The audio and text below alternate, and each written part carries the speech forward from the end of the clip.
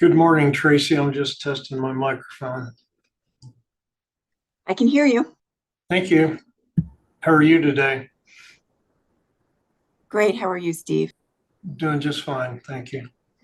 Same here. Good morning to all. Do you hear me? Yes. Thank you.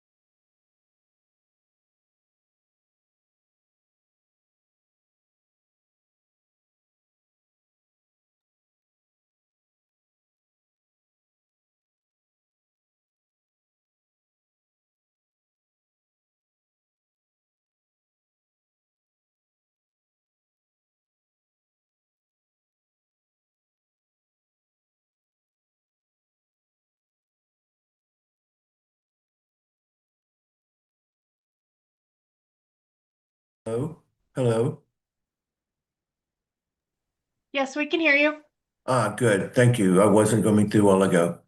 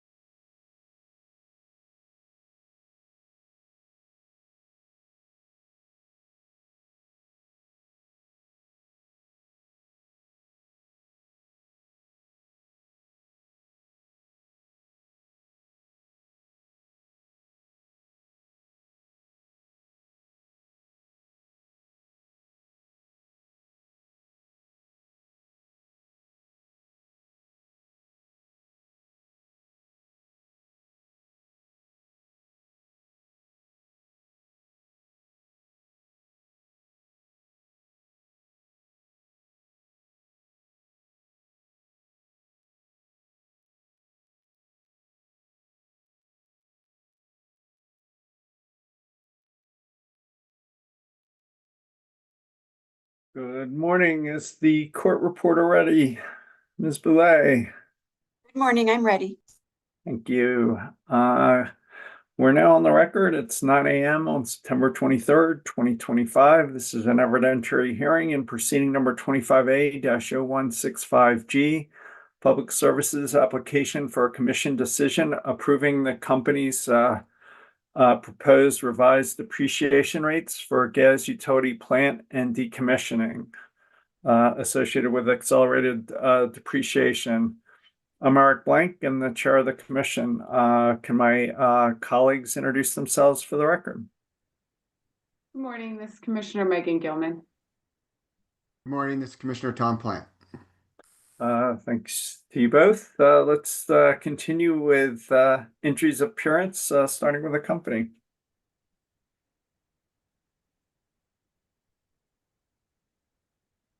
Ms. Broma, I think you're muted.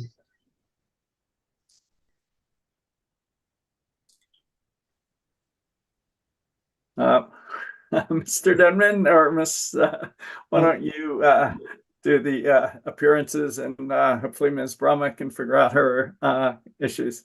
Certainly, Your Honor.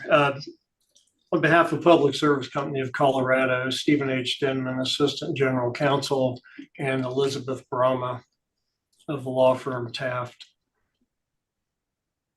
Thank you, trial staff.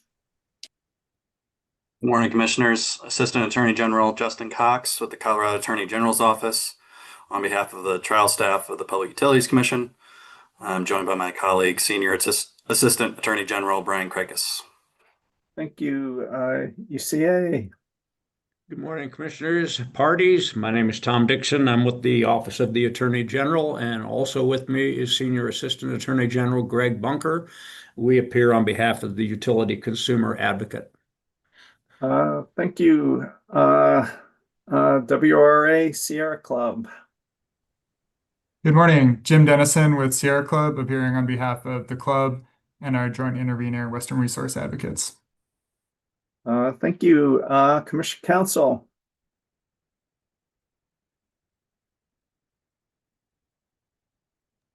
Good morning, Commissioners. Lindsay Dundas, Assistant AAG, representing the Commission. There you are. Thanks. Did I miss anyone? Sounds like not. A couple comments on electronic exhibit. Spreadsheet marked as hearing exhibit 500 lists the latest versions of the pre-filed testimony and attachments. With that, any objection to the omission of hearing exhibit 500? The spreadsheet listing all the exhibits. Mr. Denman, Ms. Brahma? Let's see if Ms. Brahma's mic works and then Can there we go. You're good. We can hear you. Thank you. Welcome back. Yeah, I could hear you. We have no objection to the spreadsheet. We do have one housekeeping matter. All right, we'll get to that in a second. Any other objections to hearing exhibit 500? So admitted. Is there any objection to admitting all the items listed on hearing exhibit 500 with the understanding there may be one housekeeping, at least one housekeeping issue? Mr. Denman, Ms. Brahma? No objection. Anyone else? Hearing exhibit 5, all the exhibits on hearing exhibit 500 are admitted. Ms. Brahma, housekeeping. Thank you, Chair Blank, Commissioners. The company noticed after the timeline for filing corrections that we inadvertently did not file a correction to hearing exhibit 102, which is the direct testimony of company witness Mark Moeller. The correction is actually identified and spelled out in his supplemental direct testimony. We just didn't make the filing that had the red line of the direct. So in the box.com folder for the company, we do have Rev 1 of hearing exhibit 102 available and would like to offer that. We have also conferred with the parties to confirm no concerns with that correction. Any objections to that shift?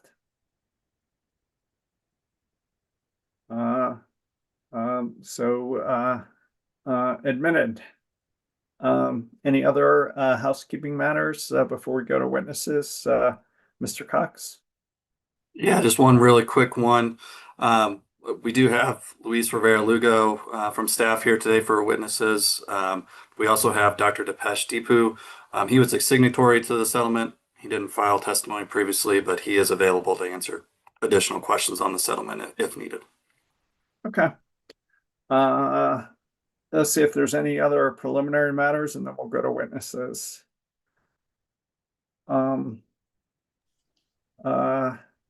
Let's pull my colleagues. Commissioner Goman, is there anybody you'd be, do you have questions for all the witnesses or open to excusals? At this point, I do have questions for all the witnesses. I wanted to see if it might be possible to take Mr. Watson before Mr. Mueller. Just looking at the ordering of the hearing exhibits, it would seem like he would generally come after, but I think it would benefit some of the questioning to take Mr. Watson before Mr. Mueller, so wasn't sure if that's a possibility. It works for me. Do you have any concerns with that, Commissioner Plant? No, no concerns. Would that be amenable to the company, Ms. Brahma? I will defer to Mr. Denman on that as as he is going to be working over defending Mr. Watson. So I don't. Your Honor, Mr. Watson is online at the hearing, so I don't see any issue with that. We'd be happy to accommodate Commissioner Gilman. And hopefully there's not too much defense needed from commissioner questions, but all right. So it sounds like, do you have any questions for Mr. Depesh? I guess we can see how the hearing goes, and then we'll see about Mr. Depesh. All right. Any other questions before we call Mr. Berman? All right, Mr. Berman, are you out there? There you are. Can you raise your right hand? Do you swear to tell the truth, the whole truth, and nothing but the truth? I do. Put your hand down. Is anybody with you or communicating with you in any way? No. If that changes, will you let us know? I sure will. All right.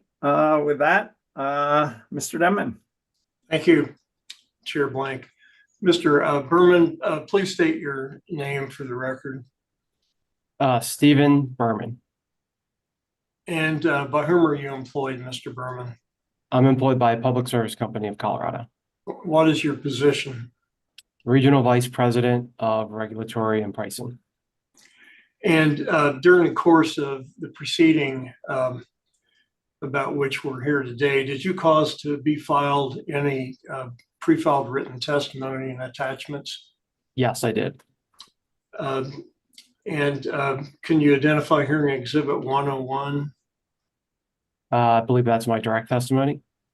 And hearing exhibit 107? Should be my rebuttal testimony. And finally, hearing exhibit 112? Settlement testimony, my settlement testimony. And specifically, an attachment to hearing exhibit 112 indicated as SBB-4. Was that the unanimous comprehensive settlement agreement filed in this case? Yes, it was. And as you have been listening to the hearing, are you aware that these exhibits and attachments have all been admitted into evidence this morning? Yes, I am. And if I were to ask you the same questions in hearing exhibits 101, 107, and 112 here today under oath, would your answers be the same? Yes, they would be. Thank you. Chair Blank, Mr. Berman is available for cross-examination. Well, I shouldn't say cross, inquiry by the commissioners. I'm told Commission Counsel does not currently have questions for any of the witnesses. So Commissioner Gilman. Morning, Mr. Berman. Morning, Commissioner Gilman. I have several questions for you, and I'm not sure, perhaps you'll defer some to Mr. Mueller, but we'll get what we can get done. Sounds good. Just a warning, we'll spend a lot of time in spreadsheets. Okay. So, thoughts. That's the setup here. I spend a lot of time in these spreadsheets, so now you're going to too. Okay. Ms. Kunkel, could we open up hearing exhibit 101, attachment SPB1? So this is the 25-year model using the equal life group depreciation method that was submitted with your direct testimony. These are big files, so it could take some time. Okay, cool. Maybe we can just make the view be more normal.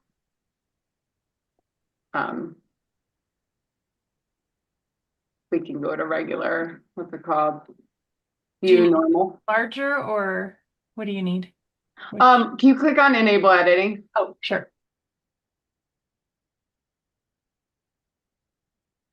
Just so we can see it a little better. Sorry, it's taking a minute. No, that's fine. Hopefully it will give us a little better view. And then if you can scroll up and left, just so we can get to the beginning of the document. Okay, perfect. So we're on the summary tab, which is the first tab. I just wanted an understanding from you. Line 10 there that says growth for metric baseline set at 6%. What does that mean and what's it used for? It has been a while since I've been in this spreadsheet. I would probably have to try to follow that through. I think it I mean, because this is all whack computation, and other than that, it's used for line 35, which is called cash from ops. So I think if we click on line 35, I'm pretty sure it calculated off of that, but perhaps I'm wrong.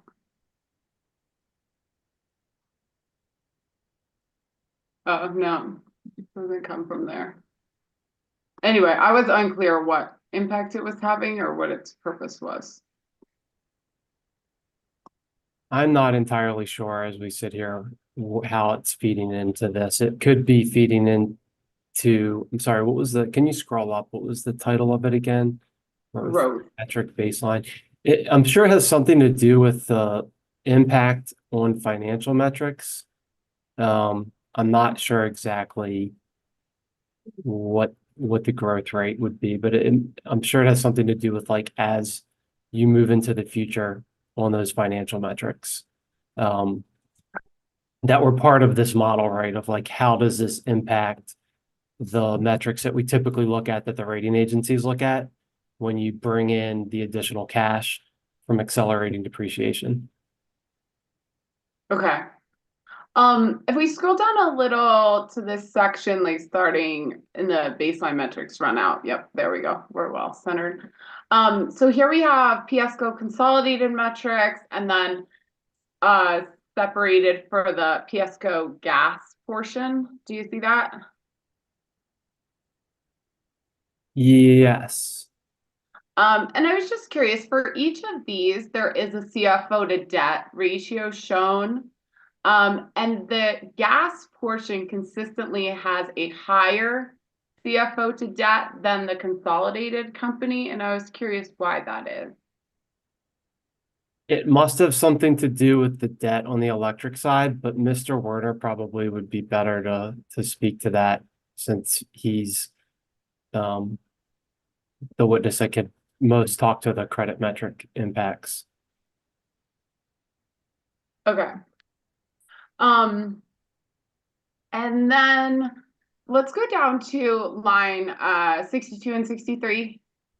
So this repeats 3 times through the spreadsheet. There's a low case, a base case, and a high case. Those are the forecast changes. So in each one we look at, I'm just going to refer to the low case just to make it simple if that works for you. So here we see on line 62 and 63, unrecovered life and unrecovered COR. Can you explain what those are? Unrecovered life would be the remaining balance of all of the system assets that has not been depreciated in that year. And COR is cost of removal. So that would be what we're collecting that's still yet to be recovered for decommissioning and cost of removal. Okay. And those continue to grow as we go to the right. So as we go from 2025 to 2050, each of those unrecovered balances grows as we get further into the future, right? It looks that way, yes. Okay. And so when we get to like 2050, we might have to scroll just a smidge to the right. There you go.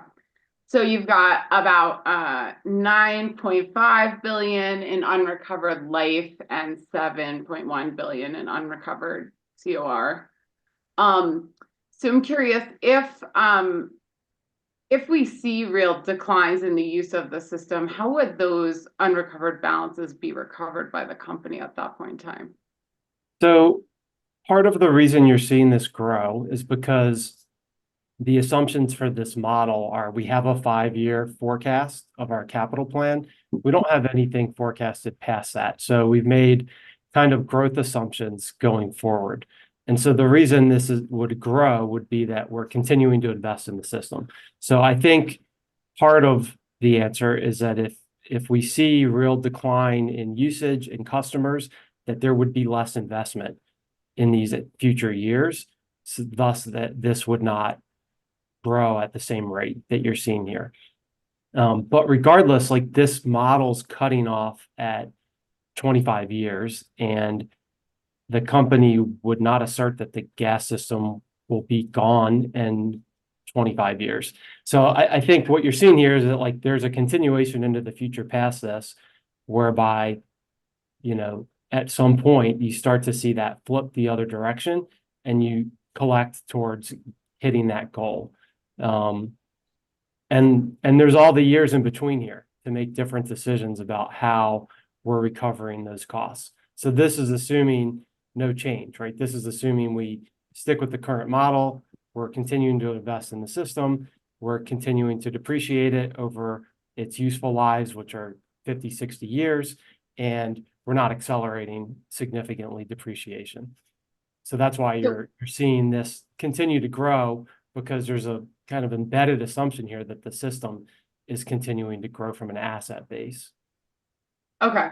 And if you, given what you just said, if you were expecting a more significant decline in the use of the system or more kind of immediate or fulsome impending retirement of larger portions of the system, it sounds like it would be a prudent goal to work these numbers down lower rather than higher as you expect that to get closer and closer.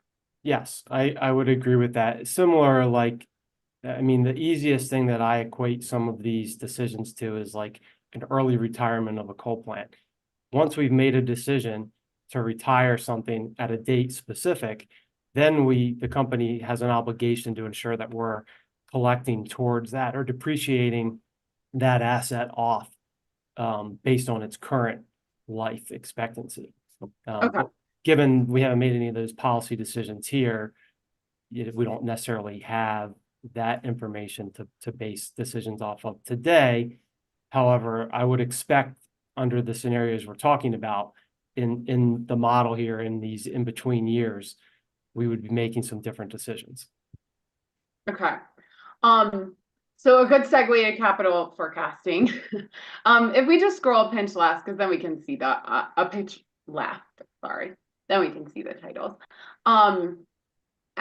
So you had said in your testimony, in your direct testimony, the capital forecast was created by ramping down capacity and new business investment in the coming years and reducing safety investment proportionally to the reduction in forecasted throughput.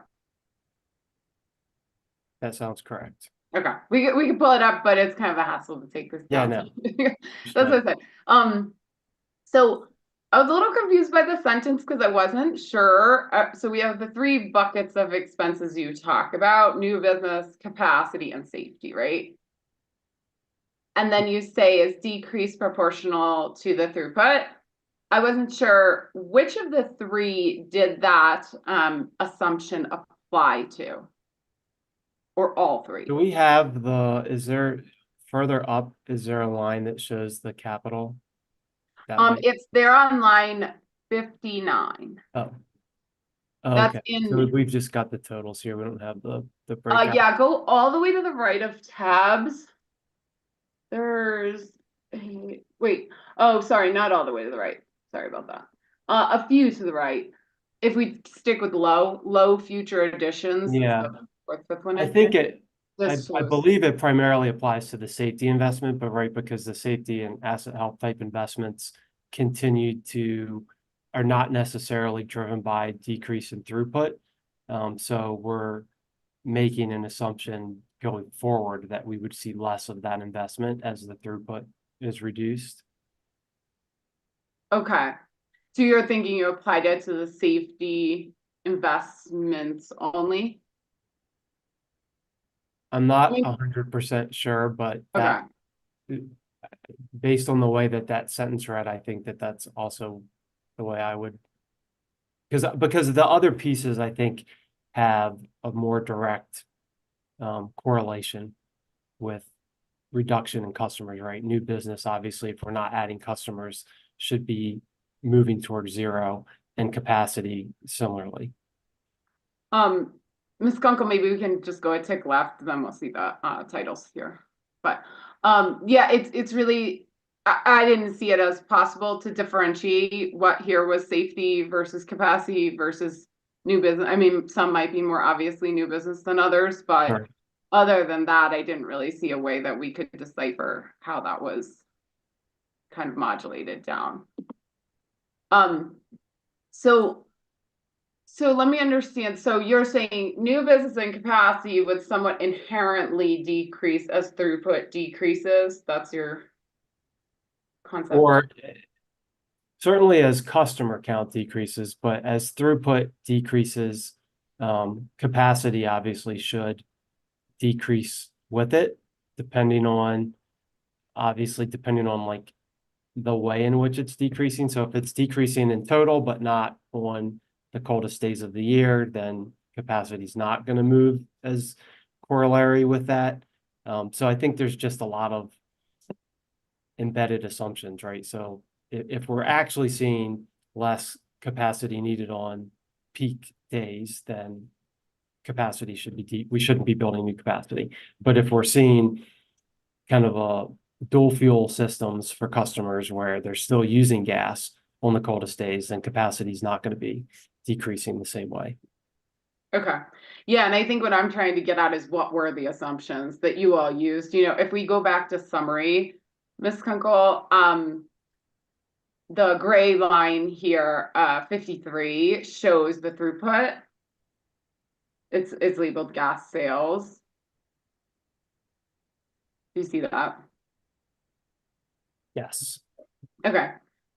So just trying to figure out what your assumptions were in modulating that gas CapEx based on the gas sales that were modeled in this 25-year model.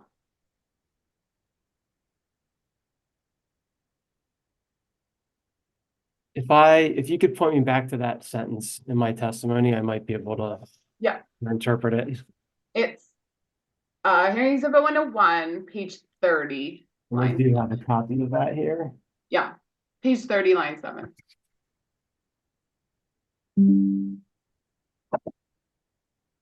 It was a fairly brief section about how this was treated, so I want to make sure I understand.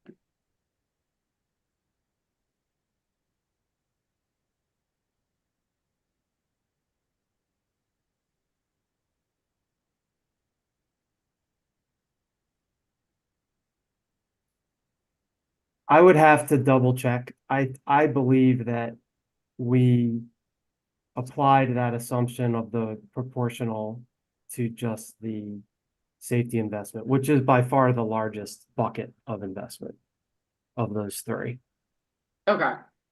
So somewhat you'd expect the gas CapEx to track to some degree, maybe not one-to-one with what you're Right. saying. I mean, that's an assumption for this model, right? For lack of a better type of way to show a decrease in that spend, right? Like we would assume there will be decreased capital spend.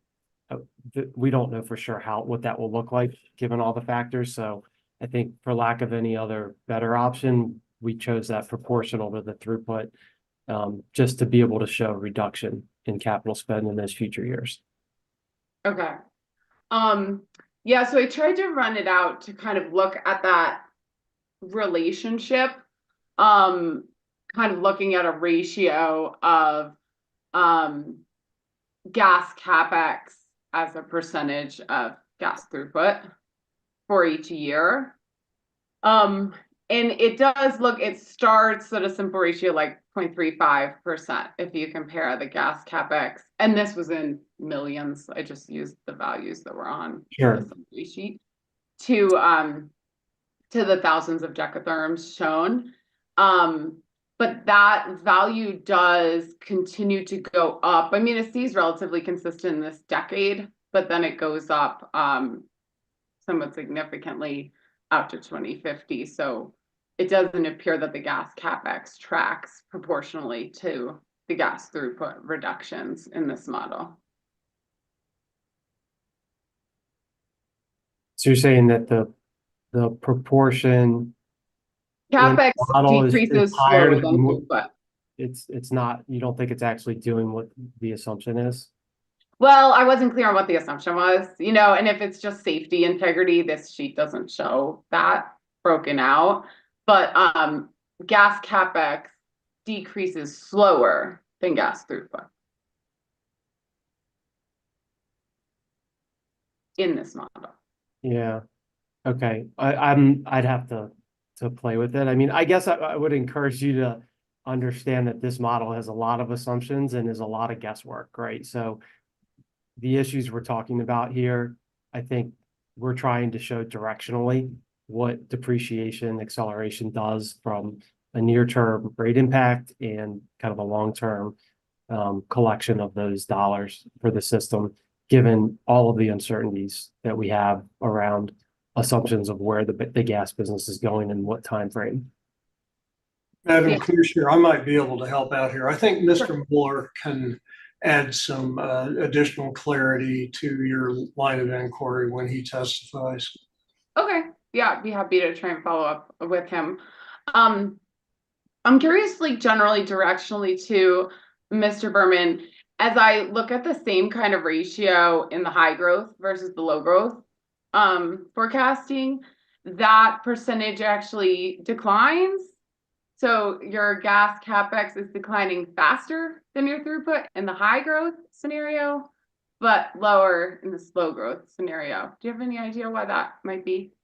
And just curious if that's a trend you've actually seen, that capital spending as a function of throughput decreases? So, I mean, let me level set on the high growth is a quicker reduction in throughput, right? Or No, high growth has Yeah. more gas sales over time. Low growth has less gas sales over time. Yeah, I'm not sure why that, especially given that assumption that we proportioned the safety investment based on the growth that would occur.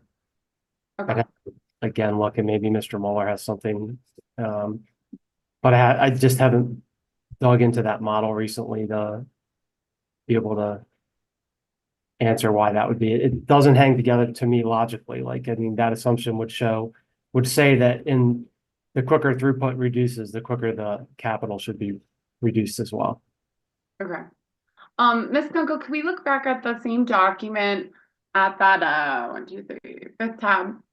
The low future additions. So this is future capital additions, again, just under the low forecast as an example. So here on lines 24 and 25, I've got 381 meters and 381 AMR meters. Do you see those lines? I do. Just curious, with respect to changes in the company's line extension policy, and the policy, at least on the residential side, that new customers will bear the cost of their new meters. I'm curious if this accurately represents the expectation or if this is more based on a historical that's not recognizing that change in policy. I think these are beginning balances in that policy. And so, I mean, it looks like these numbers are decreasing over time. So I think these are additions, just to oh, these are additions. point out what page we're on, capital additions annually. Yeah, so then, I mean, these are going to show the capital addition, and then the revenue should have an assumption that the customer is paying for that. Okay, so kind of over time, it's somewhere around 20% of the capital additions in a year are allocated to this meters grouping. So are you seeing, is the company putting meters in rate base that the customers pay for? They do go in rate base, and then there's an offset to that from the contribution from the customer, which offsets rate base. So it's kind of like two lines that are netting out. So we do have to in-service the asset, but then when a customer pays a contribution in aid, right, for whatever that asset is, whether it's a meter or something else, that goes in as a reduction to rate base. Okay. But that whole business, I don't think is happening here. I think we're just seeing the cost, not the contribution from the customers, unless It's you know differently. possible that that's the case. Yeah, I'm not sure exactly how that got forecasted into this, given the timing of this model and where we are with trying to forecast in those revenues from customers for the items that they should be paying for based on the changes to the extension policy. Okay. And on a going forward basis of these 381 meter lines, what percentage does the company anticipate will be paid by the customers as a result of the new line extension policy? I don't know everything going into these meter lines. It seems like a lot of additions to me. That's not just meters, because I don't think we're spending $80 million a year on meters. Unless I'm looking at yeah, I mean, these lines seem quite high. So there's likely other things being booked to this account, which maybe Mr. Mueller could clear up for us. But I mean, I think from the current extension policy perspective, from a meter perspective, customers are paying for meters now. So going forward, I'd expect all of the meters. Okay. 383 house regulators. Do you have any idea what that entails? It's right below the meters. Yeah, I assume it is a regulator on the meter, like a residential meter. But I don't know. I really am not sure what goes into that. Okay. And just to confirm, as a result of the company's new line extension policy, new customers are also paying that cost upfront, correct? I believe so, but again, not knowing exactly what's in there. I believe all of that meter related additions should be paid by customers. Okay. And then just a question about service lines while we're here, which is just above meters. Now we have the service lines metallic and plastic. Are the majority going in now metallic or plastic? I do not know that. I don't know what the ops teams are putting in. Okay. And curious, given the changes in line extension policy, whereby customers will not be getting a line extension allowance and have to pay for their new service, what, if any, changes do you expect going forward to kind of the rate-based amount related to services going forward versus what we've seen historically? I mean, I think going forward, we would expect to see that basically go away, right? The customer is paying for all of those pieces. Any piece the customer is paying for would be a direct offset, right? That's going to come in as a direct offset to rate base. Okay. So let me just run through something. The two service lines here, metallic and plastic, also have quite significantly high negative net salvage values. Are you aware of that? I'm not aware of all the specific lines net salvage values, but I'm not They're surprised. among the highest. I'll get into it later, I promise. But so if the way this works is it comes into rate base, then the customers actually pay for it and it gets deducted by rate base. What happens to that depreciation expense and the negative net salvage expense associated with that asset that was like kind of in rate base for a minute, but somebody else actually paid for? How does the depreciation and negative net salvage get treated? I'm pausing because I don't know if we are collecting, I don't know what we're collecting from the customer when we put that meter in service that they pay for, if we're collecting anything for the ultimate removal of that asset. But it essentially is all neutral to the financials, right? Because if you're paying for it up front, there's no reason to depreciate it. So it wouldn't really be hitting depreciation expense, the pieces the customers are paying for, because they're going into services like fully paid for But upfront. the company would still have an obligation for the decommissioning of that asset?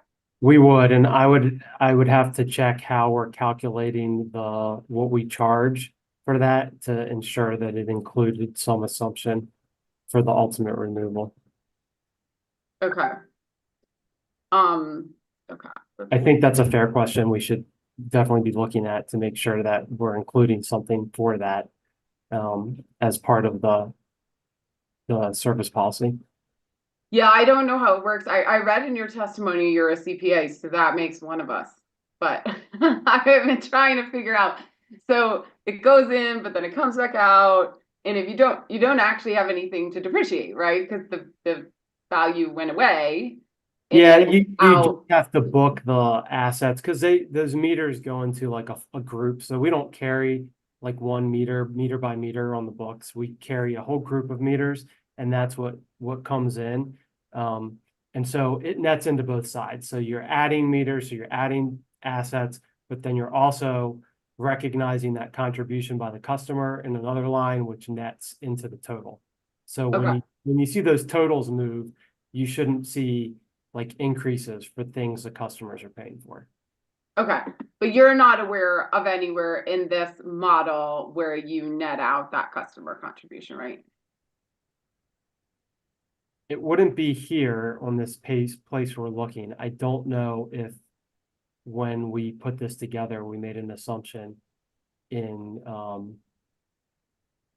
for the customer contribution, given historically that number, if we looked backwards, would be a lot lower than what we would expect it to be going forward. Okay. Okay, got it. Okay. Moving on.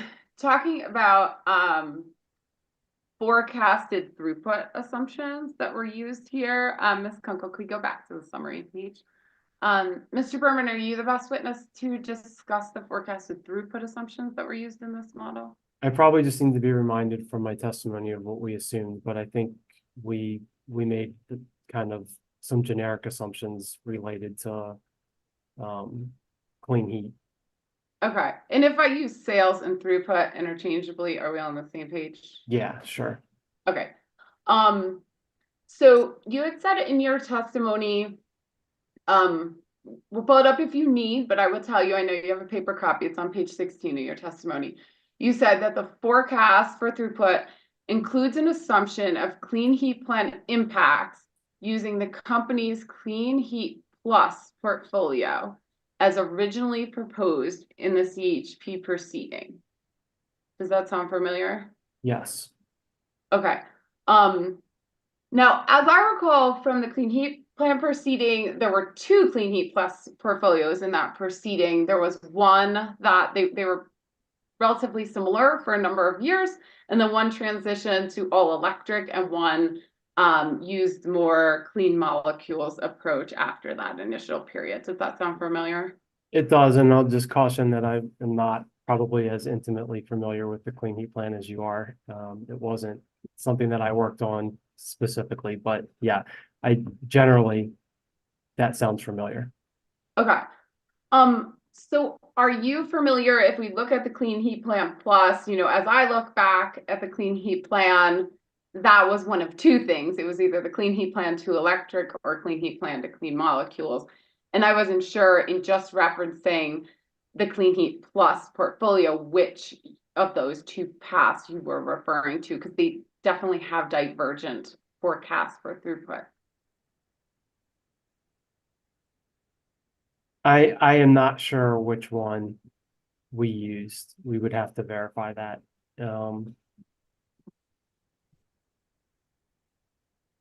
Again, I guess I would caution that I feel like these are a lot of details that on a directional model that we're making some very broad depreciation decisions on large assumption models that I'm not sure how materially that's going to impact any of the decisions we're making in this proceeding.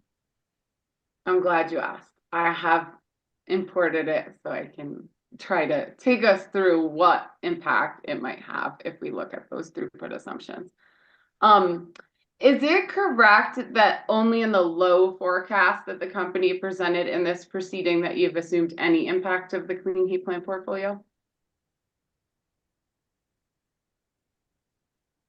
I'd have to double check again, I'm just not sure.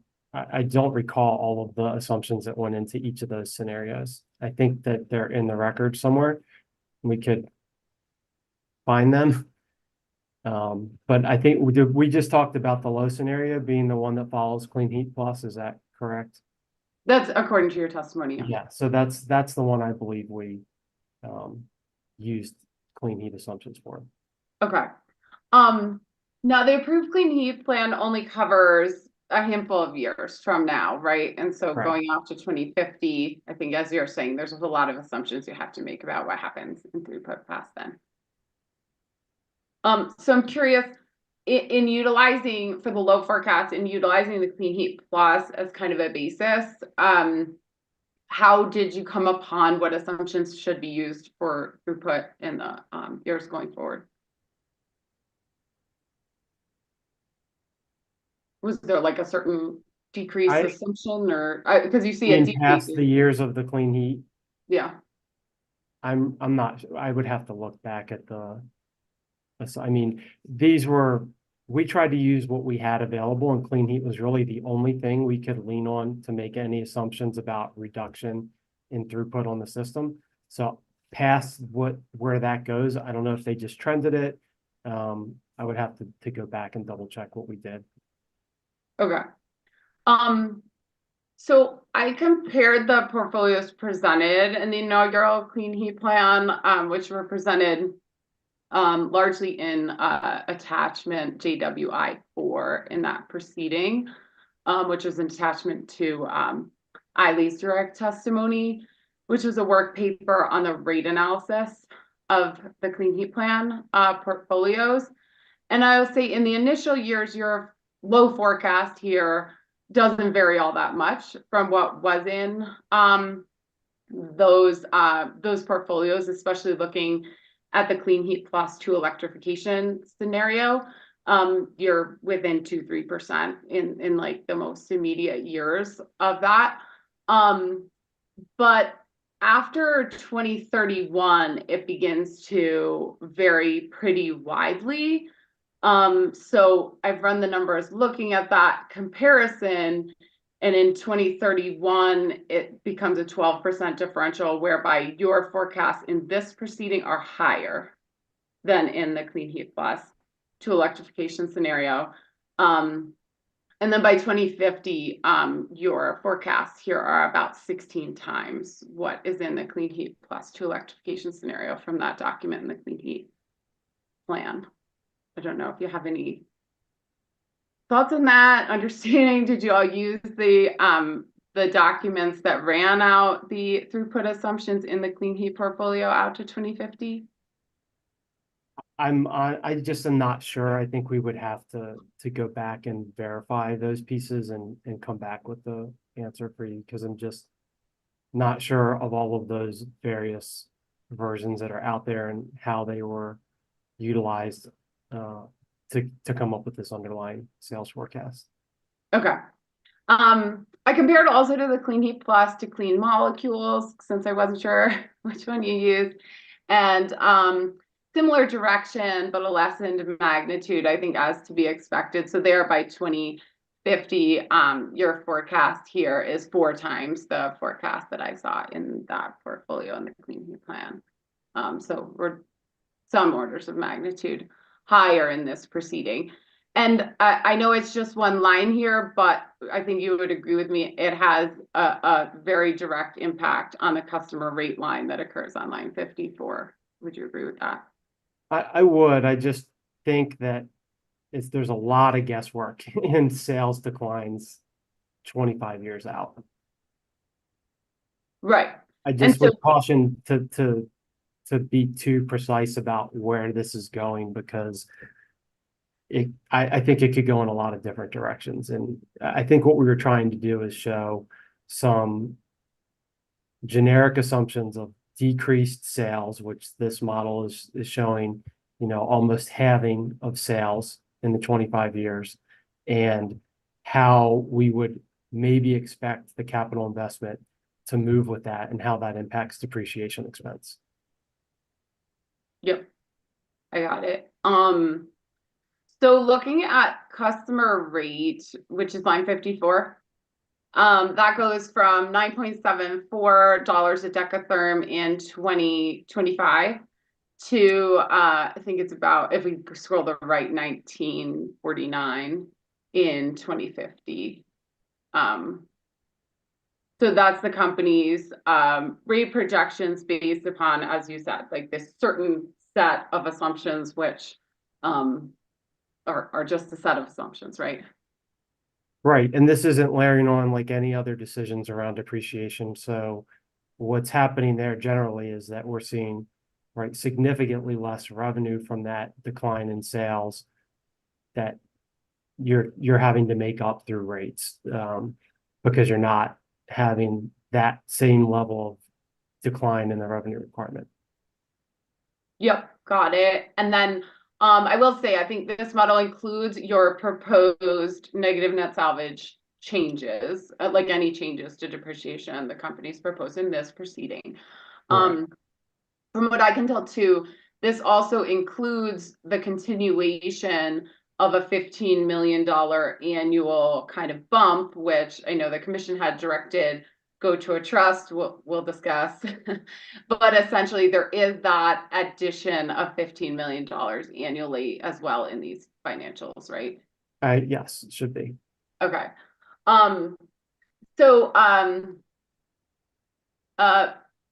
Ms. Kunkel, maybe we can pull up, I had sent a version of this spreadsheet, which I marked as number 1, where I just brought in the throughput assumptions from the Clean Heat Plus to electrification scenario, just to look at what those changes in rates look like if we simply change the throughput assumptions to match what was in that Clean Heat Plan portfolio out to 2050. Understanding, and I'm not even saying the Clean Heat Plan does not cover to 2050 right now, but just trying to match some different assumptions to see what would this look like under a different set of assumptions on throughput.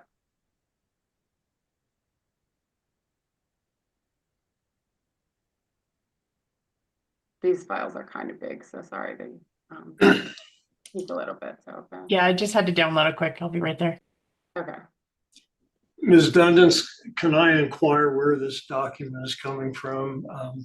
It's not in this record. I don't have it. I was never involved with the Clean Heat Plan. So my understanding is Commissioner Gilman utilized JWI4 from 23A-0392EG. And I was just about to pop on as well because I do think that document was originally filed as confidential, so there should be an opportunity to discuss what you've pulled over and if that information is confidential. Yeah, all I have is the throughput assumptions included in the Clean Heat Plus to electrification scenario. So I think it I think it might I'm not sure if the throughput assumptions are confidential or why that document was marked confidential in the clean heat plan proceeding. So it might be worth giving the company a few minutes to review that document and understand. Well, frankly, since neither Mr. Berman nor I were involved in the clean heat plan, I have no idea if this document is confidential or not.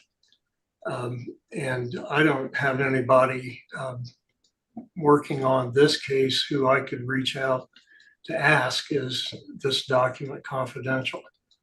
Yeah, So why don't we, my, take a break? my Just- suggestion is if there is any concern by the commission or council that this document might be confidential, you would be safe to go into a confidential session in order just to make sure. Because I cannot quickly check and determine nor advise the commission whether this document is confidential. And frankly, I do not understand where this line of inquiry is going, since neither Mr. Berman nor I nor any of my witnesses were in the clean heat plan. Why don't we take a 10-minute break till 10 a.m. and come back in confidential session? Does that make sense, or do you want to respond to Mr. Denman, Commissioner Gilman? I would like to know what document it is so I can have someone find it. Yeah, sure. I'd have to get the hearing exhibit number, but it was JWI-4 from the clean heat plan. JWI-4? Mm-hmm. Okay. And during the break, I'll see if I can have somebody find that.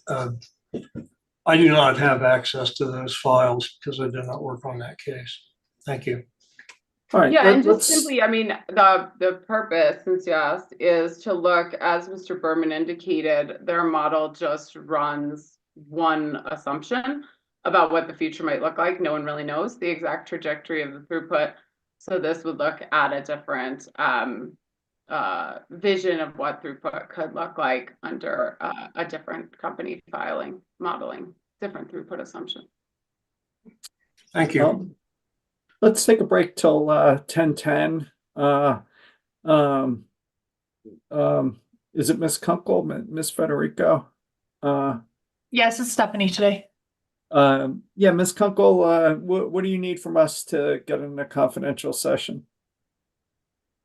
Just the time we're coming back, and then if Mr. Denman can just confirm the parties on the line are allowed to be on. Okay. Mr. Dixon, anything else before we take a quick break? Yes, I pulled up this document in the commission's website, and JWI-4 is indeed marked as highly confidential or confidential. And the slip sheet does not provide any specific information. So just to pass it on, I did pull it up. And it is listed as a confidential, not highly confidential. My apologies. All right. Let's take a break till 10:10 and Sure. we'll come back. Yeah, go ahead, Ms. Dundas. Just a note, building off what Ms. Kunkel just said, since this document was filed in another proceeding, we'll need guidance from the company as to who has access in this proceeding to that document. I don't think it should be a problem since the only people on the line are staff, UCA, and the commission. But just noting that. Okay. I'm not so worried. I think it's everybody's covered under highly confidential. So all right, let's take a break till 10:10. Thanks.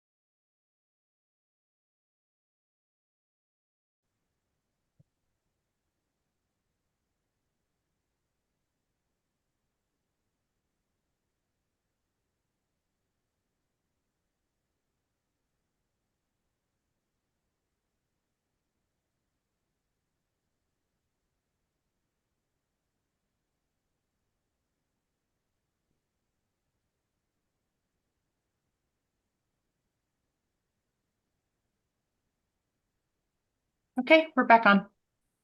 Thanks.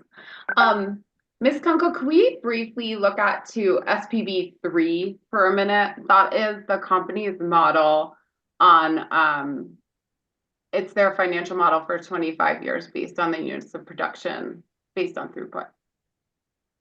SPB 3. Another giant spreadsheet.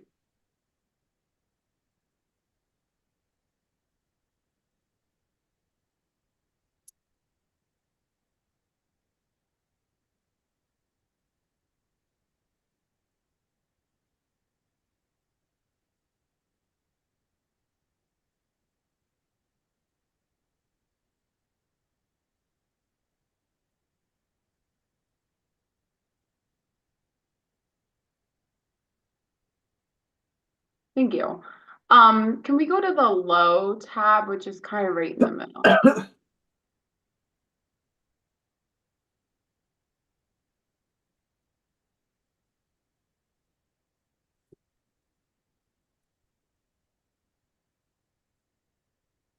And Commissioner Gilman, I may have interrupted you before Mr. Berman answered your last question in confidential session, so I don't know if you're going back there, but sorry if I did. No, we're good. I'll get there. I just want to look at this quickly first. So, Mr. Berman, as I understand your spreadsheets, the blue signifies basically a hard entry, like a non-calculated value. Yes. Okay. So all of these, with the exception of like the gross plant beginning and end of year are hard entered. So what's the kind of origin or where do these values come from? I was trying to better understand this spreadsheet, but didn't get very far, given that all of these entries are hard entered and not able to be manipulated really. Can we go back to the base? Is it it may be in the base. I don't know if they're the same there. Because Ms. these Kunkel, yeah, just high and lows were run off of the base. I just don't think, I don't know if we provided a tab, but I mean, the assumptions hold here, right? These are all based off of the assumptions that were made in the model on capital spend. So And you then- took the same capital spend assumptions from the SPV1 model? Oh, I'm sorry, we're in 3. So this is just Yeah. calculating the units of production. I believe so. Yeah, because this is then intended to just figure out what the depreciation expense would be under the units of production approach for customers and throughput. Okay, but all the depreciation expenses are all hard entered for every year. So do you know where those originate from? Because I think those change each year differently than the SPB1 depreciation expenses per year would change. I don't know if that was on like a work paper that fed into this. Okay, But the purpose of this model is just to bring forward from the other model the inputs that are required to determine what the units of production expense would be in each year. right. But being that so many of these are hard entered, I found it difficult to test other assumptions in any way. Fair enough. Okay. We can take this down, thanks. So we can certainly pull it up in your testimony hearing exhibit 101. Page 31, just wanted to go over the terminology I was talking about before. So first on line 14, you begin discussing what's called forward annual depreciation, decommissioning costs. And I was curious what that means. So these are actual costs incurred to decommission assets, which is why they appear in that RWIP line, which is retirement work in progress. So this would be actual spend that the company would be incurring to decommission an asset. Got it. Okay, in that given calendar year. In that calendar year, yeah. Okay. And that's interchangeable with the, I don't know, do you say RWIP? Correct, yeah. Okay. Never know when you spell it out. Okay. So that's interchangeable terminology. Yes. So, if we go to, go back to SPB one, the original document submitted with Mr. Berman's testimony.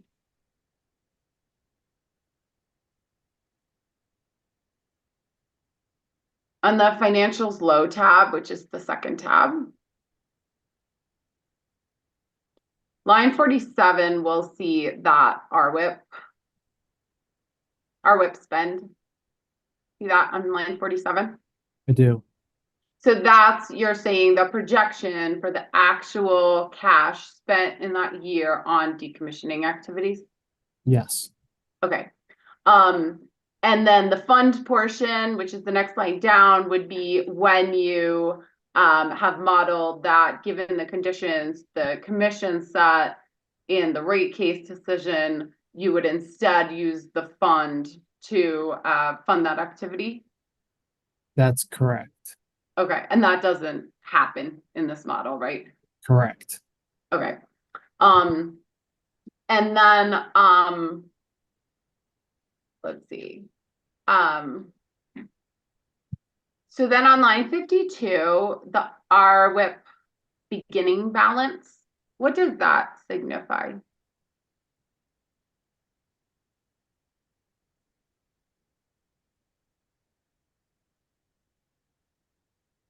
This is, so it says this is RWIP rate base. So this is what's included in rate base.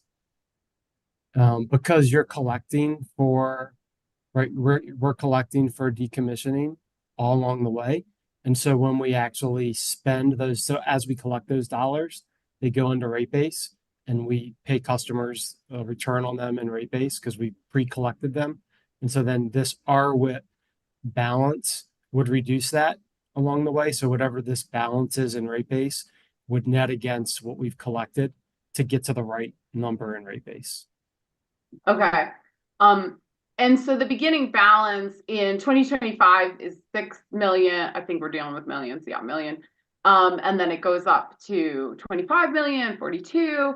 So it seems like it's kind of starting at zero. And I'm just trying to rationalize why in this ongoing RWIP activity the company's had going on for decades and decades, like what's the significance of it kind of starting at zero for this model? I think for this purpose, we were just isolating these 25 years and not pulling forward those beginning balances. I think it's just a modeling exercise to try to get to the accurate depictions here of the outputs of the model. So in real life, you have an RWIP beginning balance that's much larger than the $6 million right now. Yes, correct. Okay. And then the beginning rate base, line 56, is that like isolated at all for this modeling exercise, or that's in total, like actual book rate That base? looks to be in total. Okay. I like I said, I'm not an accountant. I'm trying to figure out what impact does it have to kind of restart, I guess, like the RWIP beginning balance at zero for this modeling exercise when it sounds like it's not zero, whereas the rate base is actually accounted for in full. It might be a net rate base that we went with. I don't know all the components that are in that. Okay. Starting point. It may have all been netted in that number. Okay. Okay, and then let's see, so the RWIP end balance just adds the beginning balance and the year's activities, right? That's line 54. Yes, it Okay. should. And then on line 56, this is the calculation of the beginning rate base. And this, when we click on it, it adds the RWIP beginning balance and ending rate base, adds the RWIP end balance. It basically takes your plant balance from above. Oh, sorry. Here, maybe we can click on one. Ms. Kunkel, can you click on like, maybe don't do the first year just in case it's funny. Click on 26. cell D56.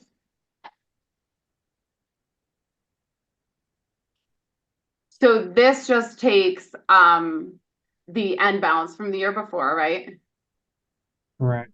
And then to get the ending rate base, let's go to the cell below. This takes, just double click on it, we can see what it's pulling. So this starts with D5, which is, let's see if I can find this a little easier to describe. So that takes your plant ending balance, deducts your accumulated depreciation end balance, deducts your accumulated depreciation and balance for the cost of removal and life, and then deducts 45, which is the ADIT end balance. Yep. And then adds in 54, which is the RWIP end balance. Correct. Help me understand why it adds back in the RWIP end balance for that work that was done. That's Rating. kind of that netting of the pre-collection. So you're subtracting out of rate base all of the dollars you've collected from customers to do this work, and then adding back in now that you've done the work, so that you're netting that amount that you have collected down to what you actually have as a balance. Okay. Okay. So to the extent, like if the removal ends up, if the actual removal ends up more expensive than you anticipated, you're adding that cost back into rate base at the end of the asset. Like the asset is no more, but you've added back in that extra cost for it. Yeah, when you start doing the work, if you have not collected enough to cover the cost, it would be an increase to rate base. Okay. Okay. And then if we look at the run out low phase 3 tab, which is right in the middle of the screen. There you go. There's a line here that's in gray. If we can scroll back left. So that's the RWIP special spend. So would that be a way to kind of like putting dollars in there would be a way to simulate more retirements in a given year? Extra decommissioning? Yes. Okay. Okay. Just wanted to make sure I understood how that was working. Okay, going to another term in your testimony, I'm on page 21. You discuss annual retirement depreciation expense accrued.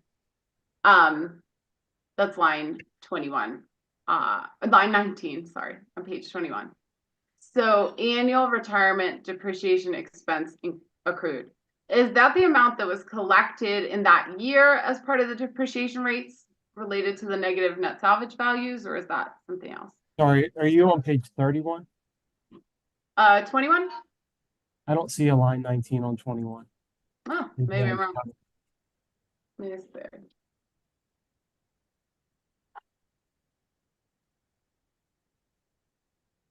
Let me try.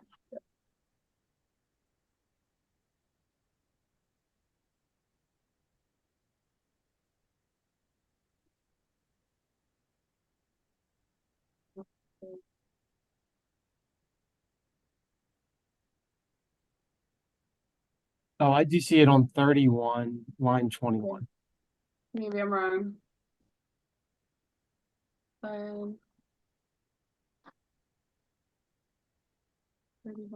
I'm going to check.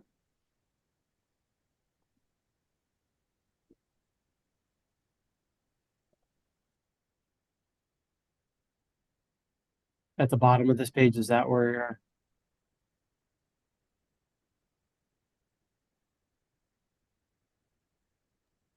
Yes, I think that's a annual retirement depreciation expense. Yeah, so can you, sorry for the bad reference. No, can we look at the model? And that probably help me just make sure I've got this right. Yeah. So we would be looking at the summary tab in the depreciation study COR line.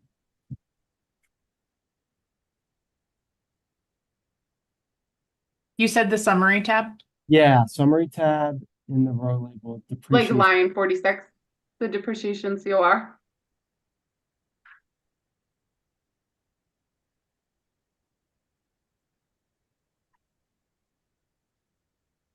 So that's what's signified on line 46? Correct. Okay. So what does that signify? That's the total amount of depreciation being recovered for cost of removal purpose? Yes. I think Okay. that's under the assumptions in this study. That would be the amount necessary to recover Okay. for cost of removal. So basically, as negative net salvage increases, this line in particular would increase. Correct. Okay. And this is a balance, right? So this is increasing. So like each year, that's the total that we need to have in order to meet the removal obligation. Okay.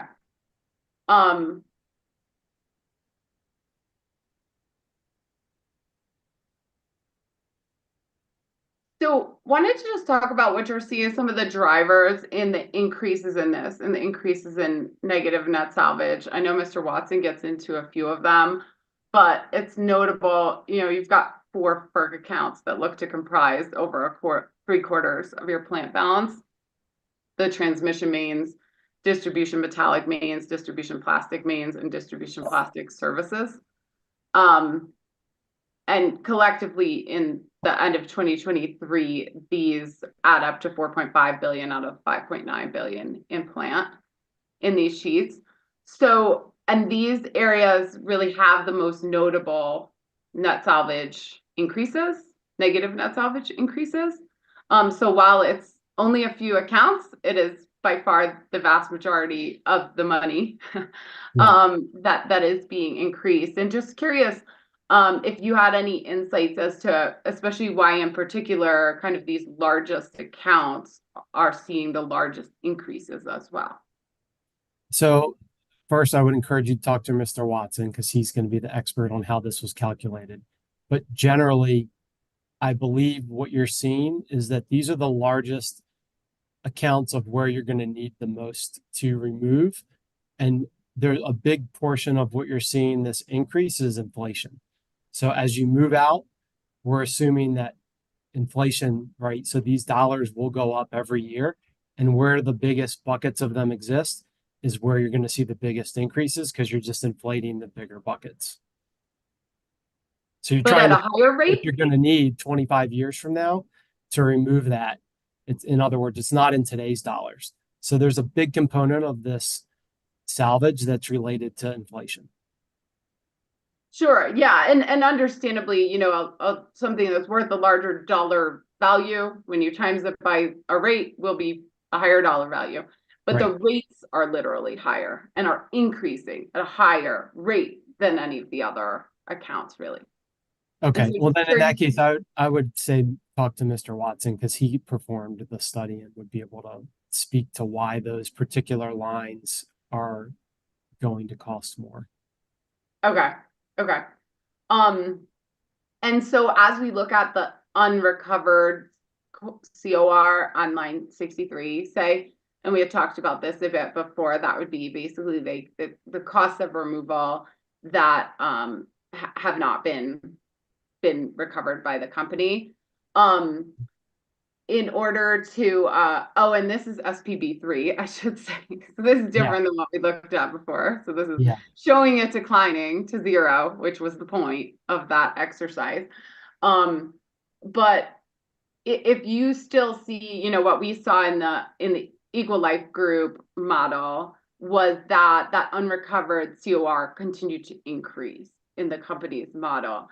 And so if you wanted that to get closer to 0, is the remedy to that higher negative net salvage values to grow that balance to make less of it unrecovered? I think the remedy is collecting more to pay it down, which is right. So under this units of production methodology, we're seeing significant increases in depreciation expense to recover those costs such that you will recover it all by the end of the model. Okay. Let me see.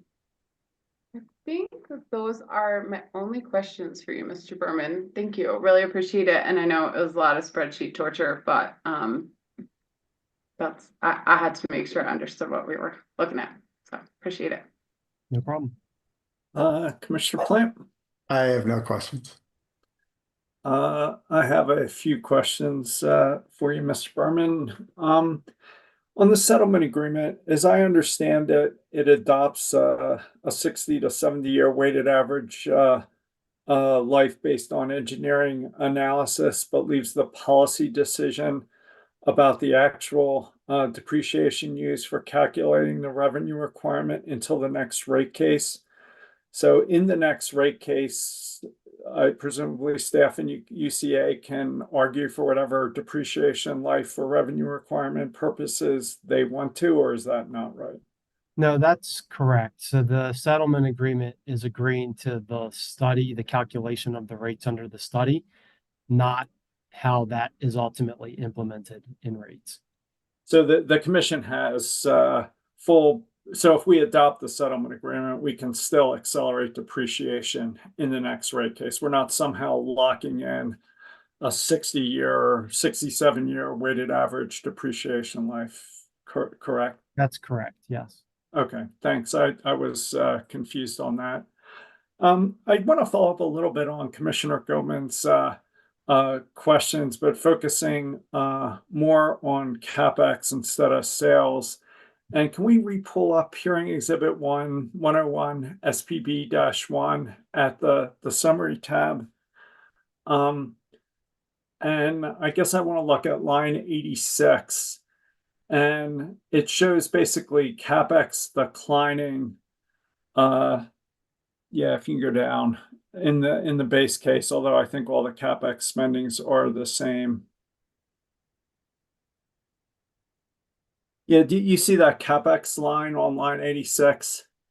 Can you see how it falls to 428 in 424 in 2028? Do you see that, Mr. Berman? Yes, I do. And if I represented to you that the 5-year capital budget between 2025 and 2029 sums to 2.3 billion, subject to later check, would you accept that math? I would. All right. Can we take this down, and can we pull up what has been marked as Hearing Exhibit 501 and turn to the cover page?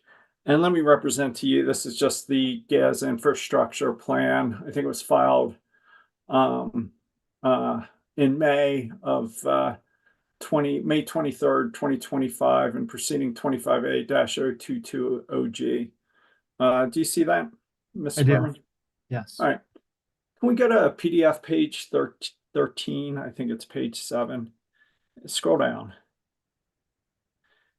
And do you see these capital budgets in the GIP of, basically ranging from 550 million up to 600 million? Do you see that? I do. And 2028 is 563 million. Do you see that? I do. Okay. And if I represented to you that the sum of the capital spending between 2025 and 2029 in the GIP was 2.85 billion, again, subject to later check, would you accept that math? I would. Okay. And this doesn't include shared corporate services and technology investments, which might be 50 to 100 million per year. Is that reasonable, or would you say that? I think that's reasonable. Okay. You can take this down. Yeah, you can take this down. And is it fair to say that the request for to put 15 million in a trust came out of the company's 2024 gas rate case filing? Is that accurate? Yes, that's accurate. All right. And I have a long-term rate forecast model from May of 2024 that was filed by Mr. Matley as supplemental direct in that gas rate case. In that model, it shows both capacity expansion well, and new business declining to zero by 2030, and total capital spending going to 280 million by 2030 and staying at that level with no escalation thereafter. Moreover, the sum of 2025 to 2029 capital spending is roughly 2 billion. And I'm happy to pull it up, although I don't really want to go in a confidential session again if we can avoid it. But subject to later check, would you accept that I accurately characterize the supplemental direct from that case? Yeah, I would accept it. All right. Can you just help me understand the company's 5-year spending plan, given that it ranges from 2 to 2.8 billion, depending on the case, and given that we seem to be in a declining sales environment, whether it's 1% to 4%,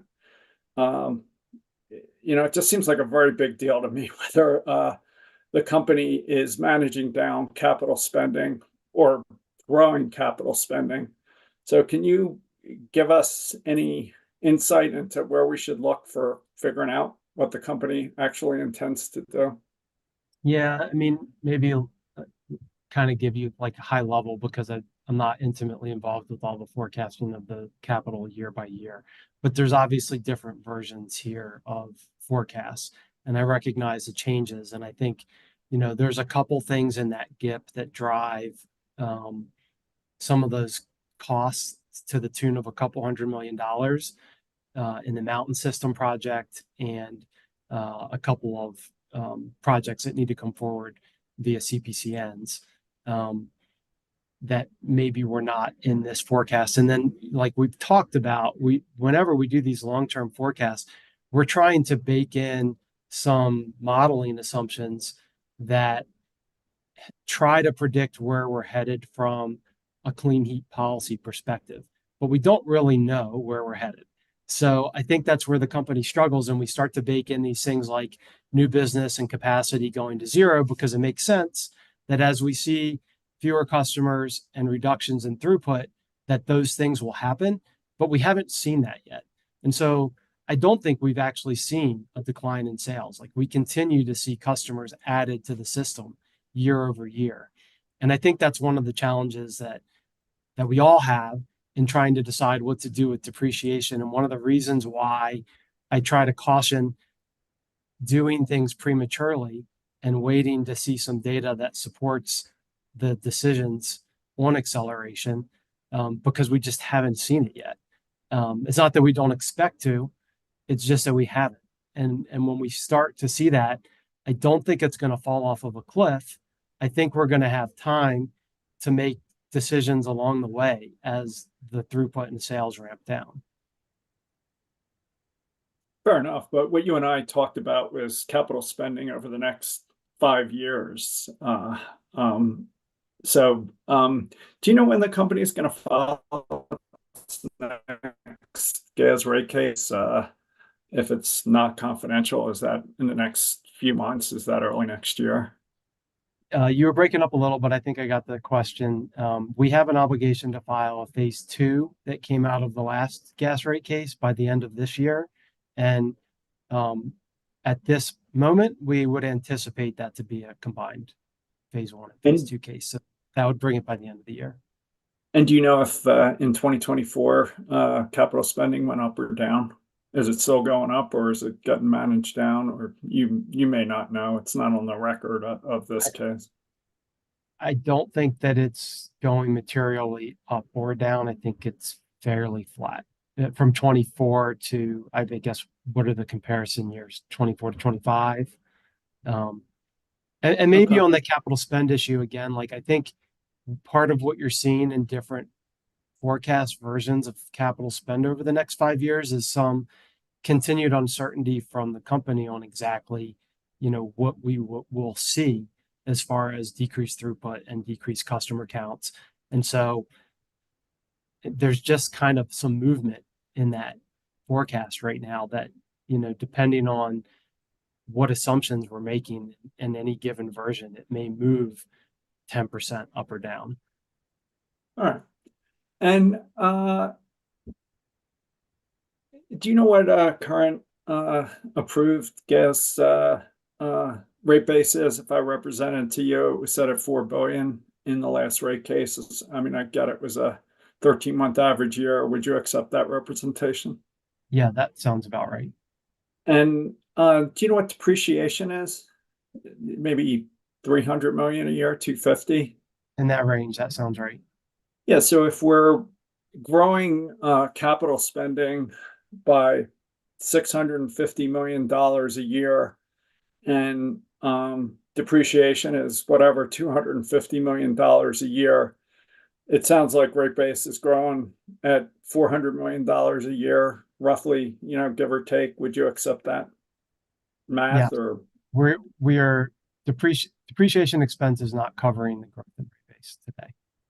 so basically the company is still growing rate base at 10% in a potentially declining sales environment.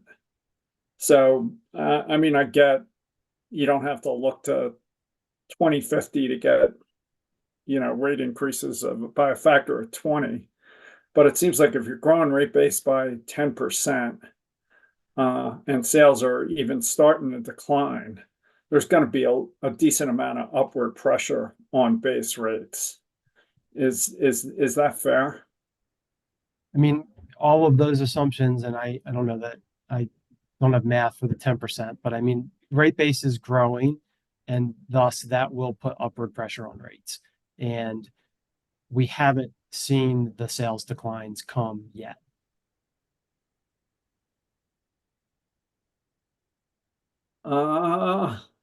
Should we be looking at reducing capital spending? Starting to manage it down, starting to manage base rates, rate base and base rates down, and exercising maybe greater capital discipline. I get it's an issue for the rate case, but just curious if you have any thoughts, and as we deliberate and try and set up the conversation for a rate case, which is coming pretty soon. I mean, I think that's a balance, right? I couldn't say generically manage capital spend down because a company's spending capital for needs of customers on the system.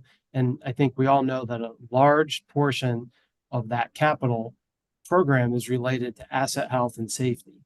And so those are areas where even if throughput's reducing, we still have to operate a safe system.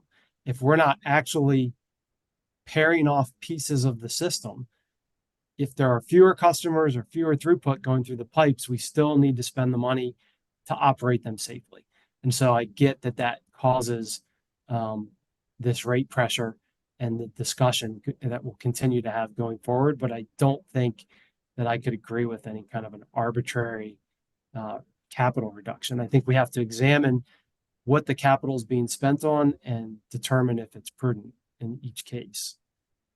Well, given the affordability pressures, should we be looking at securitizing some of the safety investment? I don't think you have any statute available to do that today, but certainly that's a tool for managing rate pressure. All right. I mean, I think just push it back on the statutory authority. It does say for climate change and certainly reduced sales in the gas business are associated with climate change. You can argue whether this commission has the authority to order it, but it seems like it's consistent with the climate change framework for securitization. Any comments? I'll leave that to the attorneys. All right, fair enough. Mr. Denman, redirect.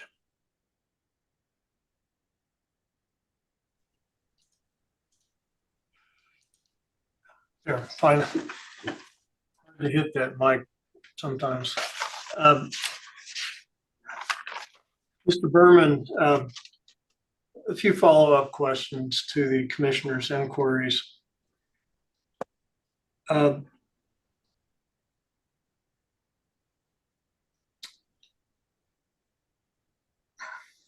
How is the 25-year forecast in Hearing Exhibit 101, Attachment SPB-1, relevant and material to this depreciation case? So the company, I mean, first off, was ordered to provide that forecast as part of this case from the previous rate case.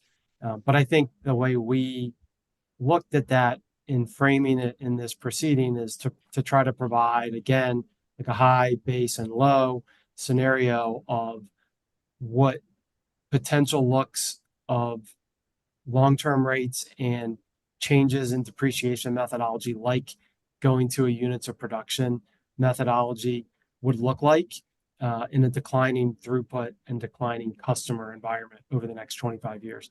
So I guess I would be less hung up on the actual numbers and results of the models and more directionally where each of them's going and the overall story it tells of, like, if we move to a units of production methodology, whether it be based on throughput or customers, it adds significant increases to depreciation expense today that drive significant rate changes for customers today.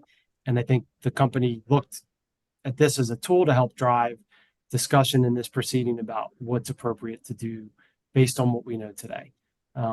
If I recognize that there were a lot of areas Commissioner Gilman and I went through in those models where I didn't have all the answers to the inputs, and we certainly could follow up and provide any responses to questions that I wasn't able to accurately answer today. Of the three scenarios in the 25-year forecast, the base case, low, and high, which of those cases do you believe is more relevant to the commission's decision in this depreciation case? I think the base case is where the company focused, the initial, all of the forecasting, and then the other two cases are kind of assumptions off the base case. So I would say the base case. If the commission had real concerns about the 25-year forecast model, is there a remedy that might assist to help remedy those concerns? I think at this stage in the proceeding, I'm certainly, whatever way the company could go about providing any responses that we haven't been able to provide today, would be happy to do that, whether that be an order that sought additional questions related to it, or some sort of technical conference where we could bring in some of the experts that actually, did all of that modeling and respond to all those questions. Thank you. There was some discussion about the gas infrastructure preceding capital expense forecast. Do you have an opinion on whether the GIP CapEx forecast was higher because it included the Mountain Energy project? I think that's certainly one of the drivers, as I brought up with Chair Blank, that was kind of, from a timing perspective, that went into the GIP and probably didn't go into this model. Okay, you answered my next question.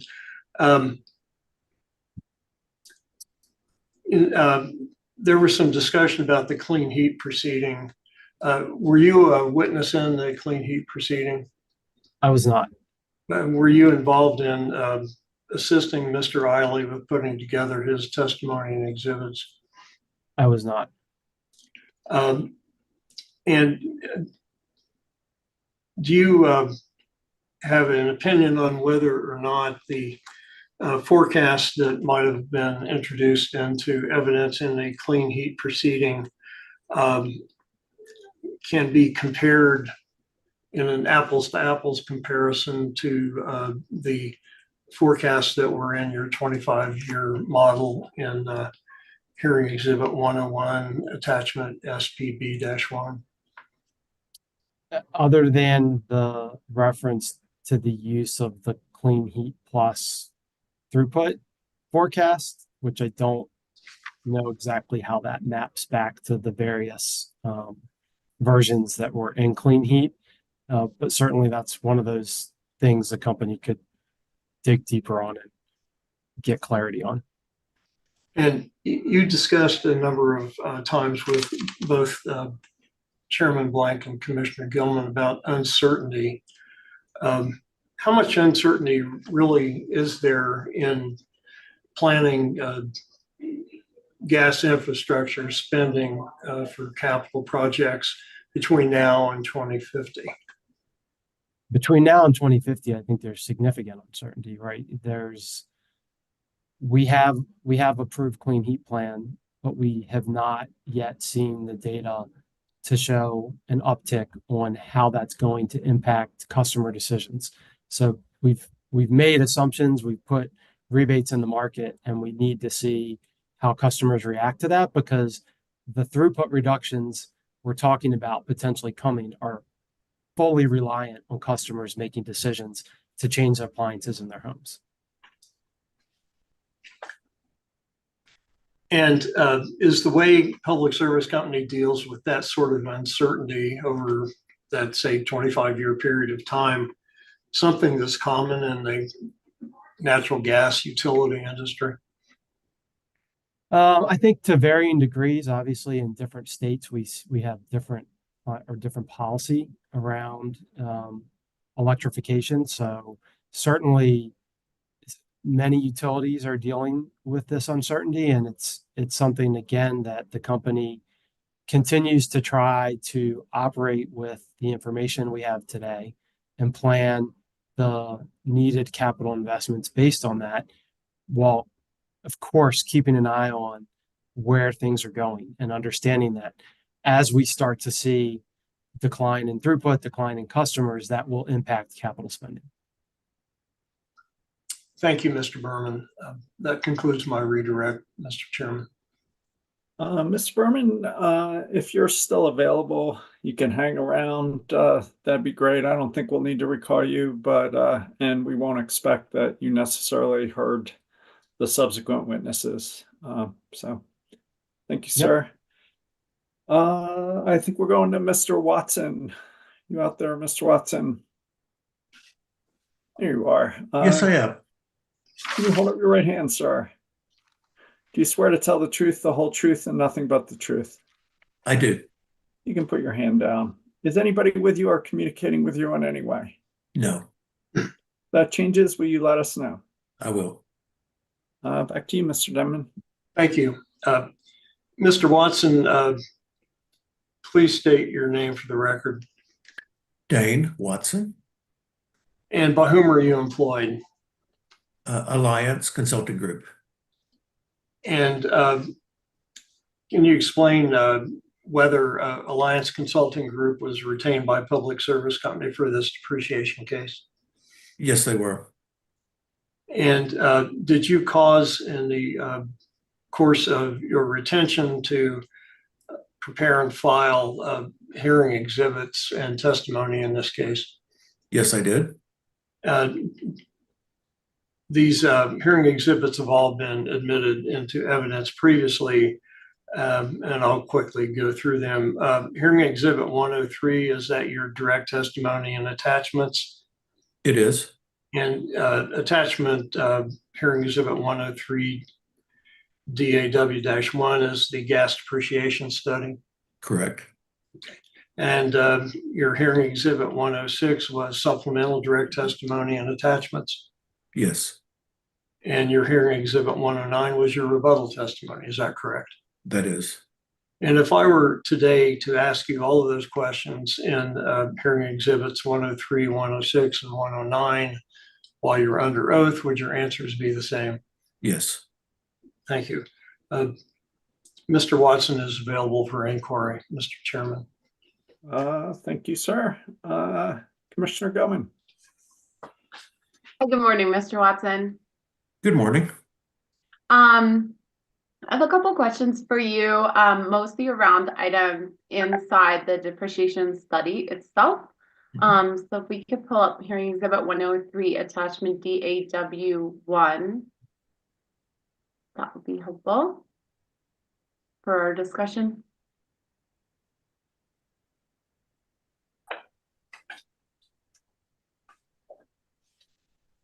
And I'm going to go to page 65, where this is in part of the discussion around negative net salvage and talking about factors impacting the removal cost assumptions.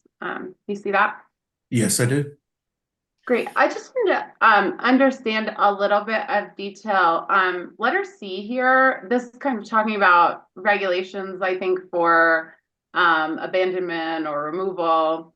And letter C says, except for service lines, each inactive pipe that is not being maintained under this part must be disconnected from all services and supplies of gas, etc. Do you see that? Yes, I do. I was just curious if you could elaborate on what that means. So is the proper way to interpret that service lines are an exception whereby if they are not being used and not being maintained, they may still contain gas? I am actually not clear on that. That feedback was from company operating personnel. And I don't fully understand whether maybe if the pipeline itself is disconnected, the service may not need to be disconnected as well. I'm not positive on the what that specifically means. Okay, no worries. That was the first time I've seen something like that, so I just wanted to understand. I'll try to ask Mr. Bowler, see if he can help us understand. When the company adopts or gets approved for new negative net salvage values or new net salvage values, do those apply to all assets or just new assets in place after the time of that enactment?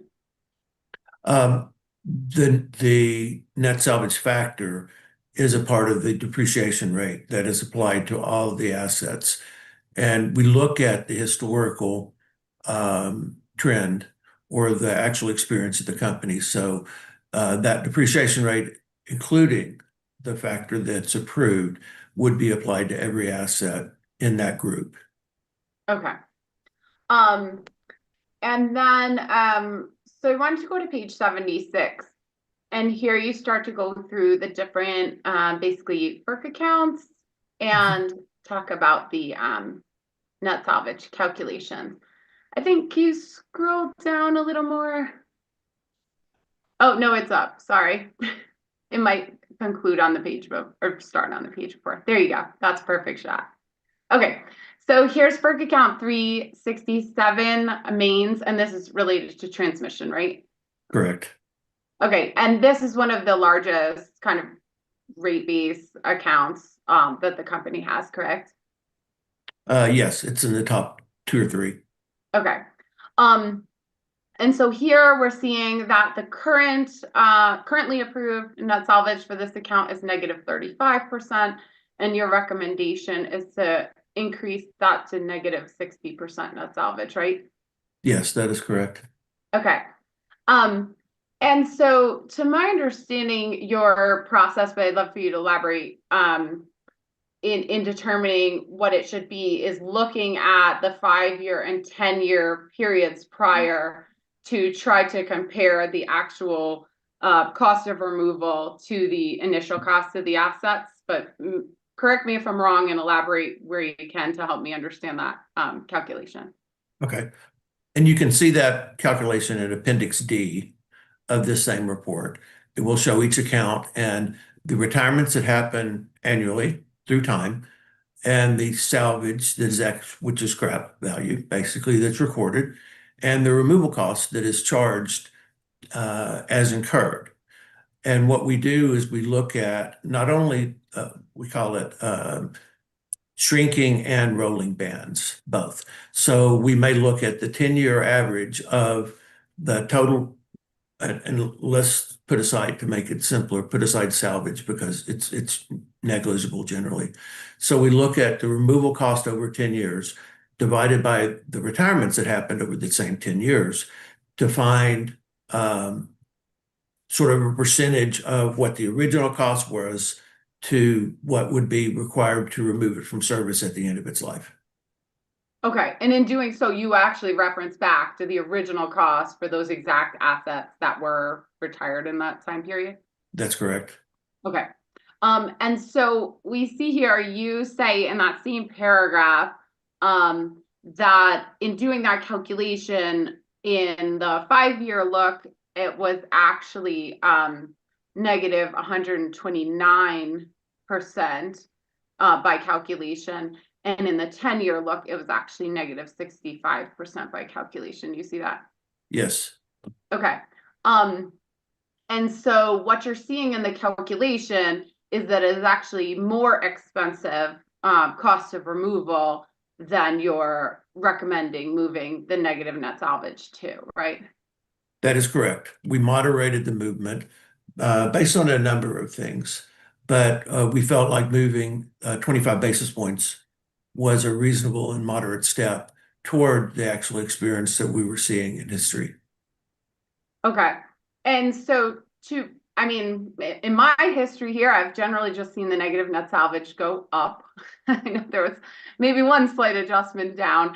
I mean, is the typical trend that these go up over time? Well, in a number of accounts, I think there were, I didn't count, but there were some that went down. It's just basically given the facts and circumstances for a particular account. But realistically, what we're seeing is increasing inflation. We're seeing increasing work rules, as some of the things that I explained in the previous reference that we talked about. Costs are going up. I mean, we see that across the board, and the cost of removing assets are going up as well.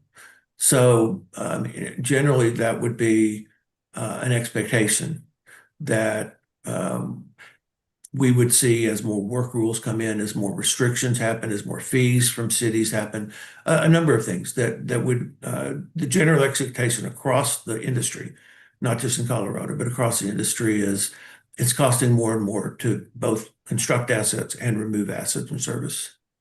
Okay. Yeah, and I just wanted to clarify, when you say remove assets, you're talking more generally about removing them from service rather than physically removing them from the ground. As I understand, 98 to 99% of the assets are expected to be retired in place. That is correct. If a material amount were required at some point in the future, based on this, whatever's happening, to be actually removed from the ground, the removal costs would dramatically increase because all we're really doing is primarily cutting, capping, purging, perhaps bypassing the line as we're removing it from service. Okay. So if you're looking, in your professional opinion and seeing a trend like this, where we're setting it at, your suggestion is set it at negative 60%. But realistically, over the last 10 years, it was negative 65%. And over the last 5 years, it was double that. Mm-hmm. It sounds like you see this suggestion as a moderation to move in that direction, but is your ultimate destination to get closer to that 5-year most recent trend that you've seen in actual cost? Not necessarily. I mean, obviously, this study is done periodically. And one of the considerations that I did in looking at it is there's some variability year to year. So the 5-year average was higher than some of the more recent, the 5-year averages before that. So there's a couple of things related to this analysis that you got to be careful of. One is what's called edge years. So typically removal costs will hit before the retirement of the asset. It may be in the same year, but there may be some year-to-year change. So we got to be careful, especially when you look at the smaller numbers of years, the 3-year and 5-year range, to not over project those. So my expectation would be, yes, the next time we come in, there will likely be a request to increase it further, but not necessarily to the level of what we see at the current 5-year mark. Okay, got it. Thank you. Let's see, if we go down to distribution mains metallic, which is on page 79, I think it might be at the bottom. Oh, maybe not. It is, oh, I don't know its number. Mains metallic, there you go. Thank you. Yes. So here we're currently at negative 85 and your suggestions go to negative 110%. Correct. The 25 basis point movement that I've used for the as a conservative measure for all the accounts that are well away from their average. Okay. And here, well away from the average, we're seeing those averages that for in the 5-year look, negative 172, and in the 10-year look, negative 193%. Yes. Okay. And again, the Maine's metallic, I believe to be a major contributor to rate base, one of the larger accounts. Yes, it is. Okay. And so similar to what we had just looked at for the transmission mains, you would expect that unless this trend somehow reverses, you'll likely next time you come in be trying to get closer to either that 172% or 193% or something more similar. Again, I would expect all else equal and the same trend happening that we would request a movement closer. What that would be, it will depend on the facts and circumstances at the time. But, the expectation is if the trend we see here and all across the country continues, then the next request, whenever the next study would be more negative.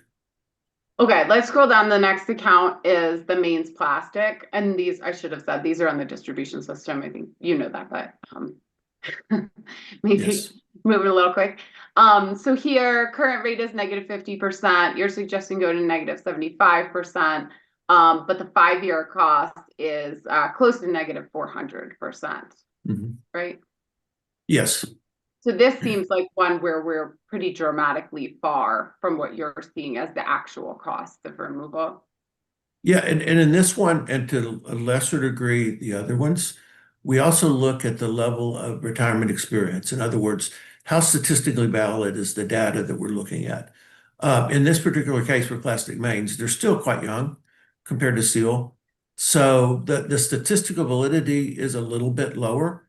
And so, as they reach a steady state, I would likely expect the negative percentages as realized to be less than what we're seeing right now, simply because I don't believe we yet have enough statistical validity to suggest that is the point to shoot for.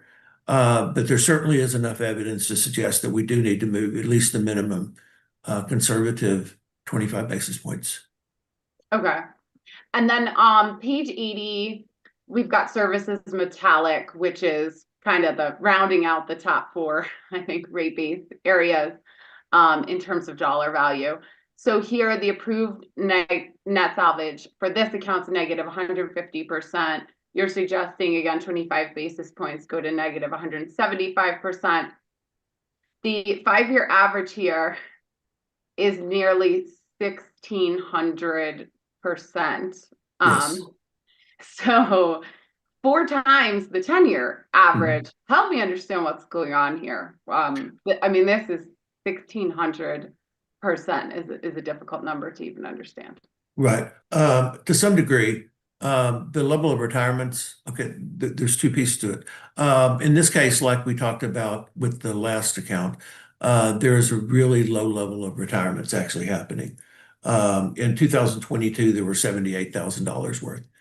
So the really large factor is there's not the statistical validity to come to where we could use that with certainty. So part of the 1590 is that there's just not enough retirements yet, or at this point in time, to be able to get a great read on it. And again, that's why we took a conservative approach and just moved the 25 basis points as we did for some of the others. But if you're looking at, I mean, services though are a different case, and you would expect to have a more negative net salvage percentage for services than you would for mains, because the cost of services is so much less than the cost of a main. And for metallic services especially, you would need a welder, for example, to come in, because you have to cap off the metal service, perhaps. And in that case, I mean, even though it may not take a lot of time, you're comparing it against a very smaller dollar amount, relatively speaking, in a service pipe as opposed to a main. So when you look at that percentage, the normal expectation would be for this to be higher than you would normally see in a service as a percentage of the total. The dollars may not be higher, but the percentage would be higher. Okay. And I'm trying to understand this in the context of, and I understand this was not your primary area of expertise, but where we started our discussion with that exception for retirement of services in terms of, is there substantially different treatment or different expectation or minimized expectation of what work needs to be done to retire a service? And are we looking at, like, in any way apples and oranges, or is that factored in? I'm just trying to reconcile in my mind that exception that we looked at for treatment of services and what is a very large capital account and a very large negative net salvage value to understand if we're looking at this the right way. And I'm not clear, as I said earlier, what that statement meant, but I have seen that PSCO does cut and cap services, or when they're replacing a main, or they're replacing the service. They are apples and oranges in that, one is a 1 inch or less pipe and one may be a 8 inch main. So there's a lot more cost and there's a lot more effort involved. But for a service, because the cost is pretty small, the smaller effort still creates a larger dollar amount. And I mean, again, absent understanding what that particular comment may be referring to something, if you perhaps, cut off the main and the service, you don't necessarily have to take out a service if it's at an abandoned house or something. I don't know what the intent of that was. But I do know that the company does remove services from service, and that there are material dollars going to removal cost reserve for those efforts. So I'm not sure what that particular sentence referred to. Okay, so your understanding is that related to the cost of removal of services, that this assumes those services would be cut and capped, retired in place, but basically purged of gas, rather than some different treatment that may be implied by that exception. Yeah, I don't know if a service needs to be purged. A main likely would, but I'm not sure a service would. But the evidence is that there is a material amount of money being spent in removal cost for removing services from service. Okay. I think those are my only questions. Thank you. Thank you, Commissioner Plant. I don't have any questions. Thanks. Thank you, Commissioner Plant. Can we pull up that exhibit that Commissioner Gilman was just looking at, the hearing exhibit 103, attachment DAW1, which is the GAS book depreciation accrual study. And can we turn to page 64? And on the third full paragraph, you say that the removal cost percentages are calculated by dividing the current cost of removal by the original installed cost of the asset. Is that right? Yes, it is. Okay.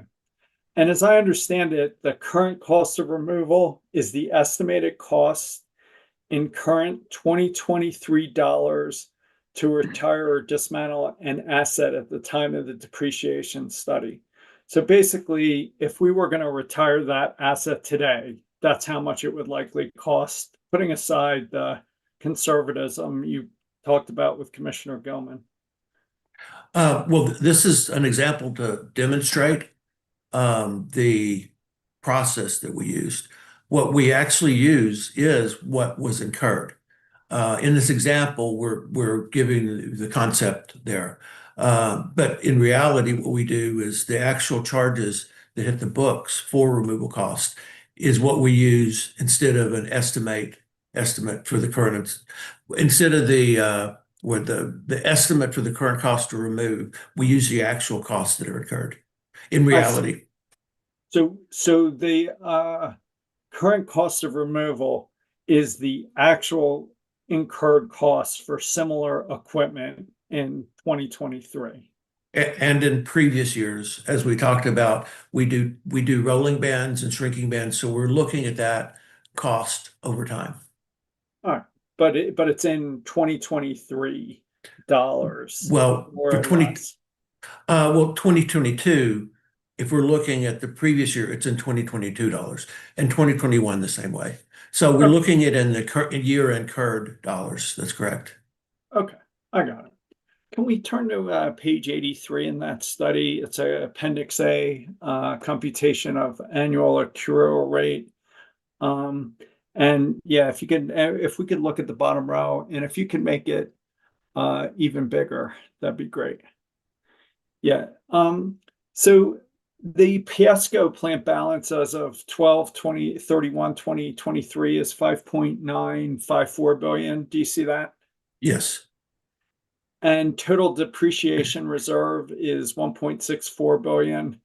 So end of year 2023 rate base is roughly 4.3 billion. I'm just subtracting total plant by depreciation, and maybe there's other tax and adjustments, but roughly it's There are. around 4.3 billion. Yes. Yeah, give or take the other adjustments, of course. Yeah. And and I think we use a 13-month average, not year end. Mhm. All right. So if we can go to the next column, I think it's titled Estimated Future Net Salvage. Do you see the negative 4.858 billion entry? Yes. And again, that may be in 2022 or 2023 dollars, but that's more or less within a year or two current dollars. Well, no, if I could, sir, Yeah, please. that would be the future dollars, the expectation over the next 20 and 30 and 40 years. So if you understand the concept that we used original cost from, in that last example, from 1970, let's say, as compared to the cost now to remove it, what this represents is the cost of all the assets the company currently has on their books to remove at the end of their life. Expressed in current dollars, though. It's not expressed in 2040 dollars. It's expressed in 2022 or 2023 dollars. Yes, sir, that's right. But what the expectation is, when we've removed all the assets, had we not added another asset, this would be the cost that we recovered over all of those years to be able to remove those from assets from service. So effectively, the 4.8 million is what we need through time to be able to remove all of these assets from service at the appropriate year. Okay. But I guess the key thing I'm driving at is it's more or less present value back to the same, more or less, I get it, maybe a year or two off, but it's basically present value consistent with the 5.954 and the 1.641. I'm not sure I would totally sort of describe it that way, because let's try one example. Let's say there is a $10 million asset that is about to retire, and it takes $10 million to retire it. Well, that would go and would be hit against the 4.85 million if it had been accrued.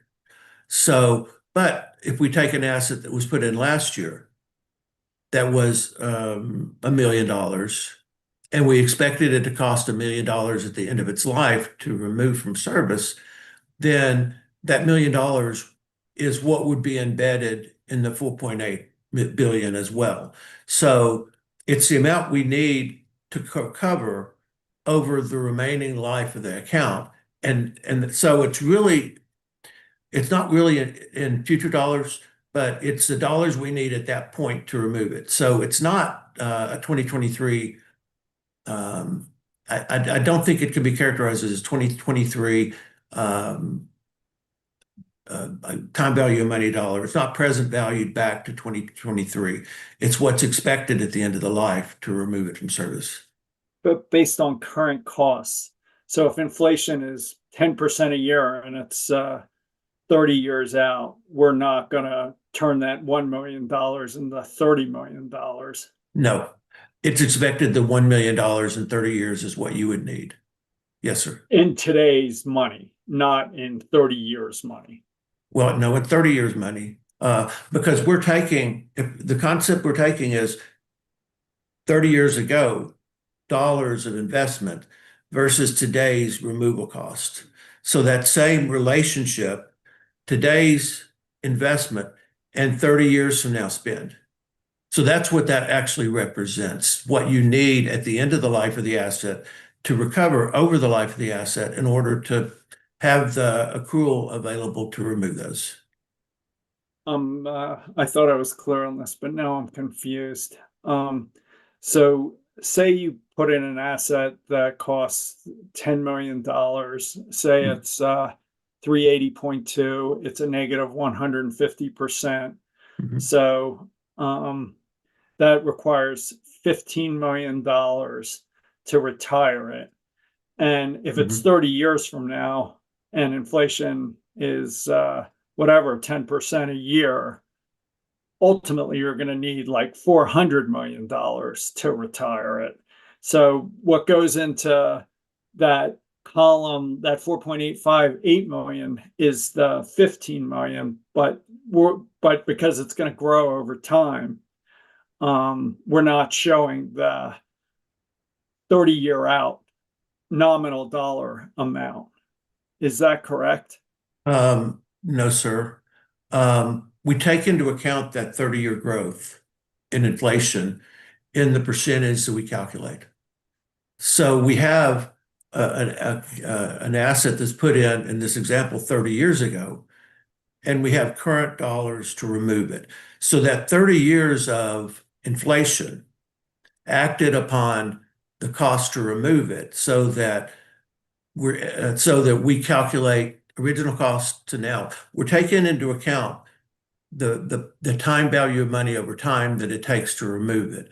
So in the calculation of the percentage, we have that already built in. Now, if you had 10% inflation per year, every year going out, compared to maybe the average in history would have been 3 or 4, then the dollar amount would change. I understand that. So let's assume we got 380.2 services plastic. It's 150. It's 150%. If we and say it costs $10 million, and say inflation is whatever 2 or 3%, how much in the real world would we need 50 years out, or whatever the life of the asset is, to decommission it? Is that answer 15 million? If it's 100 million or 10 million, say it's 100 million, and then it the would be percentage 150 million in at that future period of time. in 2050 dollars. Yes, that's correct. And what goes into the 4.85 million? 150 million? Yes. So the whole theory is we're estimating how much it would cost at the end of the life of the asset to remove it from service. And we recover that cost over the life of the asset.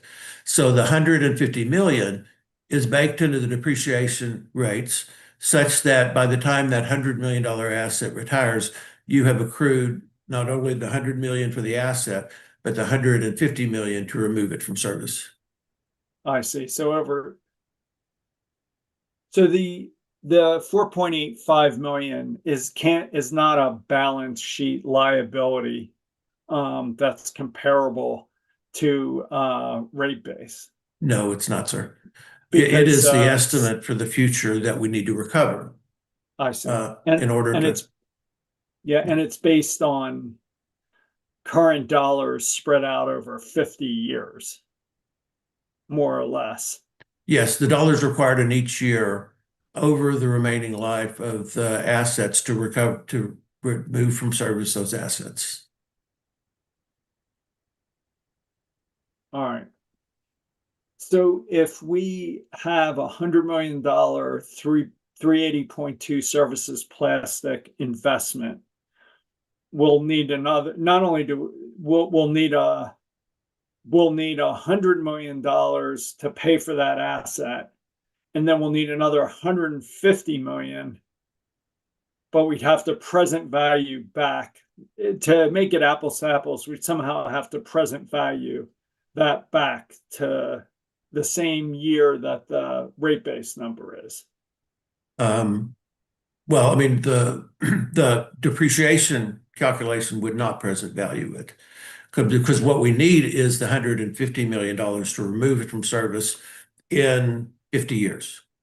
So that 150 million is embedded in a depreciation rate calculation to say I'm going to accrue over the next 50 years that 150 million, such that in 50 years that 150 million is there available, if you will, for the removal of the asset. Yeah, and I guess I'm just trying to see if this is a healthy business or not, right? Because I mean, really, the calculation I'd love to see is if you present value back all those future liabilities on a present value basis, how does it compare to the assets of this company? And I guess what you're saying is it may be relatively small. On a present value basis, if it's a 30, let's say 35-year remaining life, depending on your present value, it would materially reduce that $4.8 million. If that were an exercise that were rational. All right.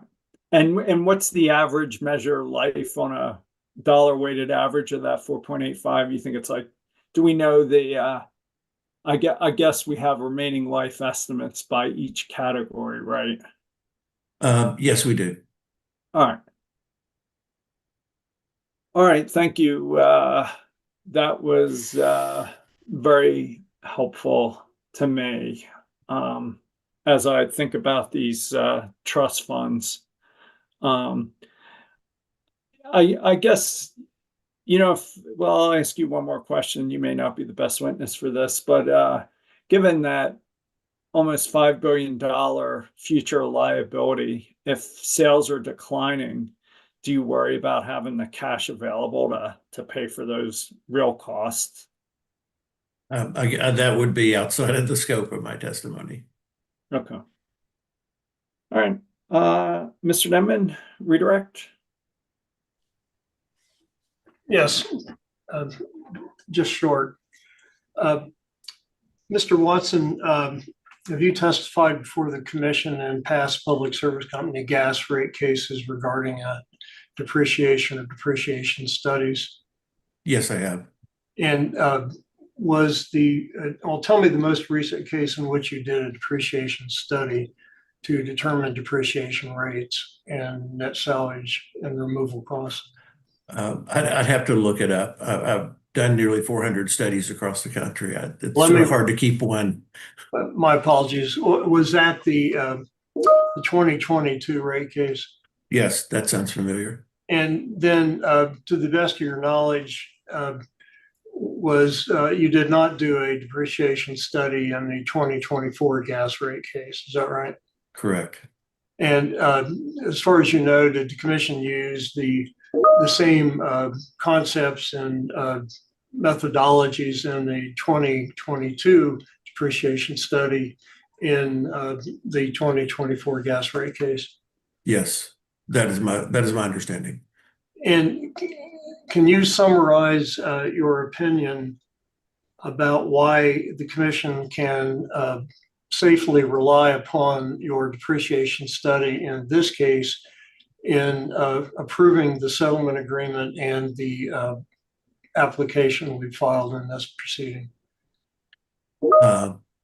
Well, I mean, I think the study is very thoroughly done. It's based on the company's experience up through 2023. I am a certified depreciation professional, as is most of my staff, and we do a thorough job.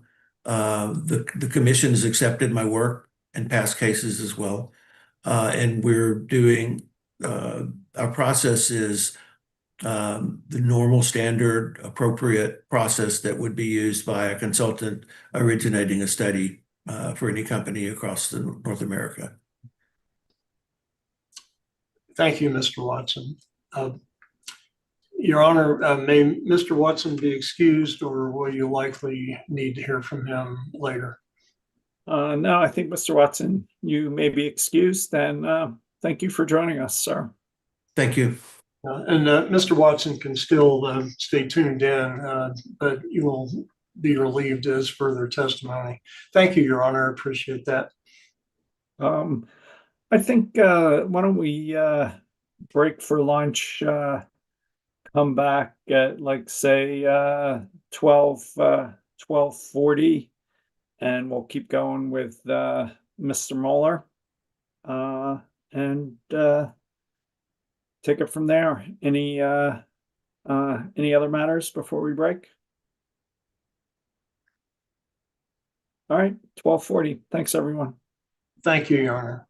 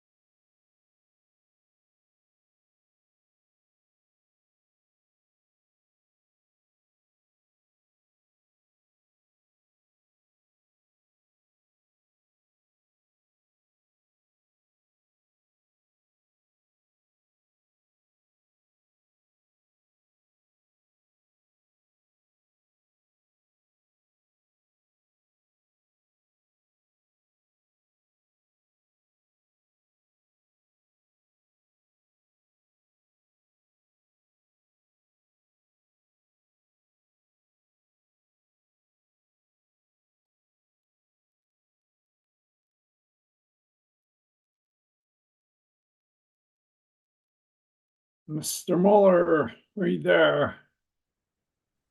There you are. Can you hold up your right hand, sir?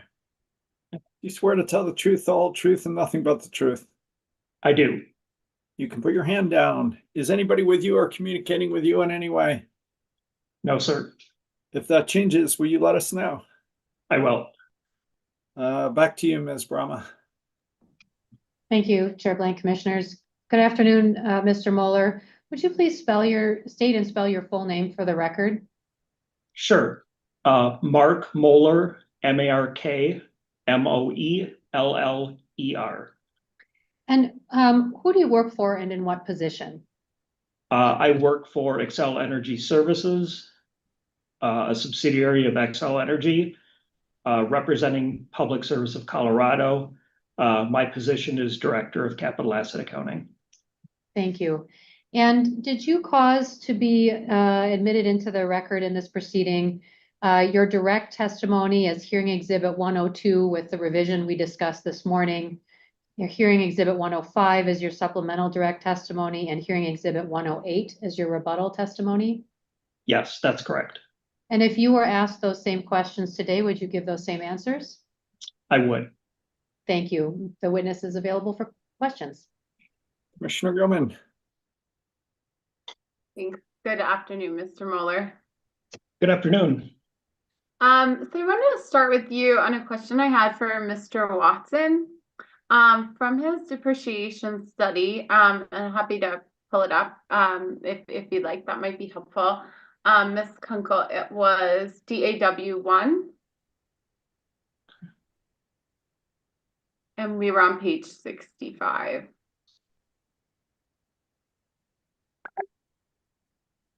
And it's related to that bullet about the exception for the treatment of service lines, if you recall that question, but hopefully we'll get the terminology up for you to take a look at. Sure.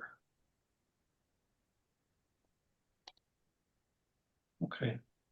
Page 65. There you go. So letter C there.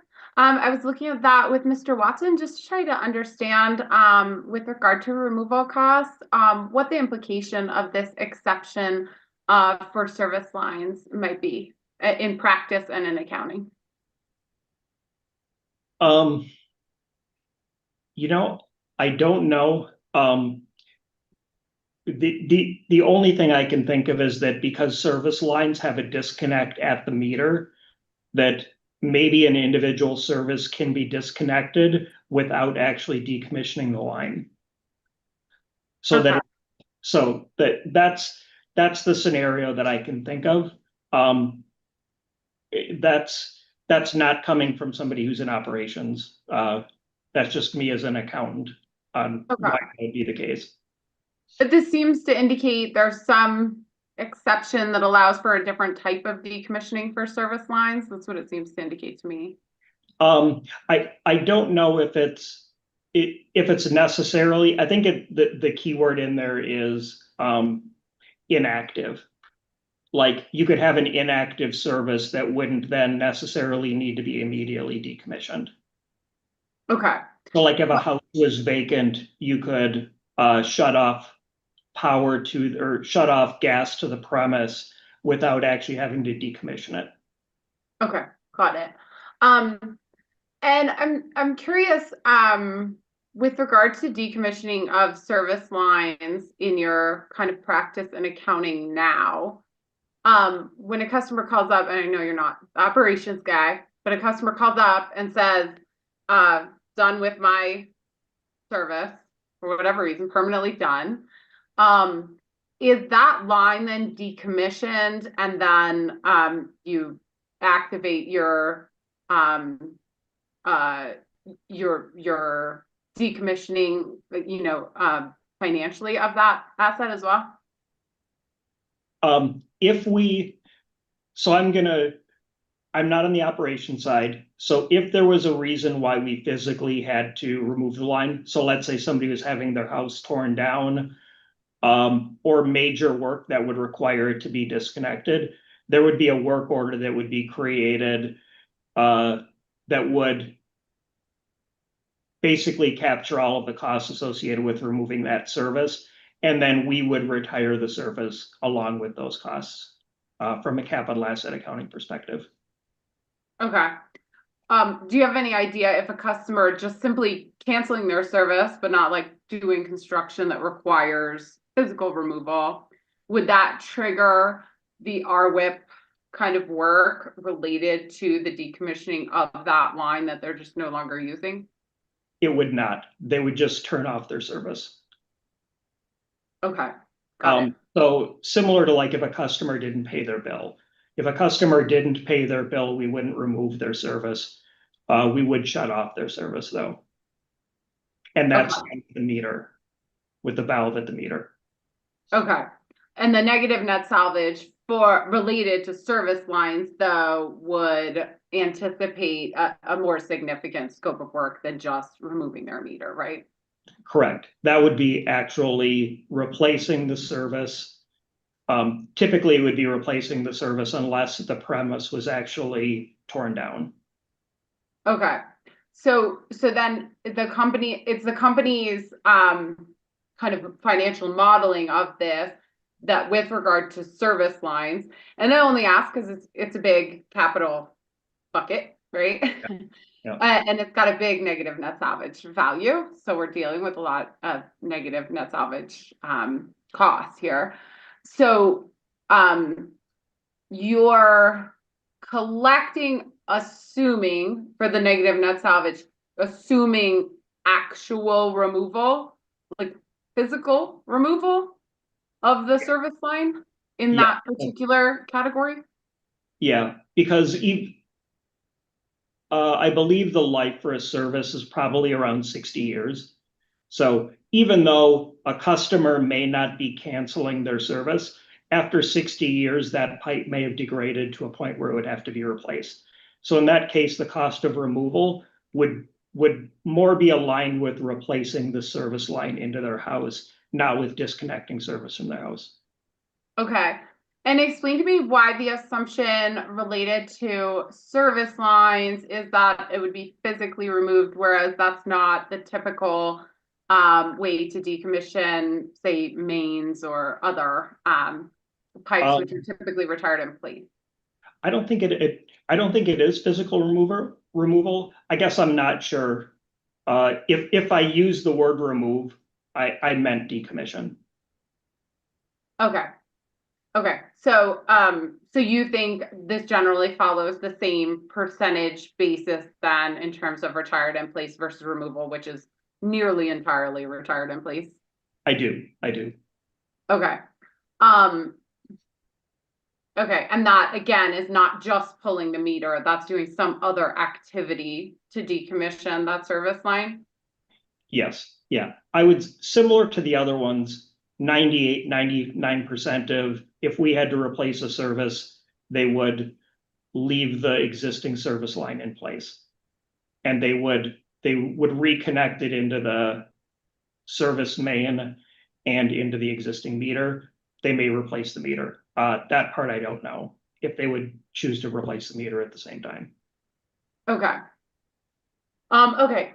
Let me see. My other questions here. Mr. Berman sent me to you for a question. Maybe we can look at SPB1, which is that 25-year model using the equal life group. And on the future additions tab, and we can just use the low future additions tab, which is the, I don't know, fifth one in. There's line items there for meters on lines 24 and 25, and trying to understand the implications of the company's relatively recent changes to the line extension policy, which indicate that customers will pay the full cost of their meters. So trying to understand what these line items, especially moving forward, signify in additions to rate base. If I don't know the details of the new line extension policy, but typically we will do the customer contributions. I don't know what percentage of it is, but when I looked at this and inquired while you're talking to Mr. Berman about it, is there's actually an allocation factor which is driving the number that shows up here. Right, row J or column J. Yes, that's correct. The 21%. So there was probably a base year that had a percentage and that just got applied to it. That's not representative of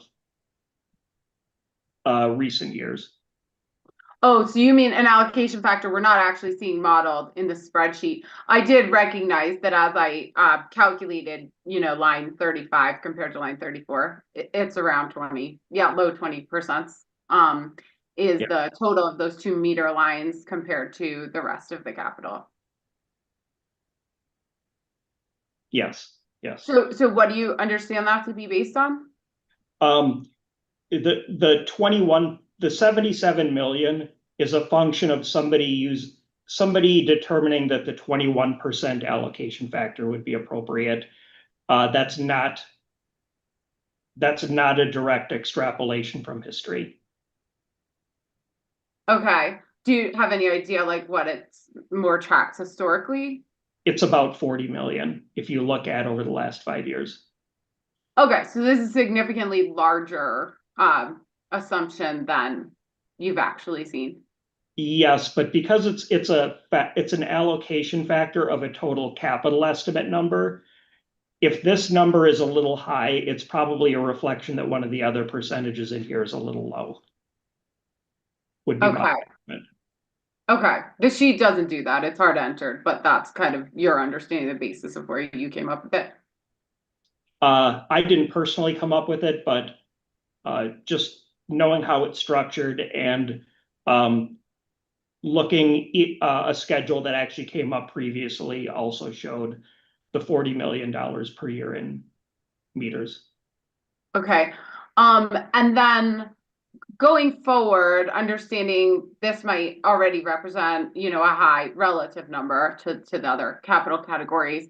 Does the company expect, though, a decrease in the meter capital line items given the changes to line extension policy? It should. We do account for that in as an offset to capital. Contributions in ADA construction are. Okay. Oh, sorry, were you going to finish? So I was going to say, so then the net number is what would ripple through depreciation. Okay, but I think as I discussed with Mr. Berman, it doesn't look like that capital contribution coming from the customer is included at all in this model, right?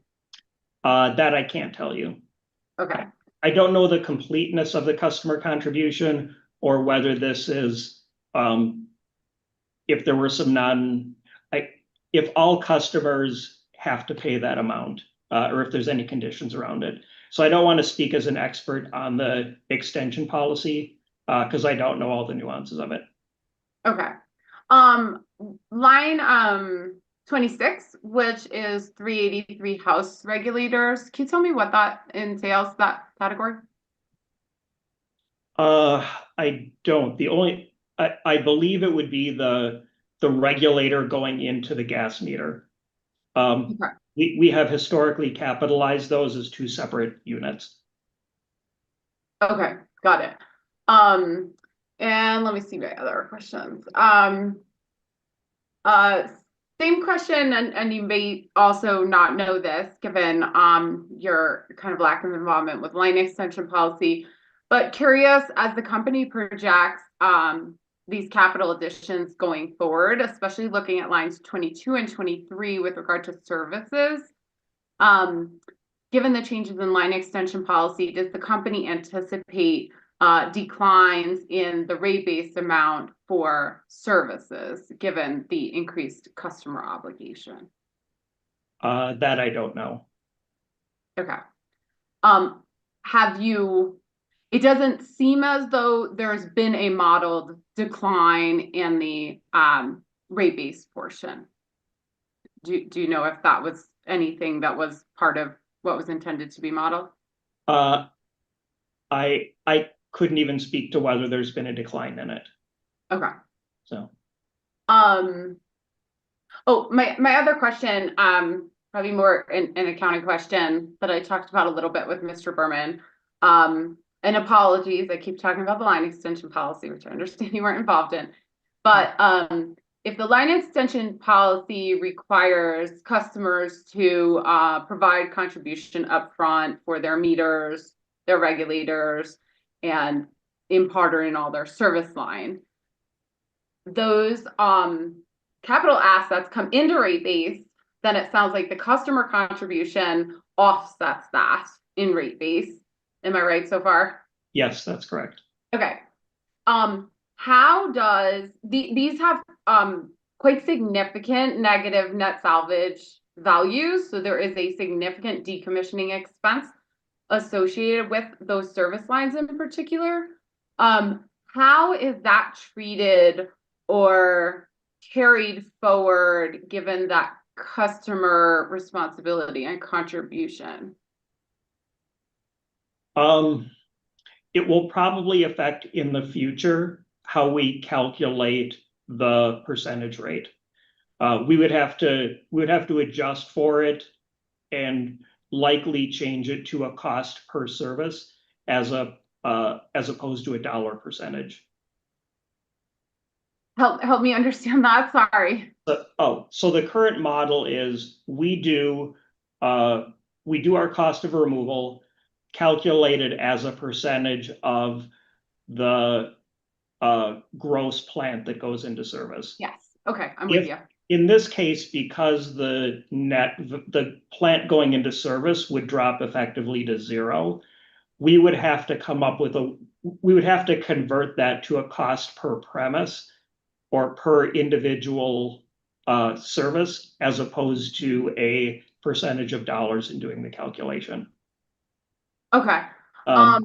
It isn't an issue at this time because by far the vast majority of all the meters were before that.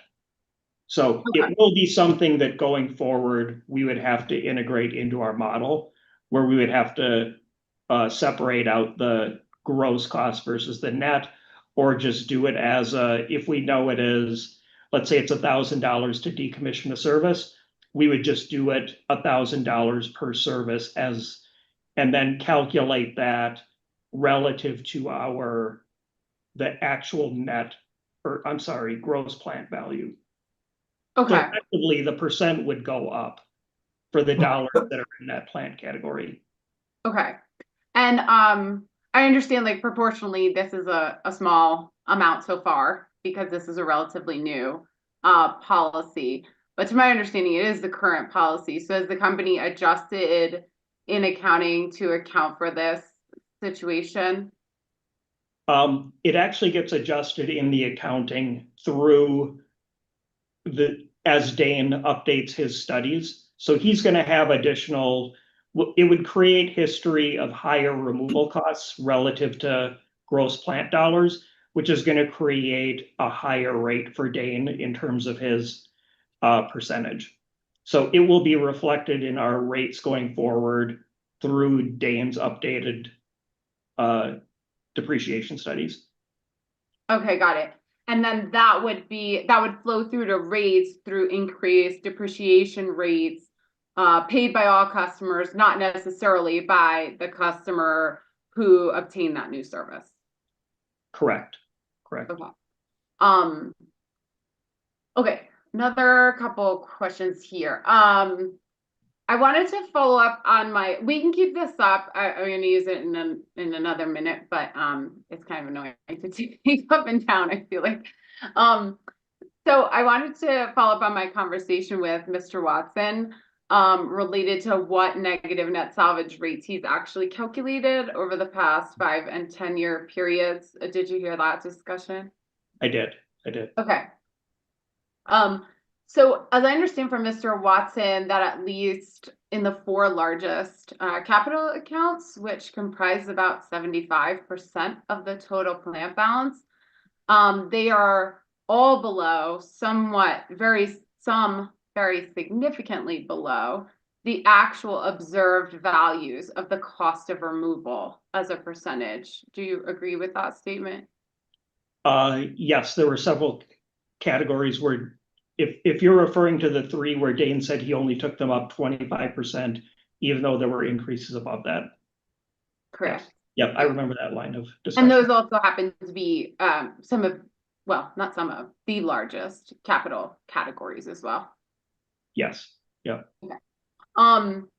And so, yeah, Mr. Watson's proposal is to make an incremental move in the right direction on 25 basis points, although some of the data would indicate significantly higher justified cost of removal. Do you agree with that?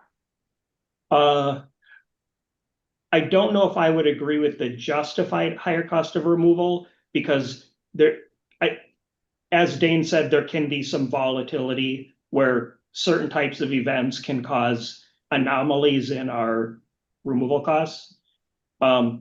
If you went purely based on the data and the expectation was that those actual costs were going to stay there, yes, I would agree that they would need to go higher.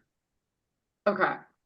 And it sounded like for at least several of the categories, he indicated that it's likely a future report will show the need for, again, higher negative net salvage rates, specifically in those categories, right?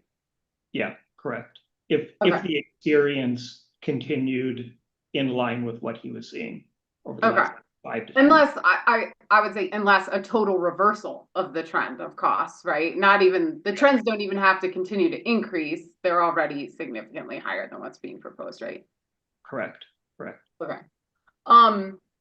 So as we look at the model that, and I understand you maybe didn't create this yourself, but the 25-year model that we've looked at, this takes the company's proposed negative net salvage values and implements them to kind of flow through the sheet, and it doesn't assume any additional future increases in negative net salvage. Is that fair? Yes, that's fair.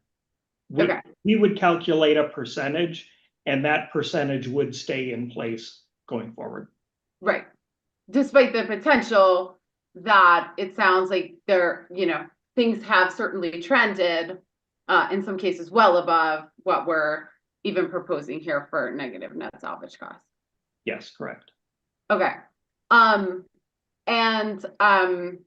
So in a way, it sounds like we're looking at a fairly optimistic future view of the negative net salvage costs, assuming they're set at the amount in this proceeding and don't ever increase in the future. I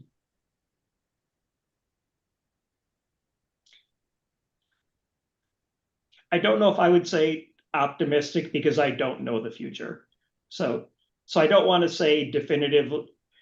I don't think you can say definitively that they are long-term representative of the future. Now, if it is driven by new regulations, new ways that we have to do the decommissioning, then I would agree. Yes, it would be reflective of higher future costs as well as higher current costs. If it was a situation where this, like hypothetical, if we were replacing, over the last 5 years, we replaced all the infrastructure in downtown Denver. Very high cost to replace these and remove them because they're under active city streets and buildings. You could have an anomaly where the type of removal work we've been doing in the last 5 years isn't representative of the work we would be doing in the next 5 or 10 years. I'm not saying that's the case. I'm just saying that's the type of thing that could cause the future to not look like the current. Sure. Some anomaly, but given the trends that we've seen over the last 5 or 10 years, it seems logical that most of those negative net salvage values for those largest accounts are headed upward in the future. Unless that trend changes considerably. Yes. Yes. Okay. So, Ms. Kunkel, can we look again at SPV 1?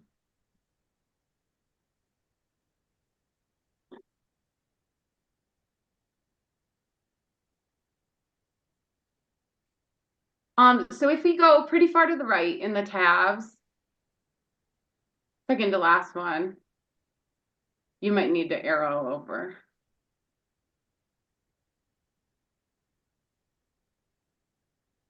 There's depreciation rates tab. So this is the tab where we see all of those kind of asset categories that we've already reviewed.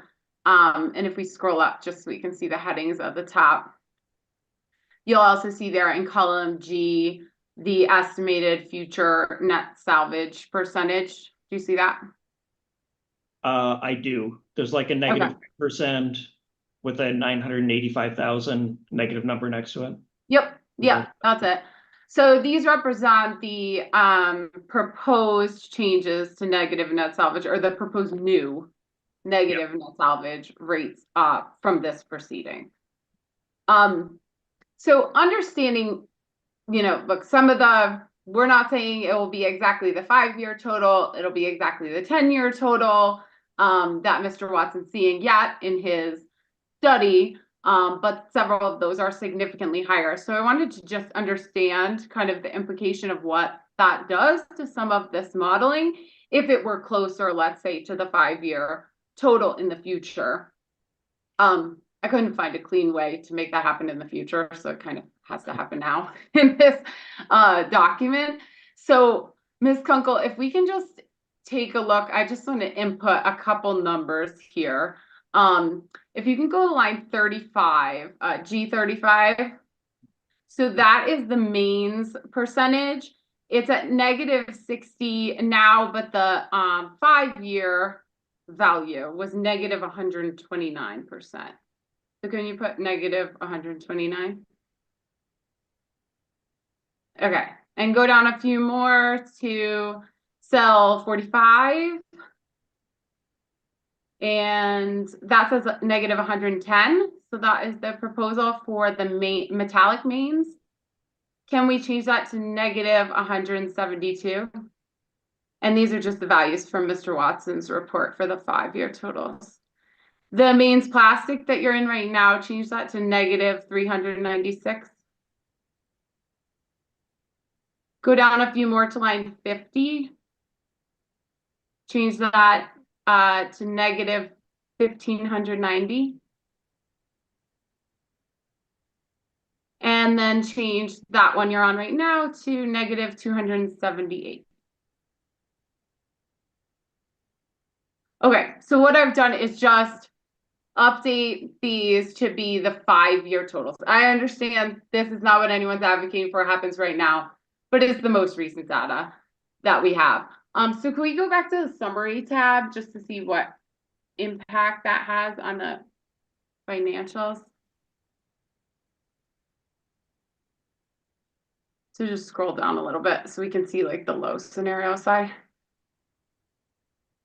And scroll to the right a little bit. So here we see starting in 2047, at least in the low scenario, the gas average rate base, which is in line 60, goes negative.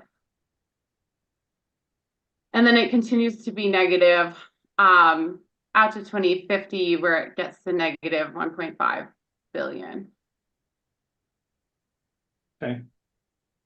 Is that kind of an expected result from increasing those negative net salvage rates so much? It's not my model. If I was doing this, I would, for each of those, I would have kind of pre-calculated what I expected the impact to be, just to make sure it was rippling through the model correctly. I don't recall what those 4 years, 2047 through 2050 were previously. I guess my biggest concern with changing the rates in it is I don't know how the model is constructed to tell you for sure whether like that dollar impact is as expected. Okay. Thank you. That's all I needed for this one. Ms. Kunkel, you can take that down. Changing subjects. On the company's 10K filing, are you familiar with the company's 10K filing? I'm familiar with parts of it. Okay. So I review it, but if you were to ask me specific numbers, it would only be ones that I was direct with. Are you aware that the company reports their asset retirement obligations on the 10K? I am aware of that one, and I'm involved. Can you help me understand what asset retirement obligations represented on a 10K would indicate or signify? So it's really a disclosure to potential investors that tells them for assets that we have in place, is there some type of a future risk or obligation that we have to remediate those assets after they're retired? So it's focused solely on legal obligations. So different from what we talk about in cost of removal for some of the assets. And we agree that at a future date, we might agree that we're going to completely tear down a generating plant once it goes out of service. There's actually not a legal requirement to tear down that structure.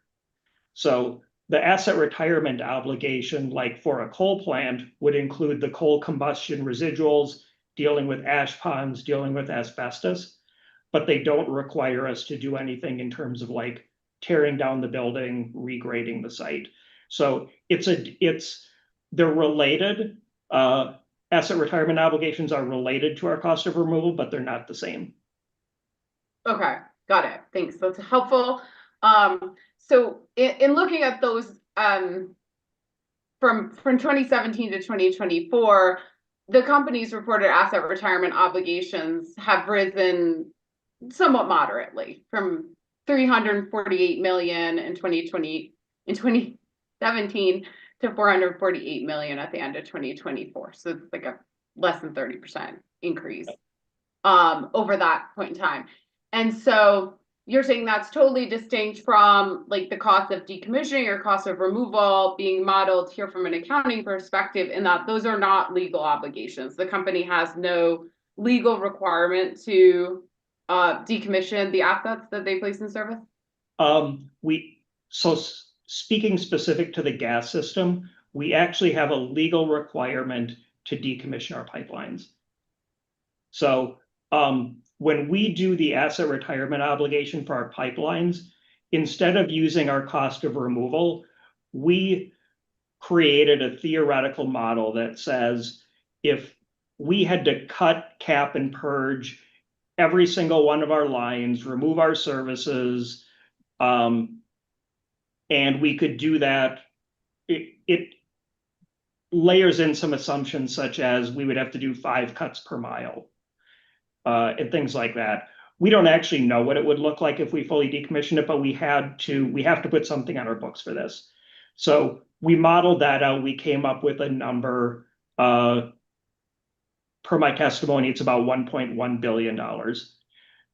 Asset retirement obligations, I mentioned that it's the legal obligation, but the other thing that's different with the ARO is that it's a present value calculation. So what we're required to do to calculate it is we inflate it out, in this case, 100 years into the future is what the assumption is in that. And then we discount it based on like a bond yield back to the present value. So what's a $1.1 billion with the theoretical ARO model ends up being, I believe it's less than 300 million on what we actually show in our ARO disclosures.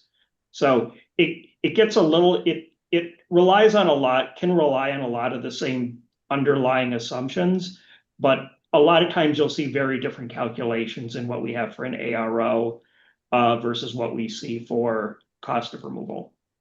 Okay. Yeah, I think you would probably agree with me. We're seeing cost of removal escalate far more quickly than the ARO that's being reported on the 10K. Yeah, one of the factors that you wouldn't think about that influences that is that bond yields have been going up over the last several years. So the increase in bond yields is effectively decreasing our AROs because of the way we inflate them out and then discount them back to present day. Okay. So the And is discount, another big difference that it sounds like you project out 100 years, even though you're likely doing some of the decommissioning sooner than that? yes, that is something that we are working through on our external reporting side, is how does the new Colorado plan impact how we calculate our AROs. Okay. Currently, because there's no specifics on it that we can use to dictate a specific retirement year, we're still using what we've historically used ever since this requirement went into effect 20 years ago. We've not changed our modeling logic. Okay, but if there was a more specific idea on when more retirements would happen, that might change your timeline for the ARO calculation? It would. So like when we we've had multiple coal plant retirements. If a coal plant gets accelerated, the retirement date gets accelerated or pushed back, that will drive us to recalculate our asset retirement obligations. Okay. And does the result here feed into the ARO at all in terms of, Mr. Watson's study that the cost of removal has significantly increased, and generally has been on a trend of increasing? Does that then factor into your expected obligation and then get that discounting treatment? It doesn't in this case. And the reason it doesn't is because we use a theoretical model. So if labor costs do go up, like every year labor costs do go up, even without Dane doing a study, that will increase our ARO, the nominal value of our ARO. So, okay, so your ARO is based on some other assumptions about labor and material costs. Yeah. So in effect, from an ARO perspective, some of it's being built in real time. Like every year we'll update it for the increased labor assumptions, whereas Dane will only do a study on it every 5 years.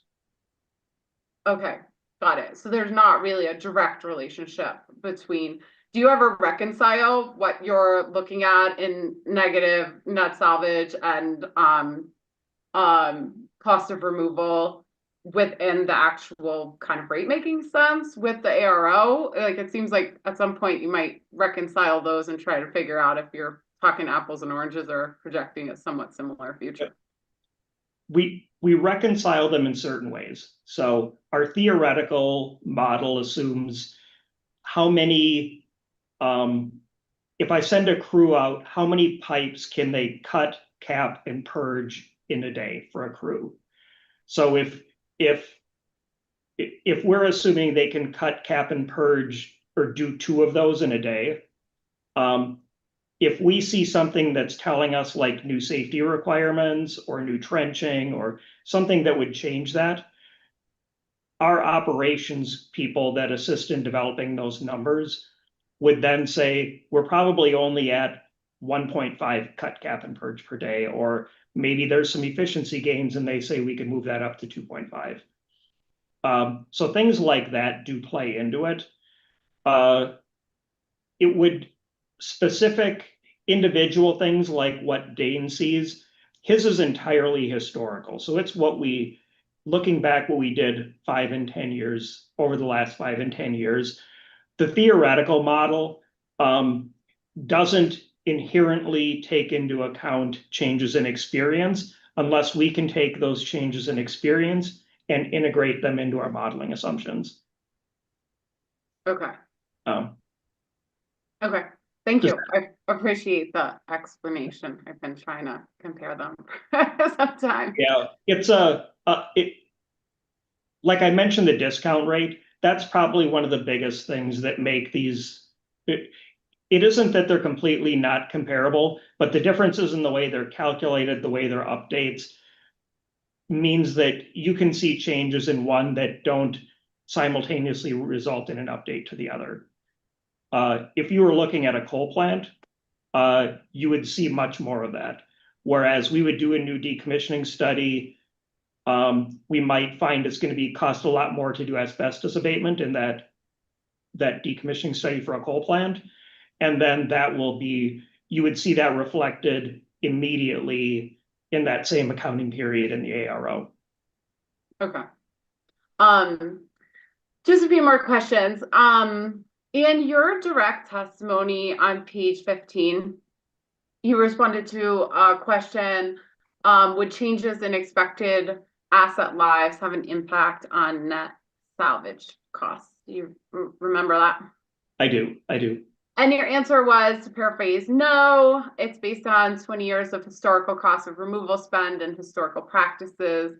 And while these historical costs are updated for inflation to the year of the study, they are not impacted by the expected life of the asset, as the calculations do not include any assumption for future inflation. Yeah, accurate? Yes, that's the one that we addressed. I addressed it in my supplemental direct and as a correction to this one. Okay.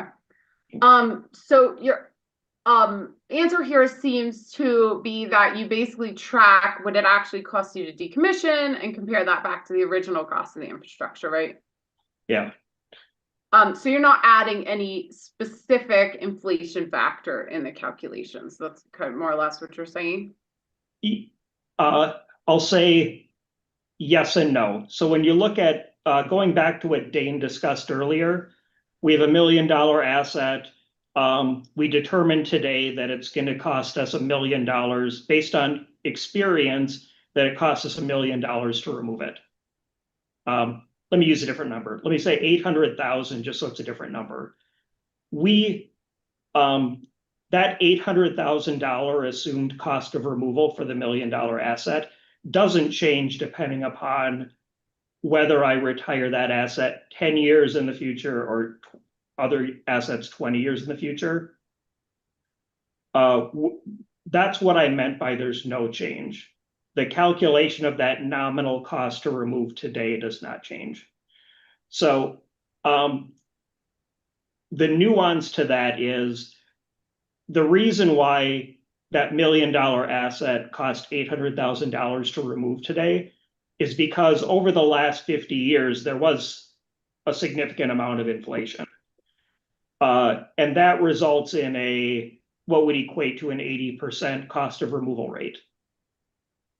That assumed past depreciation and the use of an 80% removal rate, that will get rolled into future years. We just don't assume that there is any future inflation that's different than what was reflected in the past that's used in our experience studies. Right.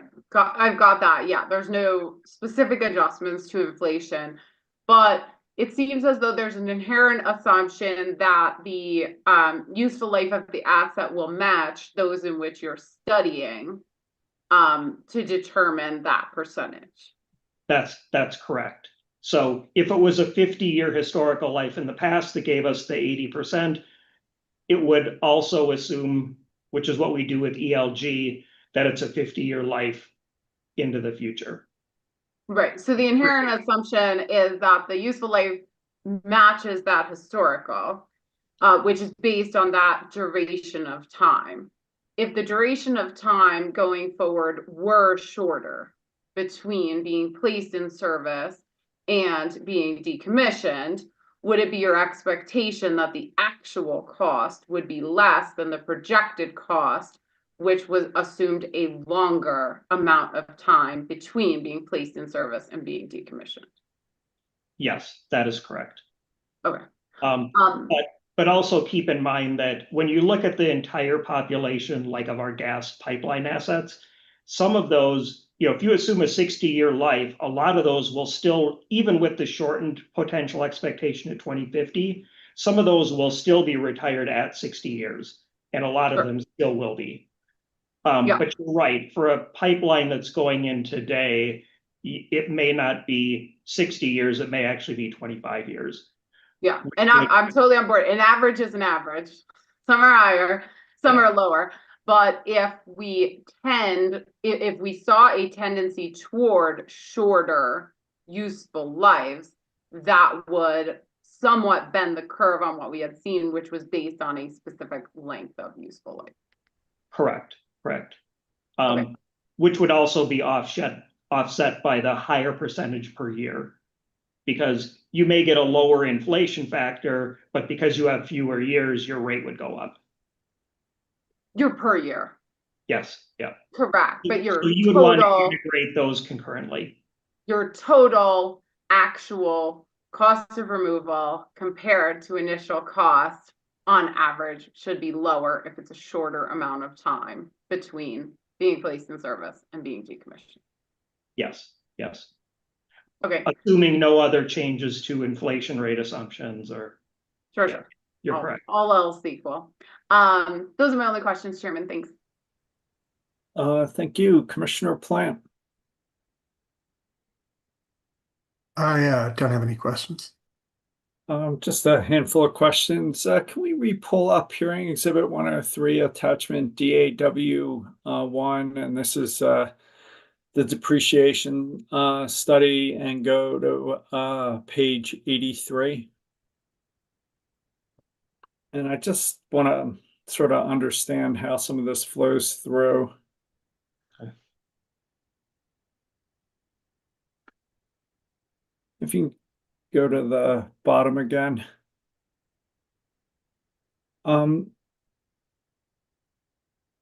Yikes. Is it, keep going down, please.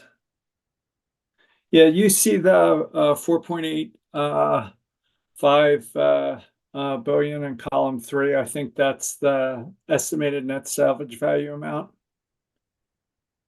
Do you see that? Yes. And it looks like turning the unaccrued, and the next column over is the unaccrued balance. You can go up and just show Mr. Mueller you see unaccrued balance and go down. Yep. And you see that's 9.17 billion. And then to get to the last column, the annual accrual, it's just multiplying the average rate. I think it comes out to 2.15%. If I just divide the 197 by the 9.17 billion, it's roughly a 2% rate. Would you accept that? Yes, I don't fully understand the 9.2 billion number. I think it's just plant balance minus depreciation plus the estimated future net salvage amount. Okay, so the 197 million is, I guess I'm reading this right, would say that it's like an average 50-year life because it looks like it's about 2%. Yeah, exactly. Okay. Exactly. I think 2.15%.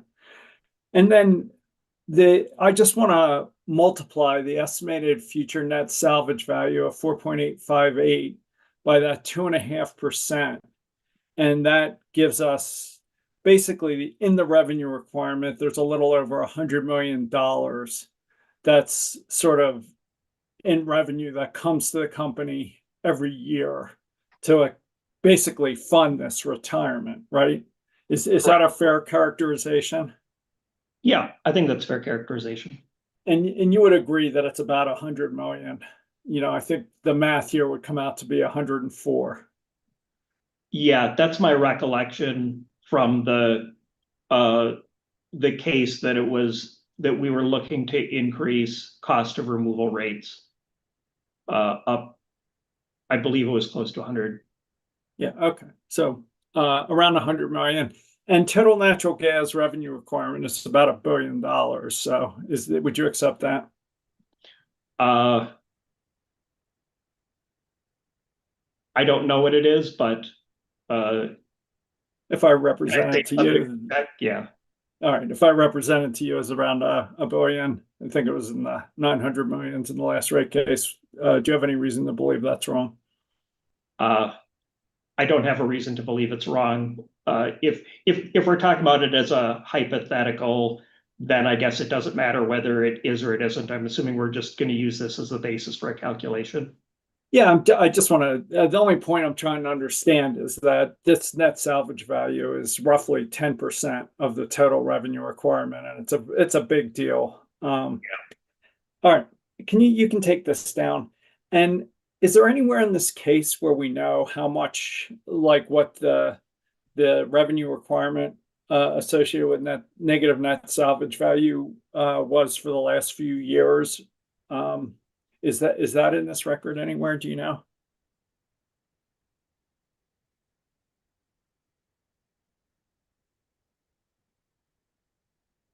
I don't know. I believe I don't know what the revenue requirement was or the percentage of it. I believe we were at 65 million, 65 to, I don't want to speculate what it was. Do you have a year for that 65 million? I don't. I was just trying to remember what it was in the last case, but I'd rather not rely on my memory for what the All right. case number And was. is there anywhere in this record we know how much it's growing per year? Specifically, how much the cost of removal revenue requirement? Yeah, how much the negative net salvage value revenue requirement is projected to grow. I think Commissioner Gilman was in her questioning of Mr. Berman suggested it was growing about $20 million a year. Do you know anywhere in this record how I can find that or calculate that? I don't know how much it would grow per year. It's going to grow based on new plant in service offset by plant coming out of service. So you could probably calculate it, like if you're going to try and do it like off, I'll say the 5-year plan or the 25-year plan, new plant offset by retirements would be the number that you would be multiplying that, let's say the 2% by. One thing to keep in mind though, this came up in the gas rate case, is that the collection is higher than actual expenditures, which means that money that gets collected for cost of removal is a reduction to rate base. So there would be a revenue requirement increase if the cost of removal in depreciation goes up, but it would be offset by a decrease in rate base because we're not spending at the same level that we're collecting right now. So I guess the math is you look at plant additions minus depreciation and multiply it by 2%. So maybe it's growing more 10 million a year. But I was struggling to figure out what the actual capital forecast is. So yeah. I can't give you specifics on that one. Okay. That's all I have. And just a quick question for advisors. If you could make available Commissioner Gilman's calculations that got to that negative rate base for me, and I guess Commissioner Plant, that would be great. This is for advisors and council. That'd be appreciated. I do Commissioner have Gilman. a version that I saved, and Ms. Kunkel and Ms. Dundas have, where the only change made to the spreadsheet was to make those changes I directed Ms. Kunkel doing. So we do have a saved version like that if you want us to pull it up or otherwise want to. No, if it could just be provided, that'd be great. Back to you, Ms. Brahma. Thank you. Mr. Mueller, you just ran through a number of calculations with the chair, and then there was a reference earlier with Commissioner Gilman about changing some numbers in the spreadsheet. How comfortable are you with doing some of that math on the stand here today in those spreadsheets? I think as I mentioned to Commissioner Gilman, like I understand the basics of it, but like with any model, I'm uncomfortable plugging my own number or plugging a number into somebody else's model and being comfortable with the output. If it was my own model, I would do my own expected output of it and then make sure that how it came out is as I intended. The main reason being is a lot of times changing one number not only affects the one number you expect it to, but it can ripple through others. And in this case, I just didn't know for sure what else that could ripple through. So Was that also potentially the case with the look that you just had at page from Mr. Watson's study and some of the numbers of net salvage compared to rate base or whatnot? yeah, yes. Okay. I thought it'd be just helpful to clarify. So thank you. Those are all the questions I have. Thank you, Mr. Mueller. You may be excused, sir. Okay, thank you. Thank you. Is the Excel next witness Mr. Wenner? Wayner, yes, he'll just need Wayner. a moment if we could have just a moment to switch out. Yeah, of course. Yeah.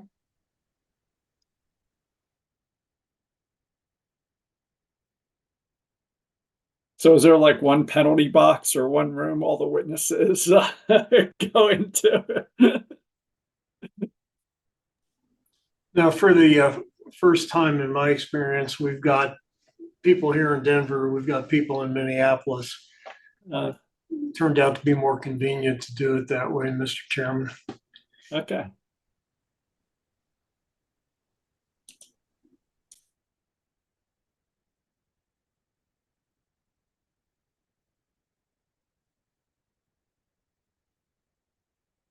Mr. Wayner, can you hold up your right hand? Yes, I can. Do you swear to tell the truth, the whole truth, and nothing but the truth? I do. You can put your hand down. Is anybody with you or communicating with you in any way? No, they're not. If that changes, will you let us know? Absolutely.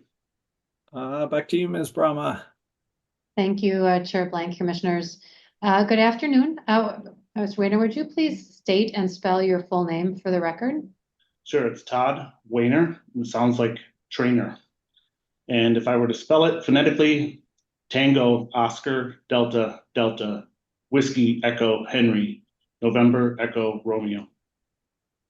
And maybe just if you wouldn't mind using just regular letters as well. I know you have a military background, but just for clarity.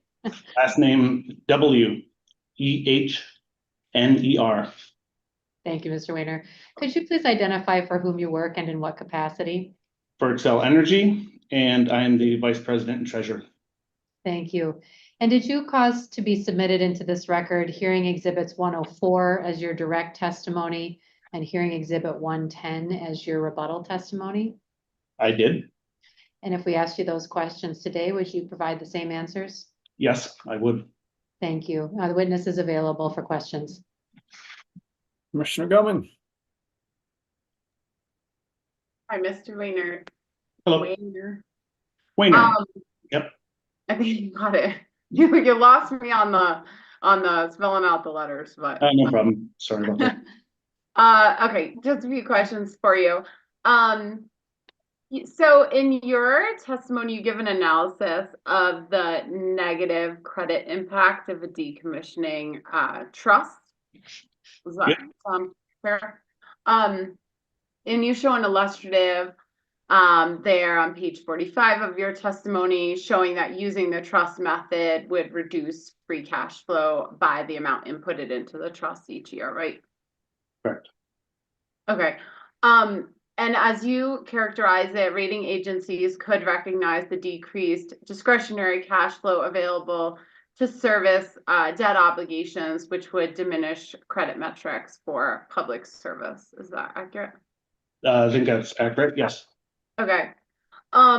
So I'm curious, in your professional opinion, is $15 million relative to public services operations, overall cash flow, debt obligations, and other considerations a significant enough amount of money annually to trigger such a credit metric reevaluation?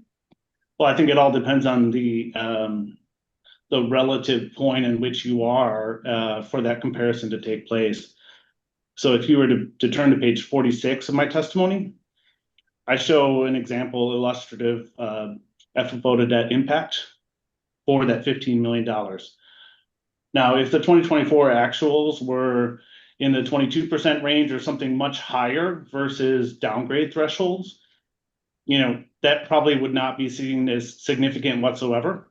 However, if as a company is closer to the downgrade thresholds, In this illustrative example of 18 basis points of degradation, 18 basis points can be a lot, and if sustained, it could be enough to be downgraded.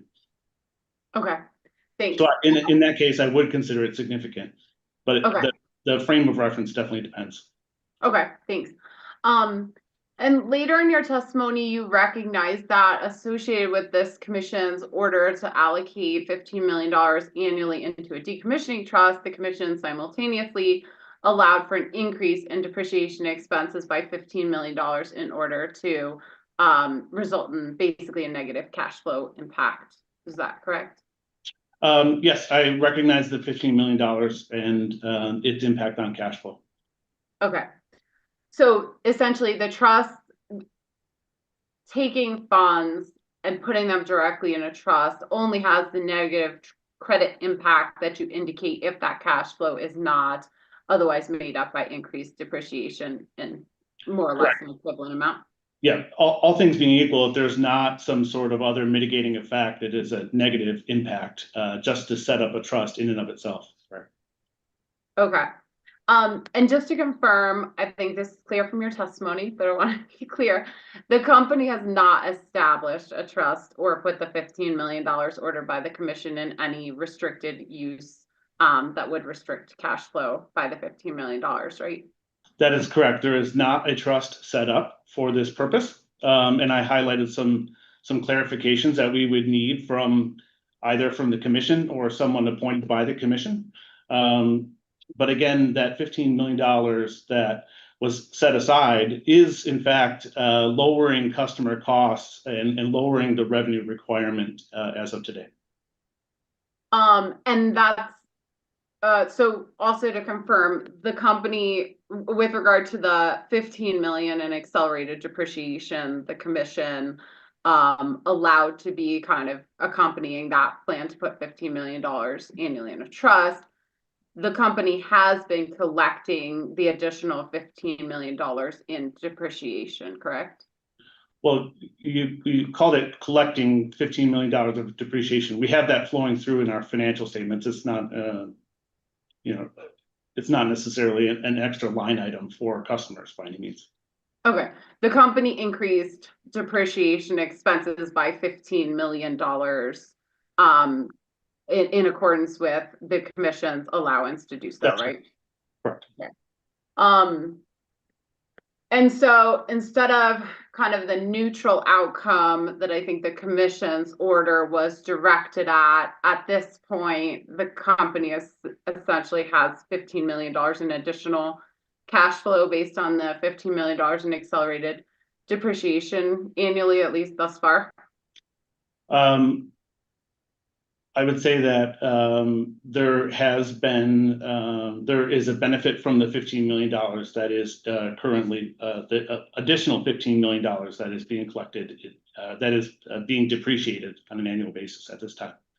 Okay, and the company's cash flow increased by the $15 million for that additional depreciation.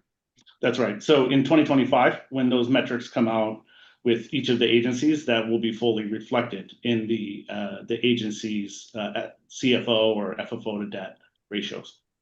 Okay. And do you have any understanding as to the impacts on the company's credit metrics of this increased $15 million in annual cash flow? You know, if the decrease in understanding your position relative to potential downgrade matters, as you stated before. But just trying to understand that. Yeah, so again, if we were to point back to page 46 of my testimony, I actually, it's illustrative, but I'm actually pointing to 2024 actuals in an FFO to debt of 19.4%. And on the following page, I reference in lines 5 through 9, I reference a report from one of the agencies that they basically have an expectation for the FFO to debt of the company to be maintained in an average of 20% or above. Okay. I wanted maybe we'll just pull it up. Ms. Kunkel, if we can pull up SPB-1 again. I don't want there to be a witness that doesn't have to look at this document. So We'll just make sure we don't let you off the hook. But Mr. Berman did refer a question to you that I have, so I just wanted to cover that. So we'll look at the summary tab of SPV-1. Commissioner Gilman, just to be clear, when I closed the document for the last witness, I did not save changes, so none of those changes That's are fine. on this document. Okay. No, that's fine. Thanks. Yeah, just the pure submitted by the company version works. So we'll go to the summary tab, which is all the way to the left. And go up towards the top, kind of the first full length section. Scroll down a little bit. So I noticed I noted with Mr. Berman, scroll up just a touch, just to make sure we can see. Okay, so we have the gas portion, CFO to debt, and then we have the consolidated CFO to debt. And I noticed that consistently the gas portion CFO to debt is fairly considerably higher than the consolidated CFO to debt, and I was just curious why that might be. Well, first I'll say that this is not my model, but I do know what I understood from Mr. Berman's testimony was he wasn't sure what the 6% growth factor that was above was referencing, and I think he actually said that I may know. I can speak to that a little bit, just understanding how the model was developed a bit. In that, actually, I think that 6% is really attempting to flatline and keep steady the 6% growth of the electric business. And so not only is that flatlining the cash flows over time, but also the debt over time. And so here on this line, which I believe is 37, really it's backing out the gas portion of the business, and that CFO to debt, you made the observation that it's lower than the gas portion of the business, but I would make the observation that it's fairly well flatlined, particularly as you look in 28 and beyond, kind of 21.5%. The idea here was there's a lot of moving parts that can and will happen over the course of time. This was really trying to make an assumption that this is a steady portion of the business as we focus on the gas side of the house. The other observation I would make is that the CFO to debt here, or even the model generally, my understanding of this model is that there's really truly almost perfect recovery of investment over time. And as we know, there's friction costs, there's regulatory lag, et cetera. That is not being reflected in those CFO to debt numbers in this model. Okay. I think we can keep this up, but I understand you don't know your way around it incredibly well. But in your testimony, you suggested there would be difficulty interpreting and implementing the commission's stated threshold with regard to withdrawals from a trust and what would trigger the withdrawals from the trust, and suggested instead that the release of funds would be triggered only after the cost of removal reserve has been depleted. And I can point you to that place in your testimony, but it seems like you understand what I'm talking about. So I don't know if you can use this model or help me better understand what that means. What would we see if the cost of removal reserve has been depleted? Like what account is that? And that would be some account that goes to zero. So I'm just trying to use this model to understand like where I would see that. Yeah, so the typically trusts are set up with a much larger plant, a much more dedicated and high dense set of either asset or assets and rate base associated with it. In this case, I'm unaware of any other precedent for a gas trust within the United States. And in this case, the original order had directed some language around kind of looking in the last 12 months, and it becomes a little bit difficult to understand exactly the intent of the commission's order. in that, typically those trusts, if we think about how our trusts are set up for a nuclear decommissioning trust, for instance, we would know with certainty when that nuclear plant or unit would be coming offline. We would make sure that other funds were exhausted, and we have a very set and prescribed set of circumstances in which the trust can be drawn down and for what expenses it can be drawn down for. In this case, with the commission's order, there's a lot of vagueness, and it's a bit unclear how we could interpret it, especially since there's no precedent for it. And so, looking back at any given time for the last 12 months and looking at additions versus subtractions, and a number of these other accounts moving either way, as we demonstrated through the course of today's questioning, it makes it very difficult to understand under what circumstances, if any, we could be able to utilize a trust that was set up for this purpose at any given time. And so, again, the point was simply to make that there is a lack of clarity on the part of the company of how we could interpret this order in this direction from the commission. Thank you. Yeah, I got that from your testimony, but curious, you referred to a circumstance that could trigger the release of funds, which was after the cost of removal reserve has been depleted. So I was curious what that would look like in some of this modeling. What line item from an accounting perspective is that would be depleted? Well, I guess on the other side, right now, we don't know if it would have to be depleted. Quite frankly, it would have to be set up in the trust documents that are fundamental to how that trust is set up, but also how it can be utilized and how it can be drawn over time. Unfortunately, many of those are set up prior to setting up an existing trust and cannot be altered, or it's extremely difficult, if at all, to be able to alter that over the course of the life of that trust. It takes on a life of its own. And so we would want to be very careful about setting up the appropriate parameters that are very much in line with the commission's intent before restricting ourselves from being able to meet the intents of the commission over time. Okay, so let's look at page 13 of your testimony. Maybe I can get more precise in my question here. I'm not quite understanding the answer. So page 13, line 21.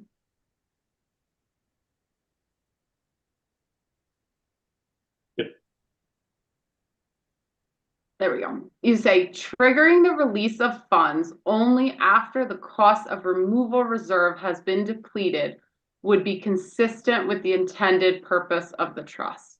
You see that?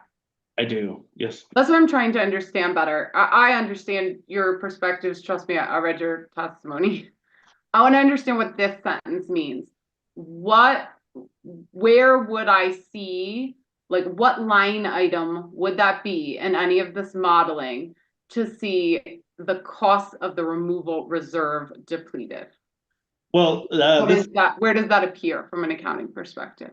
This portion of my testimony is actually not talking about a specific line item in the model, and it's really referring back to the general assumption or the vagueness of some of the direction from the commission, in which we're not sure how to interpret it, and I'm trying to point out that we actually are not sure how this would get incorporated into a trust document in order to meet the needs and the requirements of the commission, or the intent or design of the commission in directing us to establish a trust for this purpose. So less about an accounting line, quite frankly, and more trying to show that there is a lack of clarity and specificity that would be required in order to appropriately set this up at the commission's direction. Okay, so there's no accounting line item you're aware of that would No, that's indicate the cost of the removal reserve. Correct. Okay.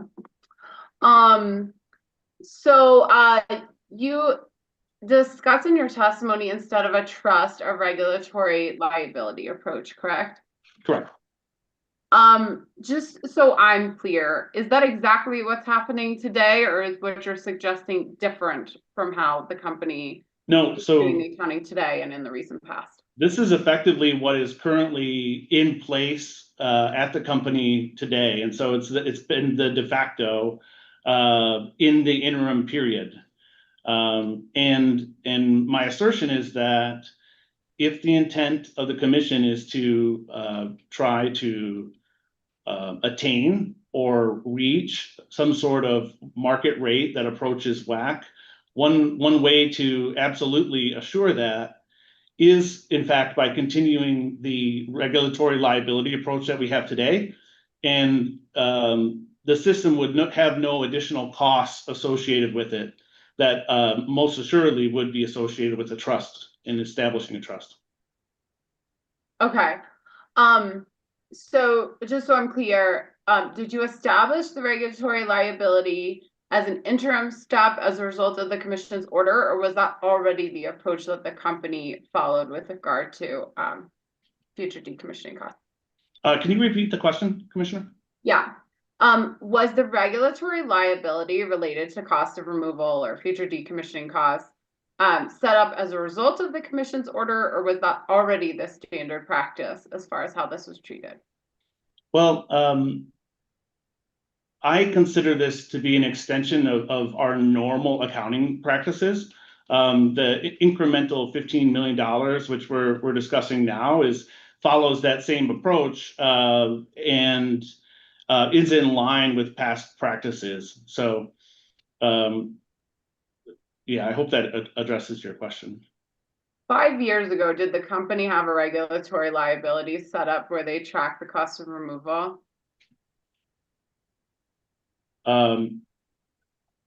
You know, I have to be honest, I wasn't with the company 5 years ago, and I'm not the capital accounting witness, and so I'm probably not the best person to be asked or to be able to address your question explicitly. Okay, but you addressed that the appropriate treatment is a regulatory liability. Yes, I believe so. But I'm not clear if that's even what the company was already doing. I guess it's unclear to me when you say what they were already doing. My question is then with what, right? Like this is an incremental. This is an incremental amount of depreciation, and it's unclear from your Was question. any amount of money being collected for decommissioning or cost of removal going into a regulatory liability before the commission's order related to the trust? Again, I think that the use of the word collected is a bit problematic in my understanding of how depreciation works and how these regulatory liabilities are set up. But again, I'm not the accountant on this, and so I would probably defer you to actually to the previous witness from the company, Mr. Mueller.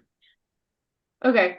On page 17 of your testimony on line 18, you indicate that this approach, talking about a regulatory liability, segregates decommissioning funds. Do you see that? Yes, I do. Okay. Help me understand how the funds are segregated. Well, there's an accounting entry that recognizes that. It is not separated via a trust or in a different sort of account of any way. You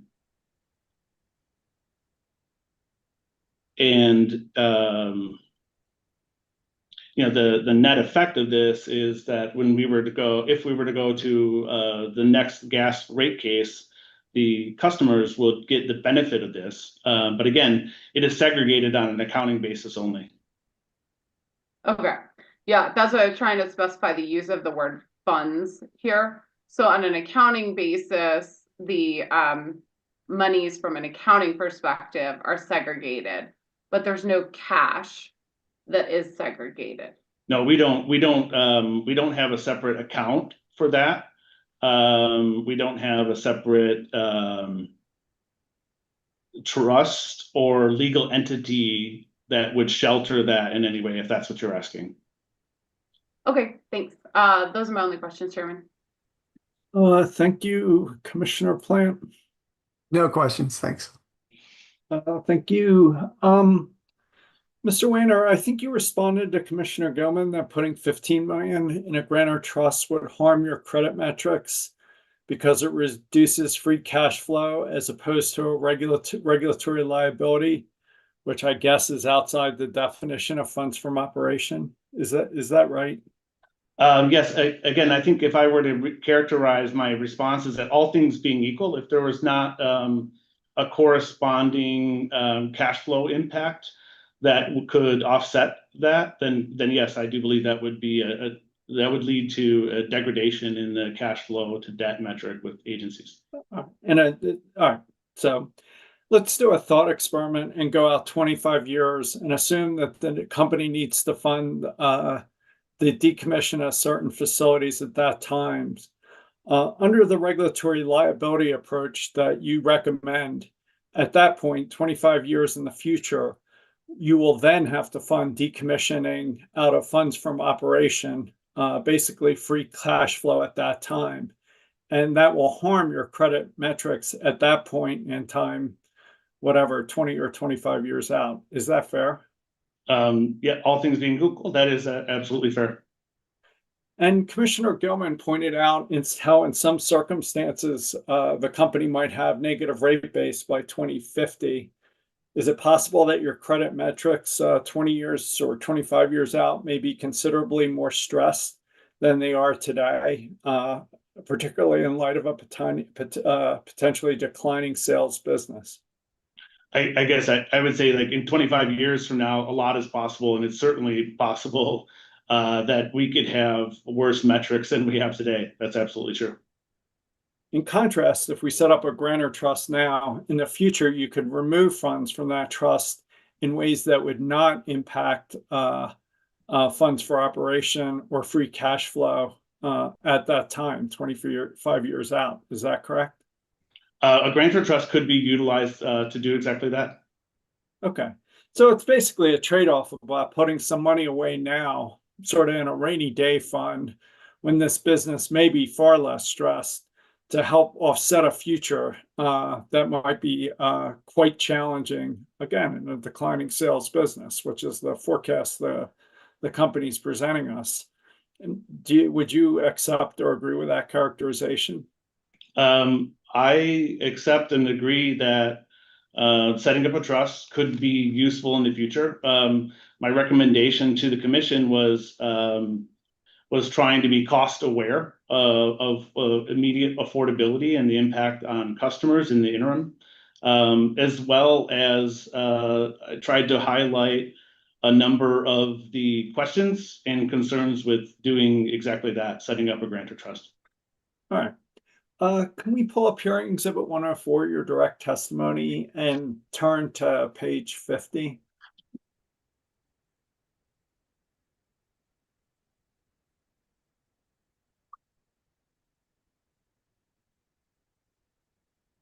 And I guess just on rate of return, you say less than 7% pre-tax, but in reality, and I think the rest of the testimony clarifies this, there's a decent chance it's going to be greater. There's a decent chance it could be lower. I mean, to me, it's roughly the same, but riskier. And I guess there's higher fees, so maybe it's a tinge lower. I mean, would you agree with that characterization? It's certainly not guaranteed to be less than 7% pre-tax. I would say I would say it this way. Anytime you have a trust, you have market risk. And I think the answer is that there's nothing guaranteed about that return from the market. What I can tell you is that if in a hypothetical situation, that market return were exactly the rate of the return that we have in WACC today, the rate of return, the effective net rate of return from the grantor trust or a complex trust would be less than 7% because of those There's tax concerns as well as a number of additional costs, which I tried to highlight, or at least characterize the size and type and nature of those type of additional costs that we don't have today. Right. But if I represented to you that I have a half dozen trusts for my kids, and they've all earned way more than 7%, depending on when the assets were put on the market, and the ratio, I assume you would acknowledge that these trusts can do way better than 7%. But like you say, I guess there's risk. Yeah, I have no reason not to believe that that is the case or could be the case. I would also say that while they could have a much better return, they could also have a much worse return in the near term. And if I were a financial advisor, I'd probably have to make a disclaimer that past performance is not indicative of future returns. And so, that could go either way. My concern here would be that the sequence of return worked against the trust. And if you had a year where you had a major correction, like we have seen numerous times in the past, a $15 million investment today could quickly become $7 or $8 million. And that might grow over time. But I would be concerned about the intent of the commission to protect customers in the future when actually they could in fact have had additional risk that is borne by that investment. Fair enough. In your testimony and conversation with Commissioner Goman, you expressed concerns about the PUC's proposed criteria for taking money out of the trust, as well as the time frame. And if we go to page 52, if you could pull that up, if the commission issued a decision in this proceeding confirming, I think, ABCD and requesting reporting according to 2, would that effectively address your concern? So the concerns that I list or highlight in lines 1 through 17 of page 52, having clarity on each of those points would be extremely helpful. As I said earlier, we would want to make sure that any trust that is established is done so in line with the intent and express direction of the commission. So that'd be very helpful. I also think that there's a number of other questions. There's a number of other issues that I highlight throughout my testimony that could help to have clarity on in effectively managing and making sure that the trust is established in a way, again, in line with the commission's intent. These items would certainly help. Although I do think the example around just exactly when the trust could be utilized, and if in an interim basis, not at the terminal end of the gas system, if in an interim basis, what those markers would be and how we could utilize the data that we have today to be able to make an effective decision about whether or not we can use a portion of those costs. Because the problem is, it's one thing to say that we could look back 12 months at any given time, but in reality, we know, especially in the regulated world, it takes a fair amount of time. There's delays associated with it. And you might be 1 or longer years away from the actual data that you're using to make a decision. And we have to understand how we could utilize that, if it's appropriate to utilize given the current constraints, in order to be able to utilize and draw on those funds for the commission's intent of the actual trust. And if we just put section 1B from lines 4 to 8 verbatim in our order, and maybe made it subject to some 60-day notice and comment period, would that give you what you need? I think initially, again, I think it'd be very helpful. It probably would be even more helpful to have our trust lawyers have a direct conversation to the extent that we could. And there may be some sub bullets here that could be very helpful to make sure that we have as much alignment as possible going into the establishment of any given trust. Do you think that's something you can get us on your statement of position? Just whatever you'd like to see in the order that would help us get this set up properly. I would imagine that's absolutely something we could do, if that would be helpful to the commission. So again, assuming we do all this, I suppose you don't have any other specific guidance, but you might be able to give it to us in your statement of position. Is that fair? Is there anything else you'd like to add? Well, we've got you now. No, I think I like to think that my direct testimony was very clear about the company's not only stance, but in showing the pros and cons of different approaches to the trust and the different types of trusts.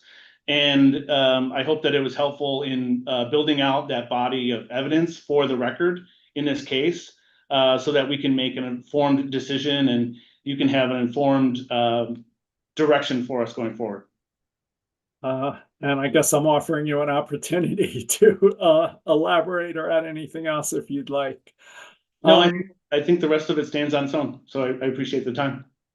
Last question for you. Well, maybe second last. If we ordered that the trust get funded with 15 million, I think we've already ordered it from 2025, no matter how long it takes to set up the trust. Any concerns or tax implications putting 15 million in that trust in 2025? Now, I assume if you had to do it in 2024, it would cause reporting tax and other problems. Yes, but, so I did estimate, Chairman, the amount of time to RFP the business and then also to set up the trust. It is not a short period of time, and we estimated it to be about a year. So I think that we would have a very hard time to get that established and be able to have it effective in the calendar and tax year of 2025 at this point, quite frankly. But I do believe 2026 could be a possibility. And yes, to your other part of the question, there is absolutely tax implications to the trust. Even if it's a grantor trust, who will pay those taxes? But I think I answered the two parts of your question. No matter when the trust forms, can you put aside the $15 million, which we ordered in accelerated depreciation, and you, even if it doesn't fund until 2026 or whenever you get around to forming the trust, can you assure me now that those $15 million will be set aside and available to deal with these future potential credit metrics, no matter how, I don't know how you account for it, but your next gas rate case, I don't want to be told that if we ask these to be put aside, you didn't put it aside because the trust wasn't ready. Yeah, so I want to make sure I understand. So I can assure you that the $15 million that we have been ordered to utilize to negate the negative credit impacts, those are working for customers today. No, they're not. Can you explain how that is? You collected it in rates and you use it to increase your free cash flow, and it's available for earnings and dividends. I don't see how it's available for customers in any way. If that $15 million wasn't hadn't been accounted for, when we come in our next gas rate case, we would have an increase of $15 million need. That is directly offset and benefits the customers effectively immediately at WAC. Well, I'm not here to argue that point, but I'm struggling to believe it. I guess what I'm asking is, given that we had an order in January, last fall, and then again reaffirmed in January of 2025, can you allocate that $15 million for its intended purpose, which is to offset these future liabilities, even if you don't have a trust set up? I guess, are you asking for something other than the regulatory liability construct that I described as being used today? Yes. I guess I would need clarification on what alternative vehicle other than a trust you would suggest that we are able to utilize to the benefit of customers, as I'm at a bit of a loss. Well, could we put $30 million in the trust in 2026?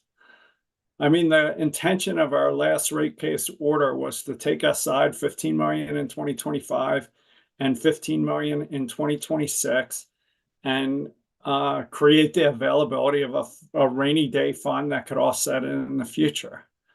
Yep. So how do we do that? I understand. So any monies that we put towards a trust, if it were set up in, let's say, near immediately, right, as soon as possible, as soon as practicable, we could put that money into the trust. Again, I kind of talk about the benefits, the pros and cons of size of that trust. But currently it's not clear if that would be a $15 million per annum. If it's a one-time $15 million that is kind of set aside for a potential trust. Again, I think that some clarity would be helpful on the part of the company. I thought, didn't the rate case clarify that it was $15 million a year until the next rate case? I don't know if that was clear to me. Maybe it was clear to everyone else, but apologies. All right. One last question. I thought Paul Johnson was treasurer. Did that change recently? Have you been elevated, or is that recent? Yeah, I'm happy to address. So I joined the company just after Labor Day of last year. I was named treasurer upon joining. Paul Johnson retained his IR head until he retired in April of this year. And so Paul Johnson is no longer with the company, but is enjoying, hopefully enjoying a wonderful retirement. Well, welcome to the fray, and congratulations on your appointment. Ms. Brahma, redirect. Chair Blank, if I might ask for a short break if we could before redirect. Some of the questions that came to this witness were probably better for Mr. Berman, who is still available. I'd like to be able to sort it out so we can get good information to the commission through redirect. Yeah, you want to come back at 2:30? Would that work? That would be helpful. Thank you. Yeah, and if you need to bring Mr. Berman back, that'd be fine. Okay, thanks very much. Thanks.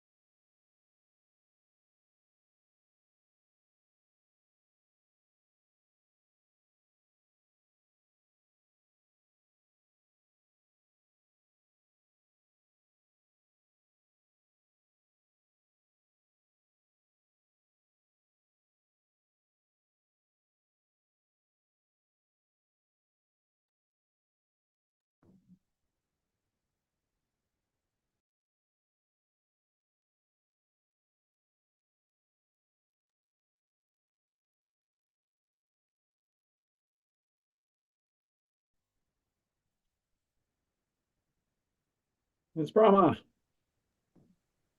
Thank you, Chair Blank. I think we left a little bit of confusion at the break, and we're going to try and see if we can clear it up with Mr. Weiner through redirect and hopefully avoid the need to bring Mr. Berman back, but we'll just, if it's okay, see how that goes. Okay.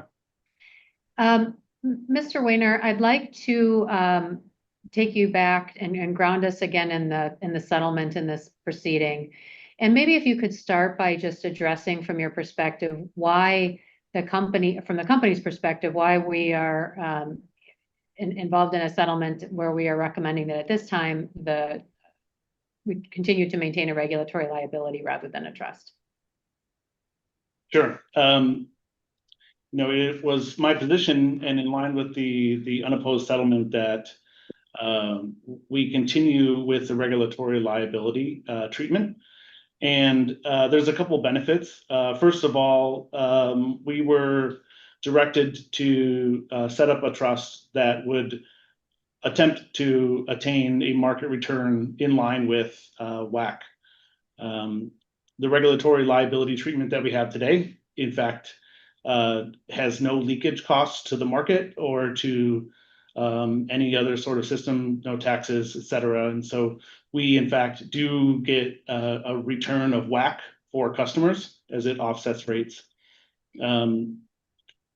The other is that there are a number of other questions around any sort of trust. Not only is there costs associated with structuring that, but I think there is some ambiguities around how to use, as the chairman referenced, that rainy day fund. How do you draw upon that over the course of time, not just at the end of days, as it is typically done for nuclear decommissioning trusts, et cetera. And so I think my testimony highlighted a number of these concerns and showed that in our opinion, the lower cost for customers was the regulatory liability. And it's a much more certain return, quite frankly. And we think that is much more favorable for customers now and over the course of time. But it also lends a lot of flexibility, as highlighted in that chart that we discussed as well, in that the commission can revisit this over the course of time, as can all the other parties. If that is what is considered today to be the best course of avenue may not be the best course of avenue in the future. And this can absolutely be revisited and a new direction could be taken. I'd like to have you on the topic of the WACC for a trust, or the potential returns for a trust. If we could pull up hearing exhibit 104 and page 37, and this would be Mr. Weiner's direct testimony.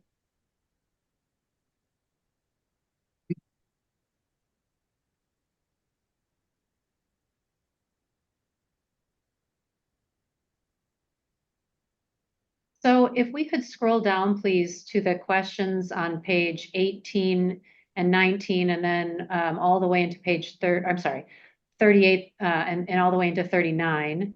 You have some discussion here, Mr. Weiner, about the likelihood that the company could earn a WACC in a trust situation. Could you please just speak to what your conclusions were there and why? Yes, in this and several pages afterwards, I kind of highlight the likelihood. We ran some analyses with a number of different stock to bond ratios, some of which could be in the category of appropriate. This is in table TAW-D-1. In that table, I highlight 5 different scenarios of different mixes of debt and equity exposure for a portfolio. I show return on a pre-tax basis, all of which is starts with a 6% number. And on an after-tax basis, that ranges anywhere from 4.9% to 5.1% at the highest. And when you say an after-tax basis, are those taxes different for a trust from a customer perspective than they otherwise would be under a regulatory liability scenario? Again, for the regulatory liability scenario today, there is no tax inefficiency whatsoever. And so in any sort of trust, there's going to be a tax implication. And we believe that no matter how that's established, that tax should be associated with the gain, wherever the gain is generated. And so if the gain is generated within the trust, we believe that tax should be associated with that. And so it is tax inefficient in compared to the regulatory liability alternative. I believe it was with the chair, you were asked to think about the thought exercise of if the system was decommissioned at a point in time, say 2050, whether and to what extent that could harm the company's credit metrics. I'm paraphrasing, but do you recall that discussion? Yes, I do. Does the company have a point of view on how likely it is that if there is a decommissioning of the system, that would happen all at once versus over time for gas assets? Yeah, yes. I mean, again, if I were to go back to the grounding, the example that I have in my direct testimony, it would show that we're currently in a place that does not have much, if any, space or safety factor to downgrade thresholds as stated by S&P. And further, if there were any trust established, again, as stated in my testimony, any cash flow that would be taken out of the business and put directly towards the trust would have negative implications, further negative implications, all else being equal, on the cash flow to debt metrics with each of the rating agencies. And there was also a question for you about removing funds from the trust in the event it was a grantor trust, should they be needed. Can you speak to to what extent that could be challenging, or how it would work in relation to whatever trust documents needed to be set up for the trust? That's a terrible question. Let me rephrase if I could. I think the question is, how easy would it be to actually remove funds from a trust as they're needed over time? Well, I think typically, again, if I think about the example for a nuclear decommissioning trust, it is very clear and distinct when that unit, when that plant in service is decommissioned, and that's very clear. They utilize they utilize a number of funds. When those are exhausted, they can then go to this trust and utilize it. In this case, it's a little bit harder because the assets that we're talking about are much more disparate, not only geographically, but they're much smaller numbers that aggregate to, of course, hundreds of millions of dollars. But those decommissioning don't happen on one date certain. In no scenario that anyone is talking about are we saying in 50 years from now, we go from 100% of the business to 0%, and you have a date certain in which that trust could be utilized. And so it is much more difficult to envision the scenarios, the rainy days over the course of time in which the commission would want the trust to be used and could be used. And trust documents have to be very tight so that it is, because it would be improper to utilize it for anything other than the very specific and narrowly defined set of use case. And so it is by design that a trust is very explicit and limited. And currently, I don't know that we have that sort of clarity to be able to establish it today. And is it fair to say, Mr. Rainer, that it's just difficult to get that kind of clarity for these sorts of assets? I think it's tough to envision each and every one of the possible scenarios in which a potential trust could be created and where and when it should be used versus when it shouldn't. And then to codify that in legal language that appropriately sets the gating items and the appropriate restrictions, it is in fact very difficult. Yes. Okay. And then I think the last piece where there is some confusion perhaps is this idea of the regulatory liability and to what extent that has existed specifically for the 15 million in the past for the company. Are you able to address whether the 15 million regulatory liability for decommissioning funds is new as a result of the commission's order to establish a regulatory liability or pre-existed that order? Yes. So the confusion was mine. So my understanding is that we have a number of different regulatory liabilities. We have had those over the course of time. And in referring to the regulatory liability, I wasn't sure if we were talking more broadly about those regulatory liabilities. But in this case, the $15 million that was set aside within the order, that in fact has been created as a specific and a different accounting entry for that regulatory liability for this exact case, in order to comply with the commission's ask. I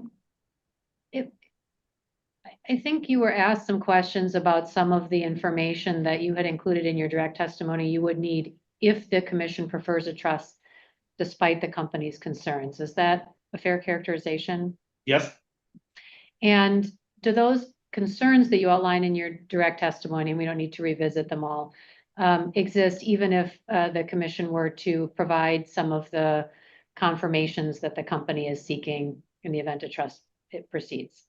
Yes, I think there are numerous concerns, of which we would need to get alignment or at least would be open to interpretation. Okay, thanks very much, Mr. Weiner. That's all I have. Can I just ask one question? I'm really confused.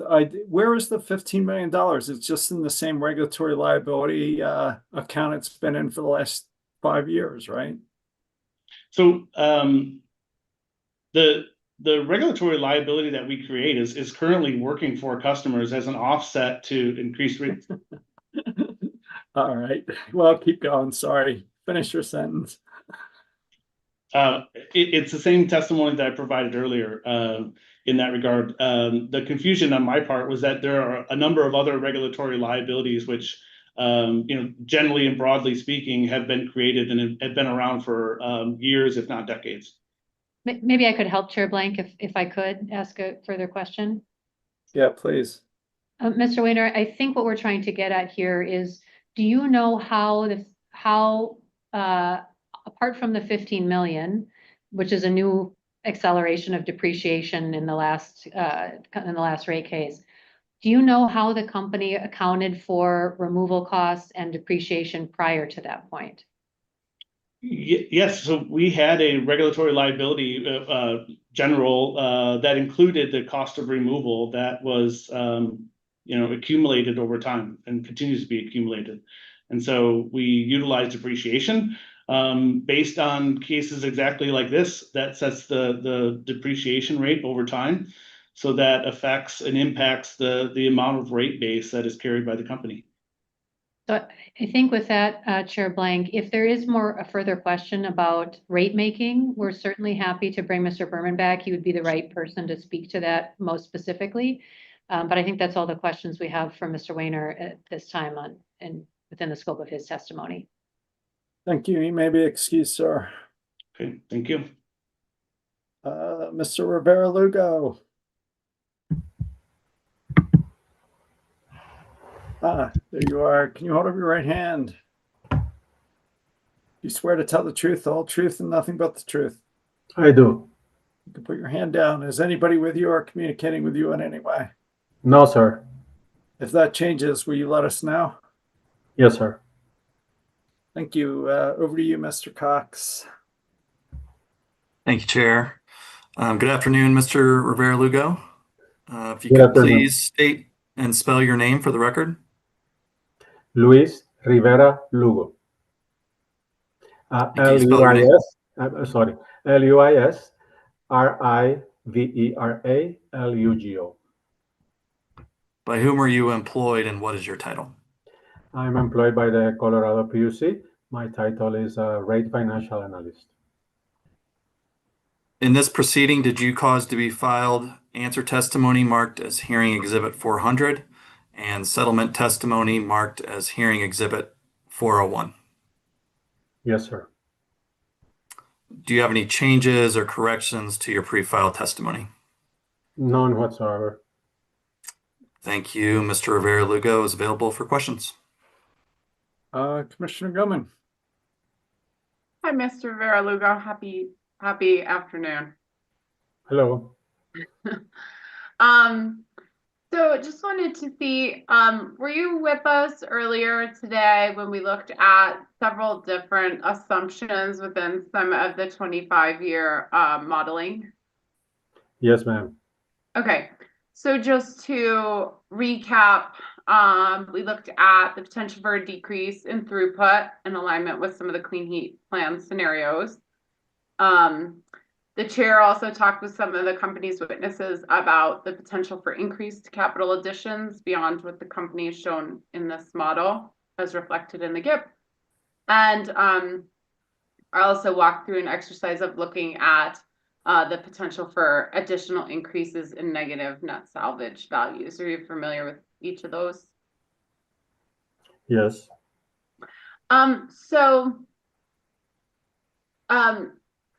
As Mr. Weiner confirmed, there's no set aside of the cash for decommissioning costs or costs of removal in the use of a regulatory asset. Does that comport with your understanding of the company's suggested use of a regulatory asset? Regulatory liability, you mean? Liability, sorry. Thank you. Yes, ma'am. If there is a regulatory liability treatment, there is no restriction to the cash. So it's still free cash flow. Okay. So I talked through with you kind of at least those three differences and assumptions that could be modified to some degree. And generally, each of them seems to have some impacts on either future rates to customers or impacts to the rate base in the future years. And so I'm curious, from your perspective, what gives staff confidence given all of the uncertainties with regard to each of those aspects that the company will have the cash available, especially in the later years, to complete the decommissioning work based upon what they've already collected, since that cash is not restricted in any way? Apart from their sound financial position, nothing else. Because again, this is an accounting entry, which is instead, for example, when you recognize the expense, depreciation expense, you debit it, and the credit goes to accumulated depreciation. If instead goes to a regulatory liability account, it's the same effect. And in fact, the cost of removal that is debited to credited to accumulated depreciation, it's also segregated and it has the same effect as a regulatory liability. So apart from that, every year there's certified, the financial statements are certified and as a going concern, and that would be the only confidence we would have. So yeah, the concern is valid as that portion grows. And right now, as of December 2024, they already had approximately $470 million of pre-collected decommissioning costs, unspent. Okay. Yeah. So, so your comfort is based on their current sound financial. Yes. Basically. Do any of the changes in assumptions or uncertainty that could lead to changes in assumptions within the modeling going out 20-25 years give you pause in your understanding of their future financial security? Yes, it confirmed to me that we need to start looking for a different alternative for the recovery of the commissioning costs. Seems to me that not longer is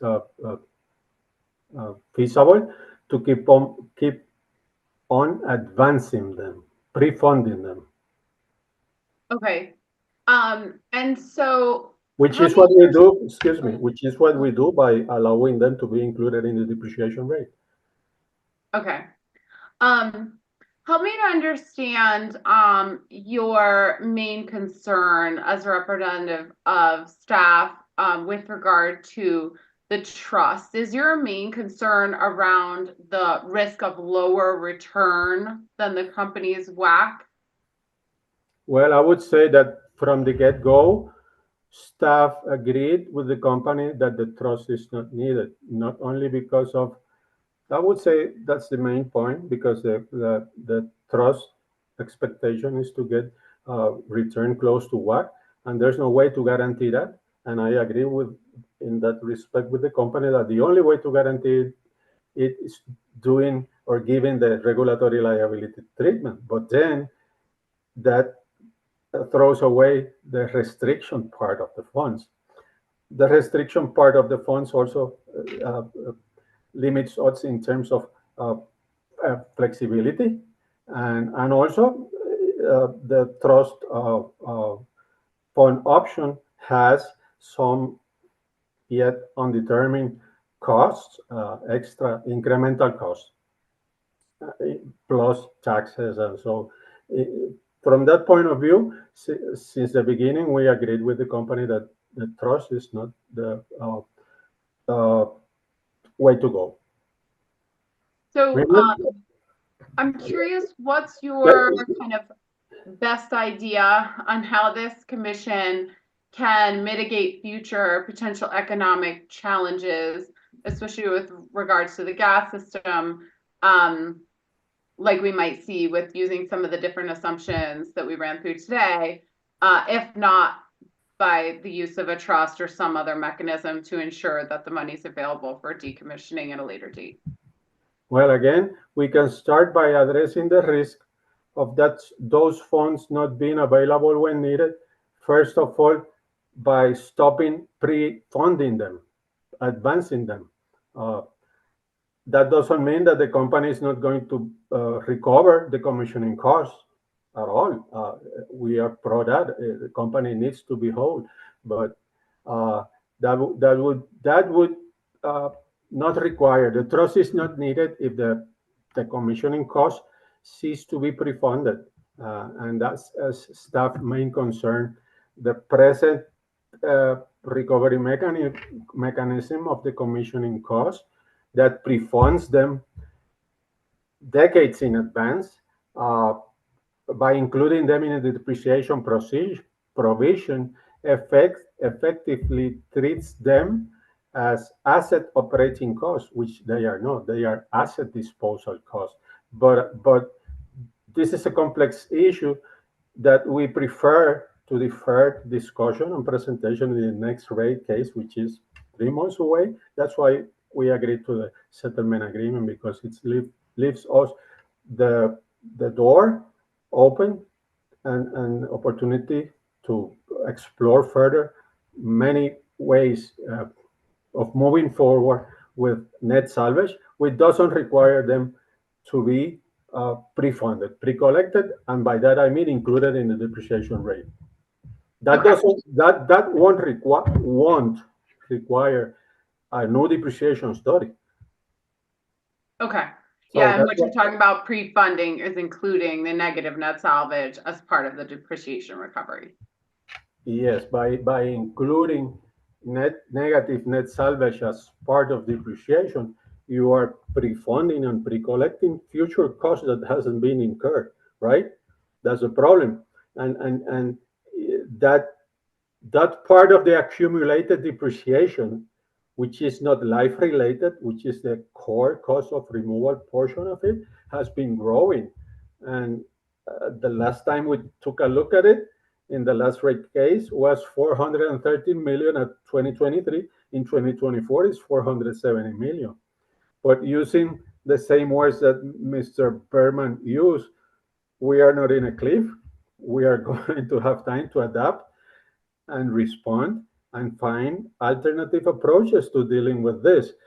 Why? Because the magnitude of the portion that we already have pre-collected, which is already $470 million, is enough for covering at the pace that even in the 25-year projection is shown, to covering perhaps 2 decades of future actual decommissioning costs incurred.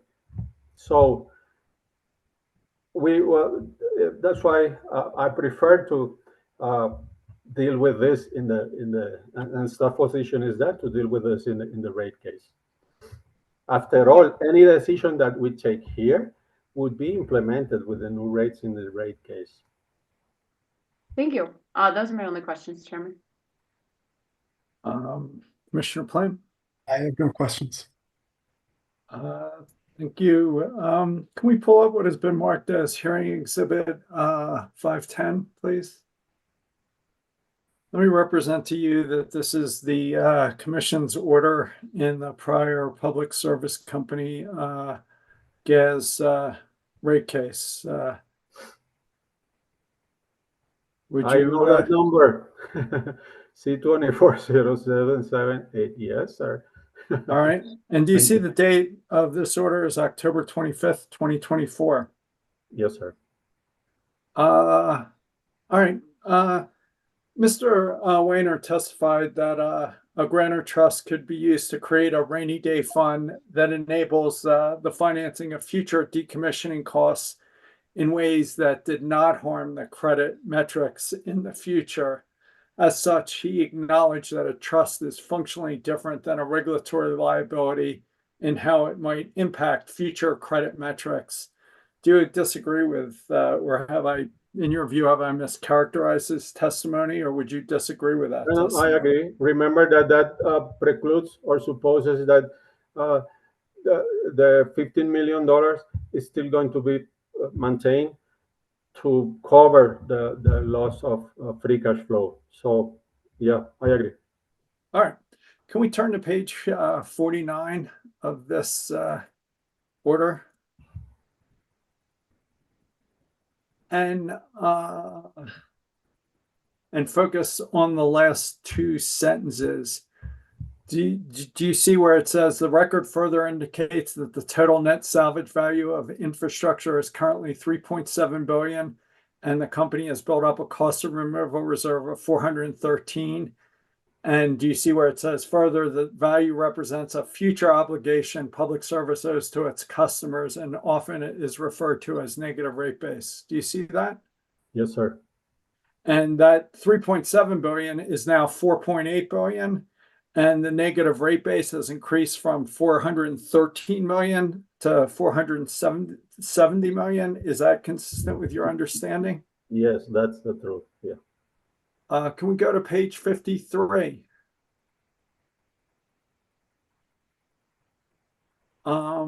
First sentence in the top of paragraph 135. Do you see where it says, we find public service companies' approach to funding decommissioning expenses disconcerting because it results in a growing and potentially massive future liability? Do you see that? Yes, sir.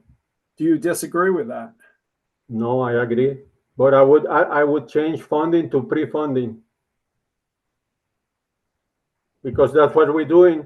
We are advancing those funds decades ahead of when they are going to be used. And the proof is just compare the 470 million to the pace at which they are incurring actual costs, 13, 11, 12 millions every year. At that pace, the 470 million won't be amortized in more than 10 years because they are going to be still feeding via the depreciation that keeps growing.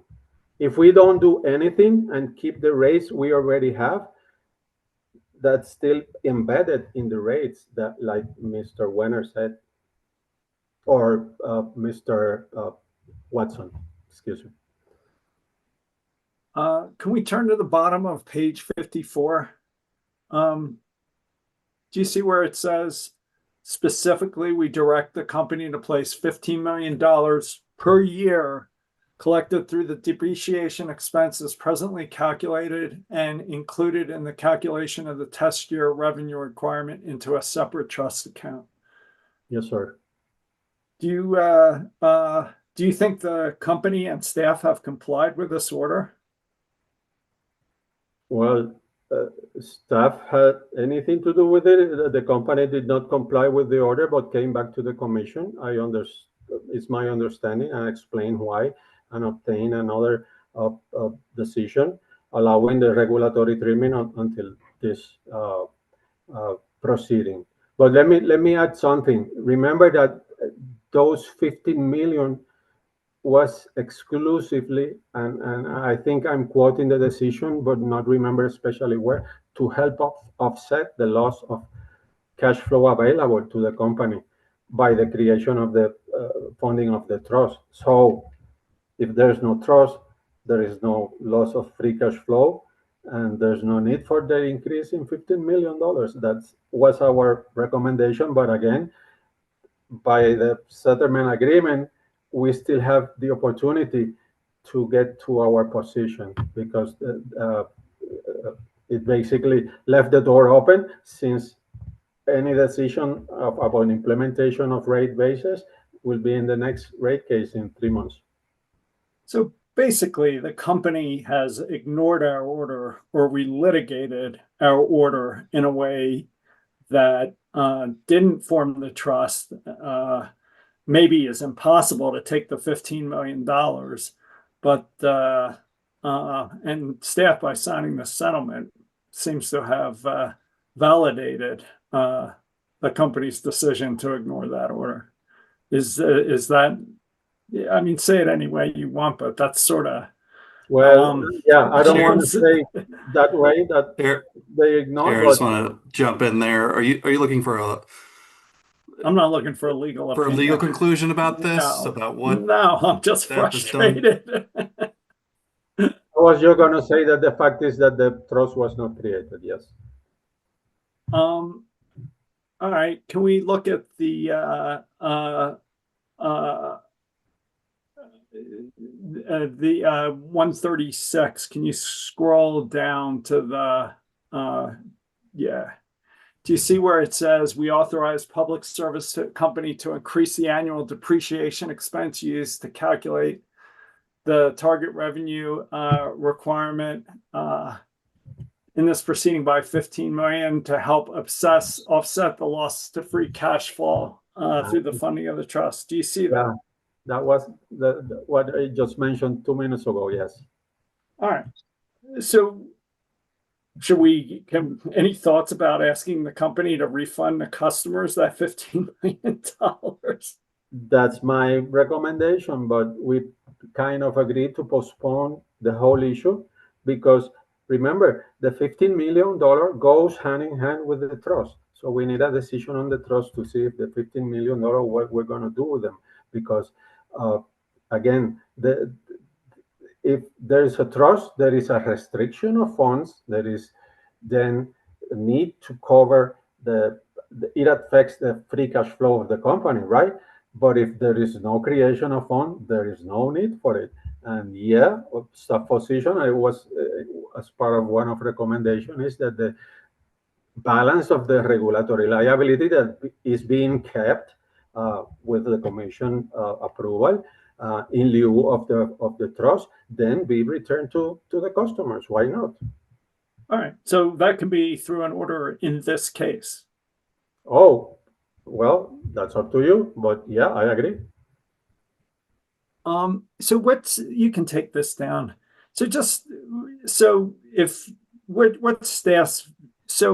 What's staff's view of how to address this problem? You would just get rid of net salvage value? Oh, no. That's why I said staff does not at all oppose the recovery of the decommissioning cost. And it's not proposing in any form or manner their disallowance from base rates, since the company needs to be made whole. But there is no need to keep pre-advancing, pre-funding those costs, because what they need is to be made whole. They need to recover them like any other component of cost of service.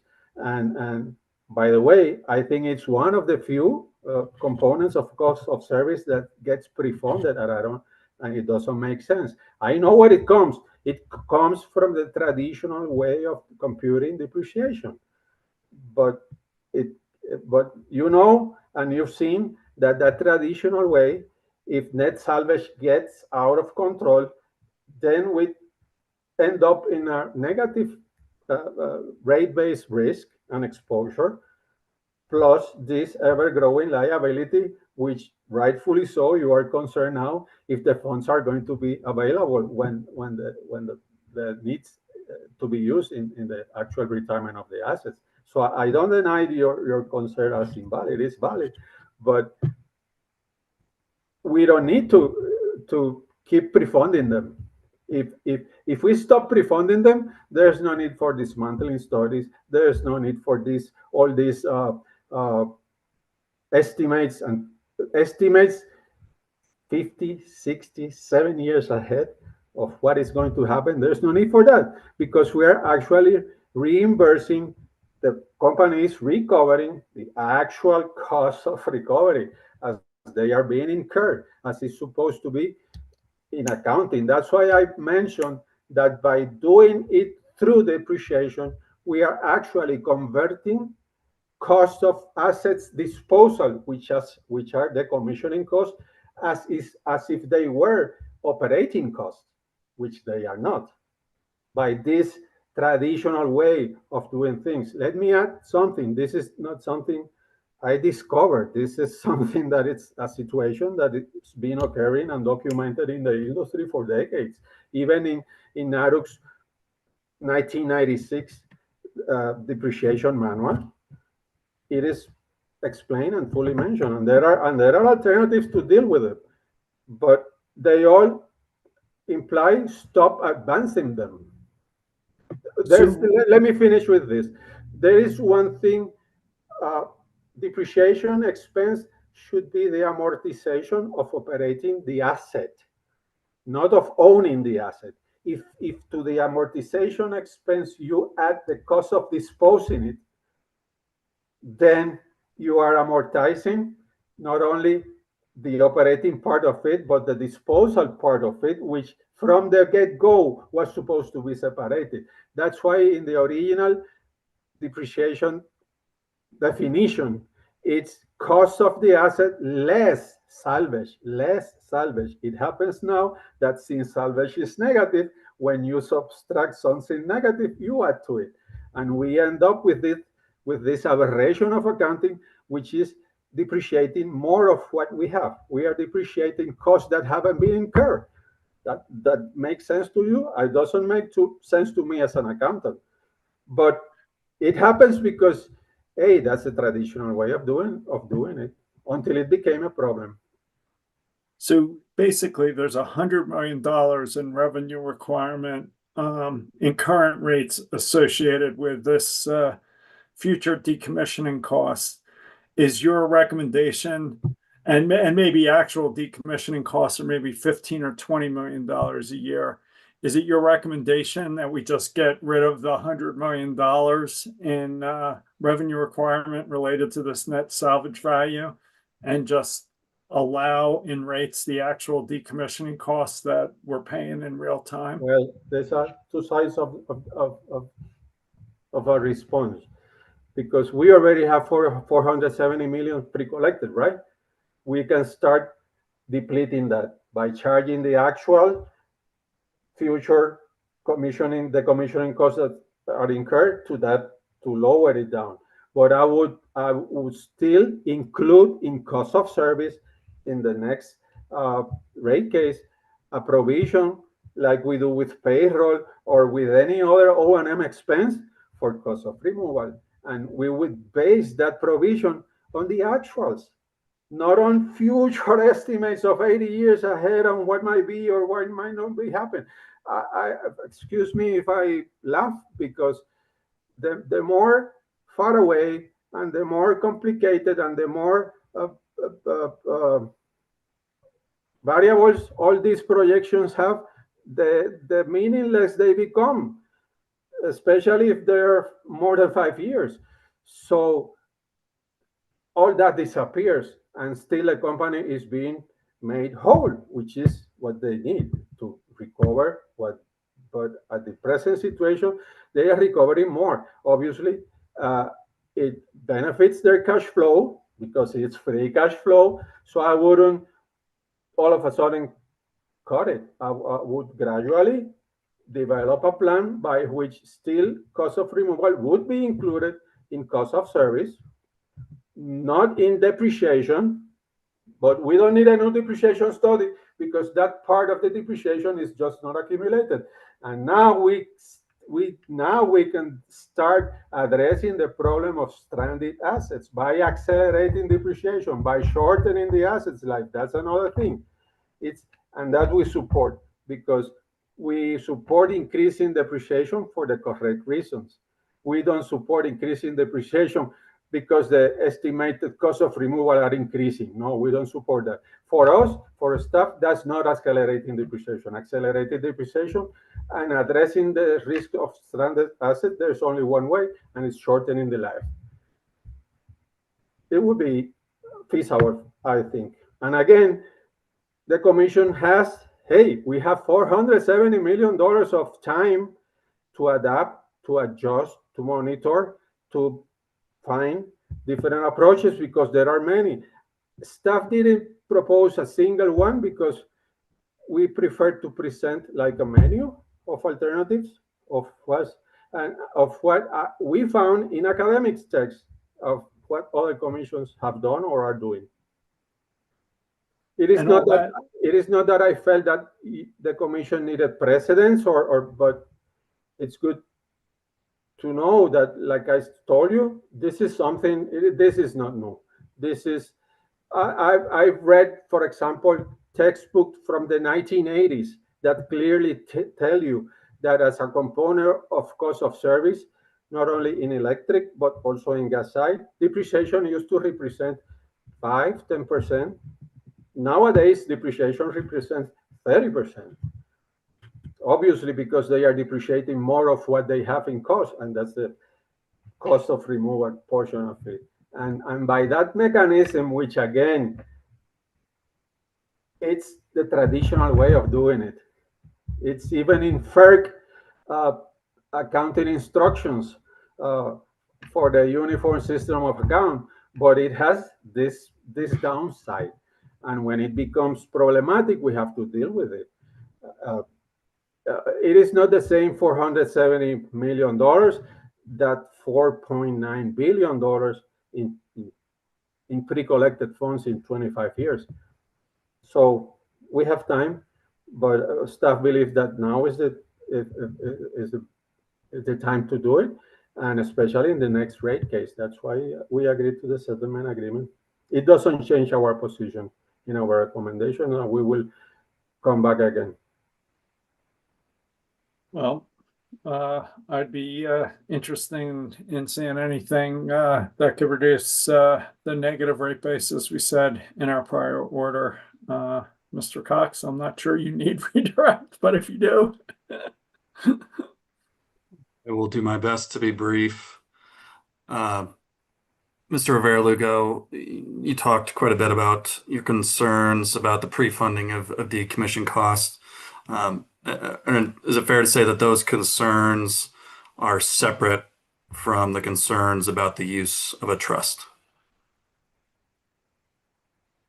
Yes and no, because the pre-funding is the core, is the root of cause, or the core of staff concern, but it has a relationship with the trust, because again, if there is no trust, there is the only need for the trust existence is precisely because these funds are being pre-funded, because the commission has a valid concern that when they are going, since they are free cash flow now, it is just an accounting entity. When they are needed, they are not going to be available, right? Well, let's go to the root cause. But yes, what I mean is that we reaffirm that the trust fund is not the way to go. I don't know if I'm conveying it correctly, but that's what I mean. Yeah, it was going to clarify, as part of the settlement agreement, staff supports using the regulatory liability versus the trust. Using the regulatory liability would be creating the problem even bigger, because you're still increasing the depreciation, but like I said, not for the right causes, just because of an increase in the commissioning cost estimates, and then you are still giving it for free because there's no trust and there's no restriction for the funds. That's why we propose, hey, this is not needed. After all, the correct way to determine depreciation is through the depreciation studies. That's the way. And when you say propose, you're not, the settlement agreement does not propose to go that route. Yeah, I meant The just settlement agreement allows for for staff to propose that in the next rate case. Is that correct?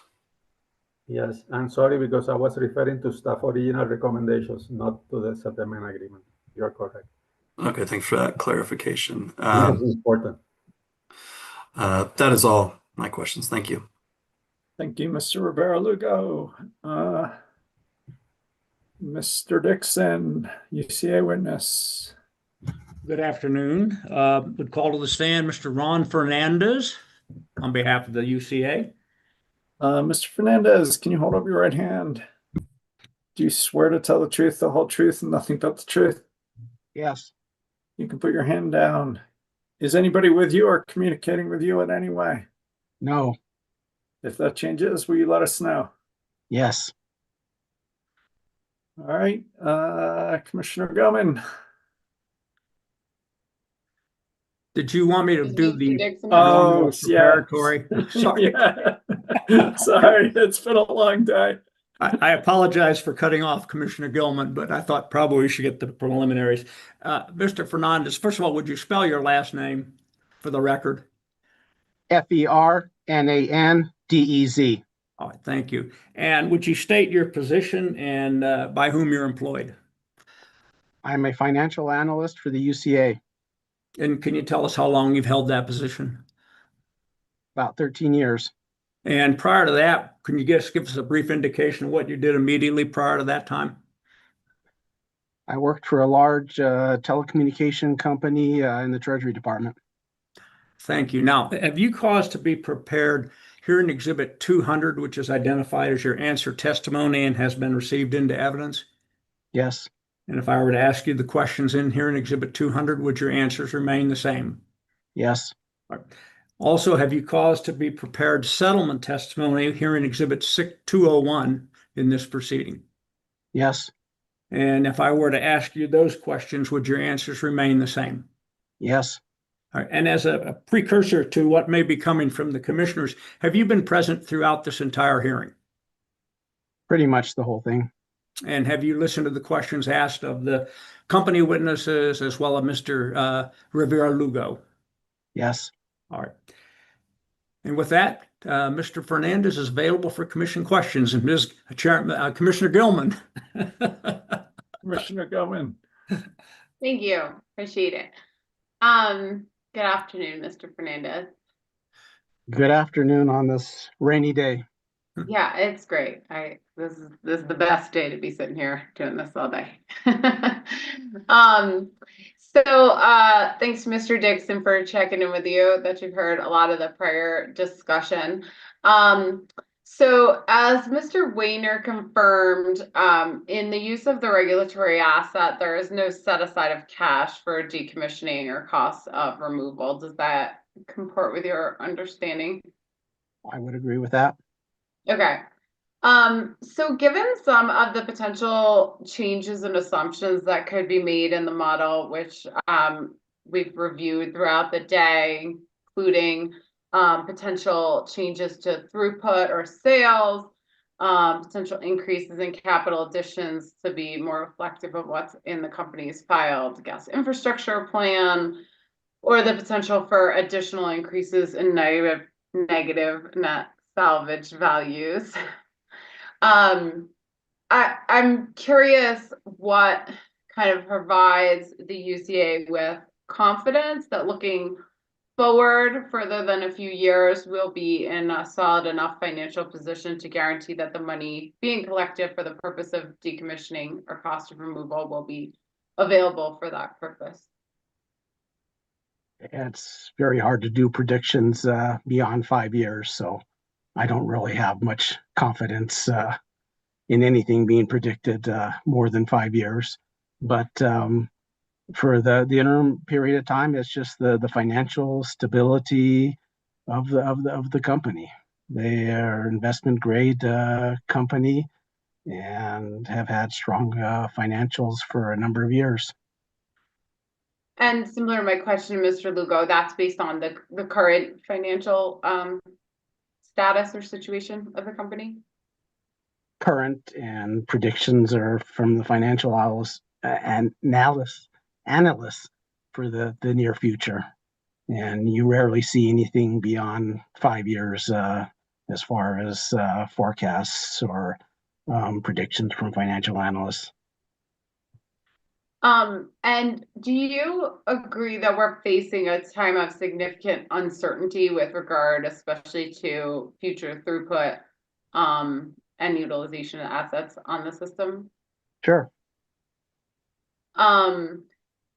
So I'm just curious, what's your main concern around the trust? Is that based on the risk of reduced return versus WACC or something else specifically? Yes, and it's more than that. The company has really taken the position with the trust in that all risk goes to the ratepayers, all costs go to the ratepayers, everything's on the shoulder of the ratepayers, and the company comes out smelling like roses no matter what happens. So as far as the returns that you mentioned, they've testified that they don't think that they can meet the returns. And so that's just too bad for ratepayers. They end up left holding the bag here if the trust underperforms. So that's why in my testimony, I recommended that the company should be required to make up any difference if the trust does underperform. And then in terms of costs, there are, of course, expenses and taxes associated with the trust. And as I testified, or my testimony, that I think the company should be covering this, not the ratepayers. This paying for assets as they go out of service, that's the company's responsibility. And so they want to shove all of these costs on the ratepayers. So if you go down the trust route, I recommend that all costs and taxes be covered by the company. Okay.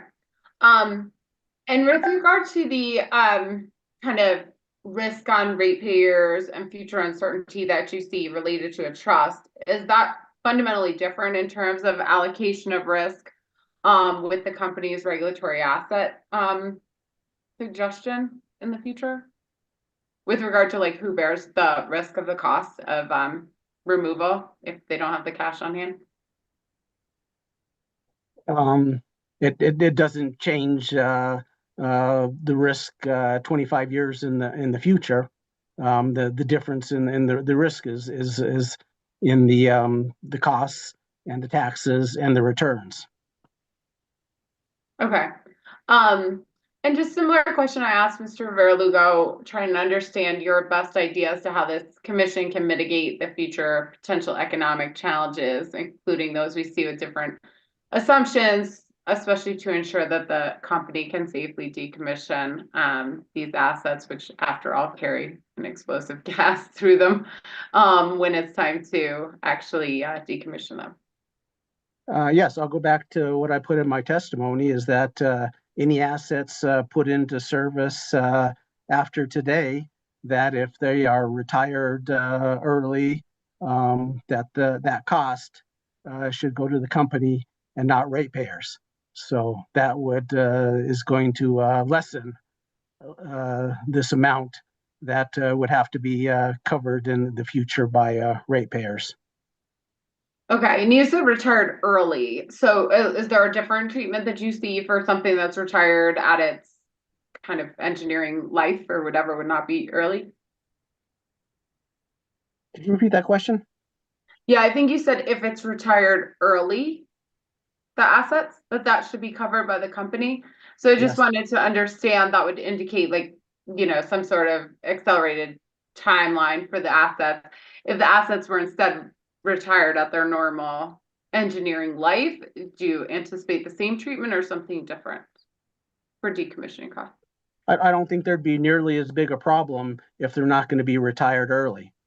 So I don't think this is necessary if things are going to continue status quo. But that's the big elephant in the room is, are these going to be retired around 2050 or not? The company says no, they're not, that they're still going to be useful. So yeah, I would look at it differently, whether they're going to be need to be retired around 2050 or not. Okay. Those are my only questions. Thank you. Commissioner Plant? No questions for me, thanks. Mr. Fernandez, given that negative rate base has grown by 15% a year, what happens if what's your plan if the future liabilities, basically make the company's credit metrics unworkable in the future?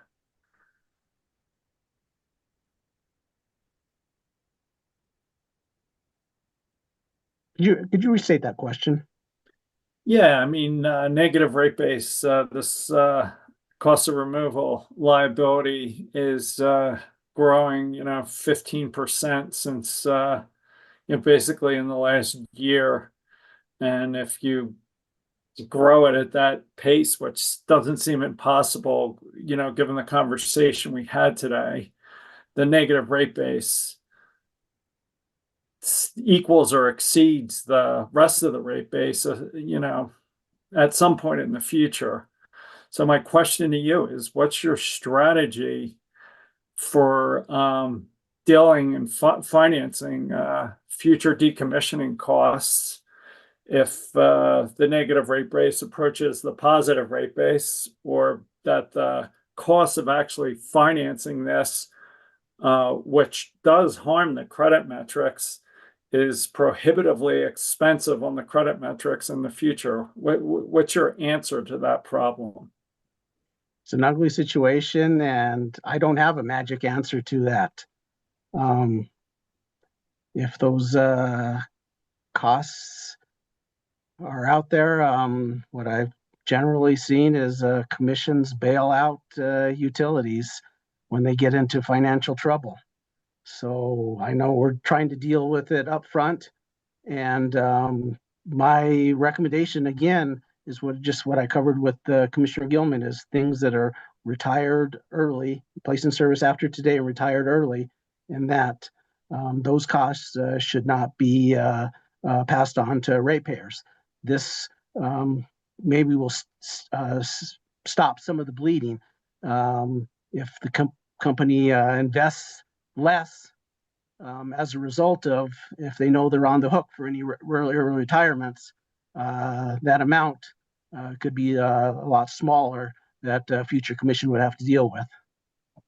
I just heard testimony that in situations like that, the regulatory bodies often bail out companies. Given your testimony along those lines, why not just, even if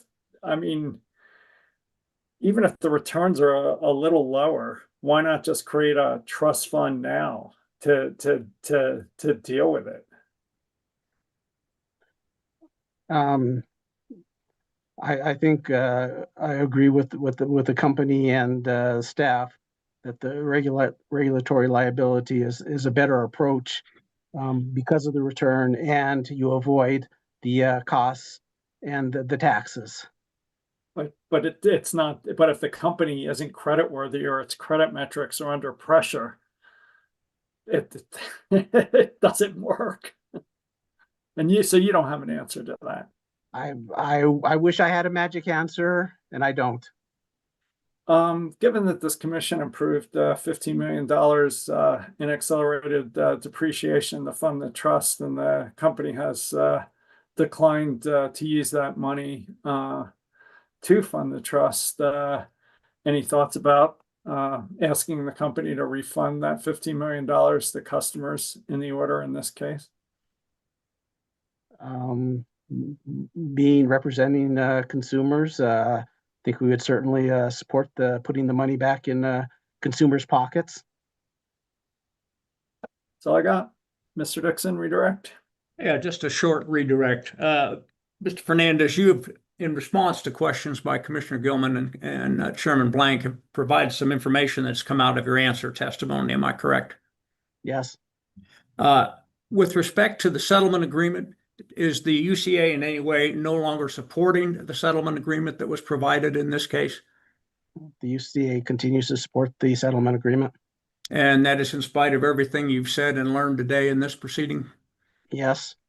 Thank you. Nothing further. All right, I think you may be excused, Mr. Fernandez, and that includes the hearing today. Anything else from Commission Counsel or the parties to get the record straight?